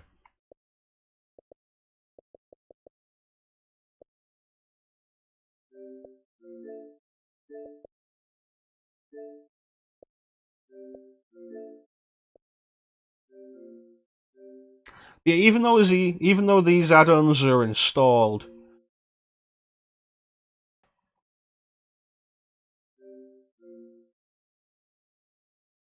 there we go. Even though these add-ons are installed, I don't actually get to have access to them unless I put the DLC disc in. Which is dumb, because that's not how it works on the original Xbox. You see, at some point, Ninja, if you're gonna spam CV point redemptions, I'm gonna stop refunding those points. And then you won't have any points for the games that you actually could choose that you'd be interested in.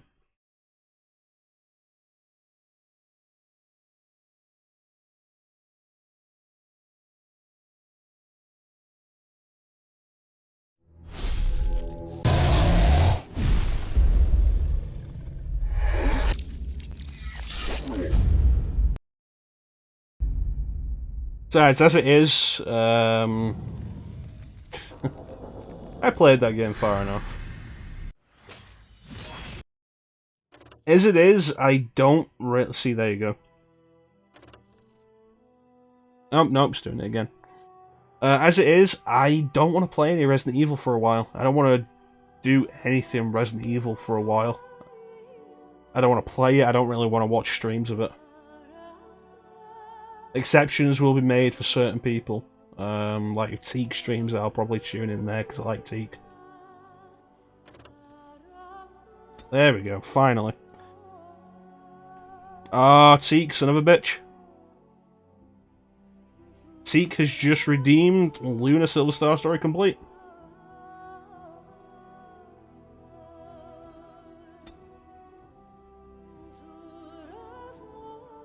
So the question to ask now is, Teak, do you want to join me on mic for that playthrough? Here you go, this is actually right at the start of the Daily Shelf playthrough.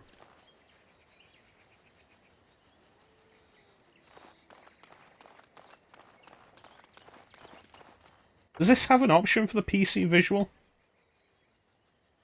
Well, that's the point, Teak. I can make it so that we only play the game when you are around.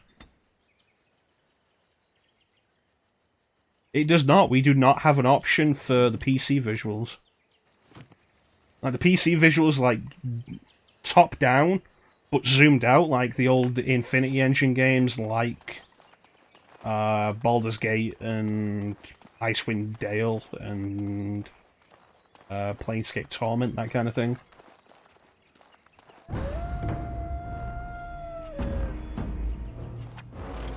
On.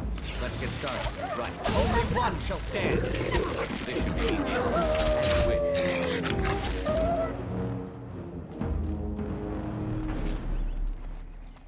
Yeah, ultimately, when it comes down to it, gameplay-wise, Dragon Age isn't a big thing.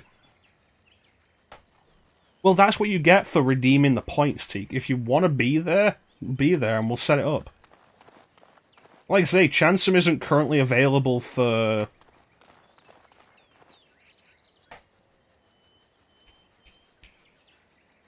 Nocturne.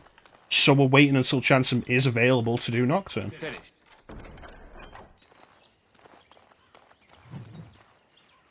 Yeah, which version did you have? Because you've got a version of Silver Star Story listed on your backlog, haven't you, Teak? Which version was that? Because it wasn't complete. Was it the Saturn version? Was it the PSP version? You have all the versions, but you only had one of them listed. Yeah, I think ultimately Dragon Age Origins, as enjoyable as it can be to go through, the actual gameplay of it is kind of dull. This must be the cave. I don't recall seeing this before, do you?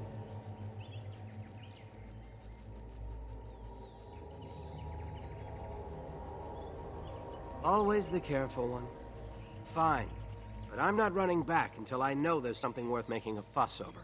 Come on, let's at least see No, I would argue How dangerous that could the it battle be? system is probably the most enjoyable.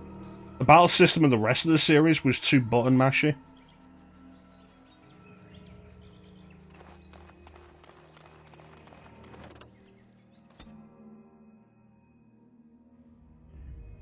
It's the Mass Effect 1 of the series in several ways, but mostly because the rest of the series just copied Mass Effect.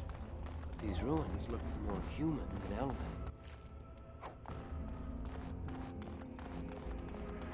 Watch for the beacon. This should be easy enough. But this thing, like, we're playing as, I think I'm a Dalish rogue here. An elven rogue.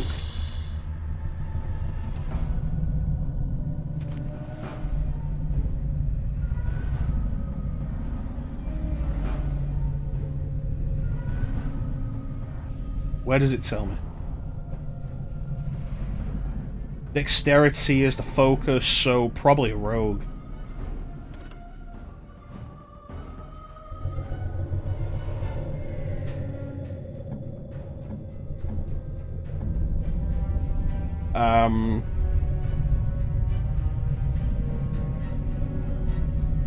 Alright, fair enough.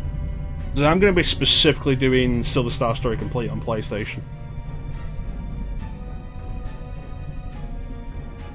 I honestly don't know if there's a preferable version with that between Silver Star Story Complete and Silver Star Harmony. Yeah, I've heard the Sega CD version is pretty good for its time, but it was improved upon later on with the Saturn and PlayStation versions. And the Game Boy Advance version, Lunar Legend, I've heard is just really not that good.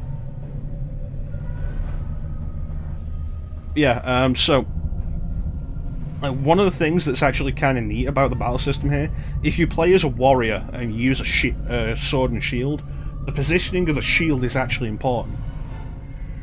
So you'll always want enemies facing, like, you always want your shield facing enemies to block them. The battle system, if you want to get into it, is a lot deeper than you would think.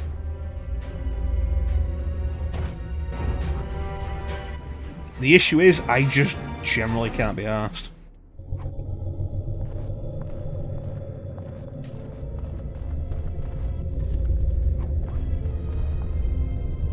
Honestly, it looks better than I expected, though.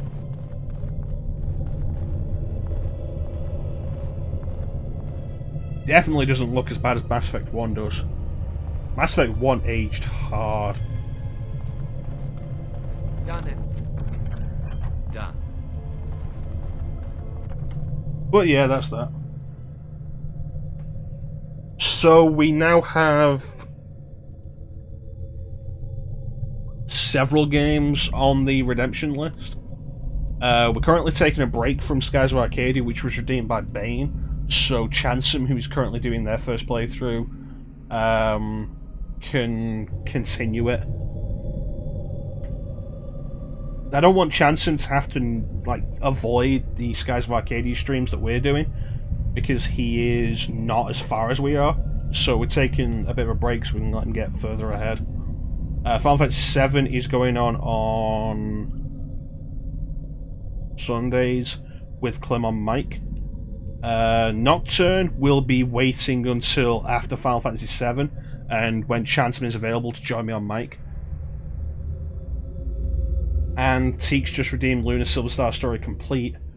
So, Teek, if you have a day that you're available for that, on a regular basis, let me know if you want to join. Bear in mind, I want to make the point that you don't have to, like, when you redeem a game, you don't have to join on the mic. It's just an option. You have the option there. I understand if you don't want to, because it's an RPG and it's a big commitment to be there week after week.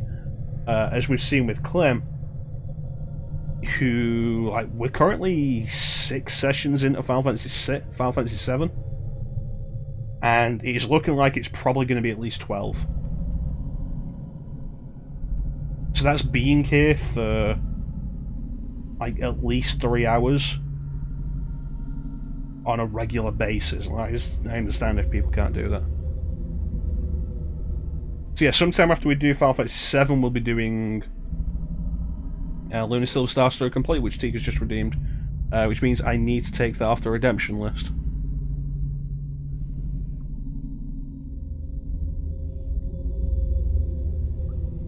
I've never done Silver Star Story. I've never done any of them. I played Silver Star Story Complete for a little bit. I think I got to the port. I don't think I played past the port. There's like 2 or 3 hours.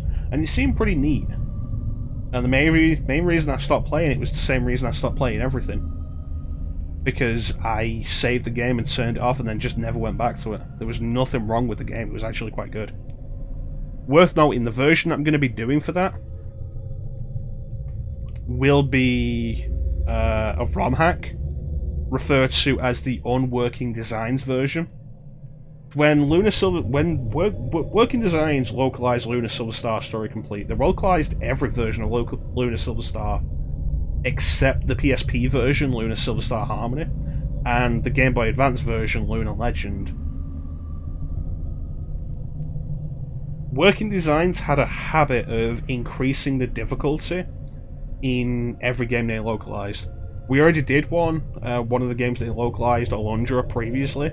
We did that a couple of years ago now. And they increased the difficulty of that by making enemies take more hits to kill. Luna 2 Eternal Blue Complete actually has one of the most infamous examples of them raising the difficulty for no reason. And it is that in order to save in Luna 2, in the Western versions, you have to spend magic points. Which is not something that needed to be done in the Japanese version. And from what I've heard about that, that makes saving in the early game a real problem. Because it's a currency-based saving system at a time when you don't have much of that currency. And it didn't exist in the Japanese version, on top of various other difficulty changes, bosses being tougher, getting less experience. I think getting less experience per battle and stuff. So with that in mind, I picked up a bunch of ROM hacks that removed the changes that working designs did to a bunch of stuff. I've got a ROM hack that does it for Alundra, which is pretty neat. So enemies now take less hits to kill the way they were originally in Japanese version. And I have the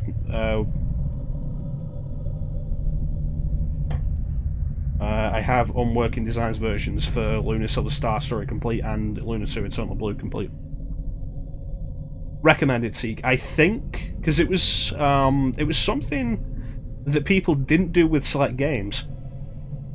People were generally, there was a whole thing of people not being happy with the changes working designs made to like every game they localized. So I think almost every game they localized, including every version of Luna, of both Luna games that they localized, has an unworking designs version. If you want to take a look at that. Like going back to the Sega CD, like Luna Silver Star, Luna Eternal Blue, Popfoot Mail, they all have unworking designs versions as well. So we're going to do that, mostly just to make the game less tedious, because the increasing difficulty isn't a fun idea. An increase in difficulty can be fun. The increase that working designs implemented isn't fun, it's tedious. Yeah. So we'll do that. And if Teak wants to join me on mic, he's welcome to. If he doesn't, that is fair enough. But yeah, we'll get to Luna Silver Star Story Complete as soon as possible.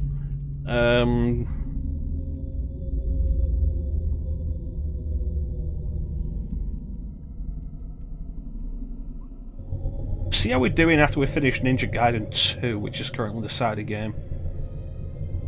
See how Chansom's doing. And possibly keep Skies of Arcadia Legends on hold for longer and do Luna Silver Star Story Complete there. That should be fun. Should be fun.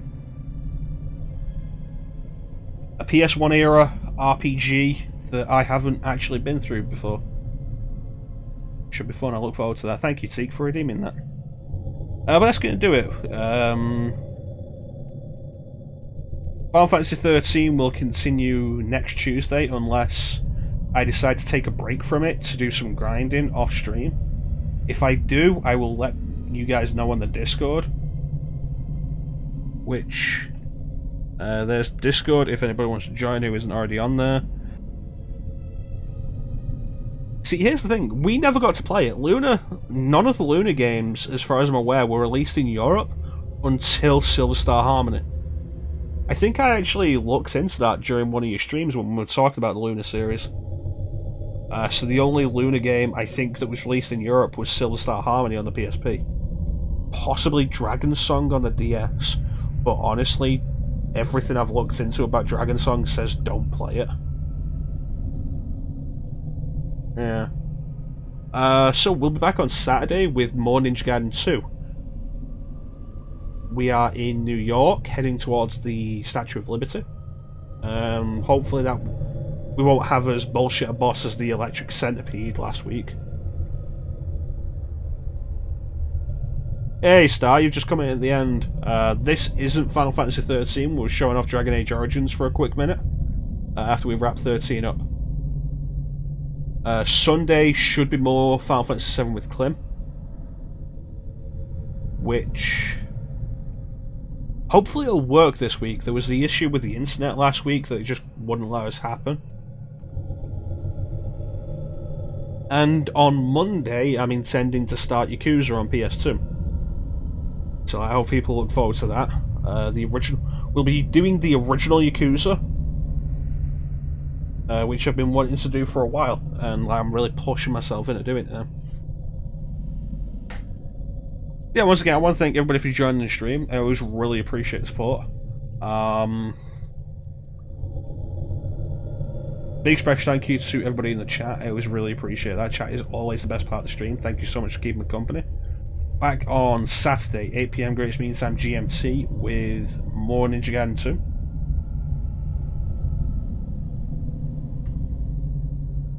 Is there anything else? Magic is live. I'm going to go and give Magic another shout out in case anybody wants to check him out. He's a cool dude. Currently doing his first playthrough of Persona 5 Royal on the hardest difficulty. He's a cool dude, so if you want to check him out and keep the stream stuff going, check him out. He's a cool dude. Playing RPG at the minute. He doesn't just play RPGs, he does a lot of stuff. Dude's done some crazy challenge runs and stuff. Like his handgun only co-op run of Resident Evil 6 on No Hope mode, which is the hardest. And he and his brother did that in co-op and did every campaign beating on the hardest difficulty with only the handgun. And it was crazy. It was pretty cool. Yeah, check Magic out, he's a cool dude. Like I say, he's not currently talking on mic due to his anxiety, but if you type in chat, he will respond to you in chat. But yeah, that's pretty much it. Once again, I want to thank everybody for watching. I was really appreciate support. Big special thank you to everybody in chat. Thank you so much for keeping me company. Chat is the best part of the stream. Ninja Gaiden 2 on Saturday at 8 PM Great Mean Time GMT. Final Fantasy 7 on Sunday with Klim. We'll be continuing that. That'll be 8 PM Great Mean Time GMT, or if you're on Klim's time, 3 PM Eastern Standard. So people look forward to that. And Monday, 8 PM Great Mean Time GMT, Yakuza on PlayStation 2. The original Yakuza. That should be fun. But yeah, with that, thank you all for watching. Have yourselves a fantastic time of day, and take care. We'll catch you next time, guys. Goodbye.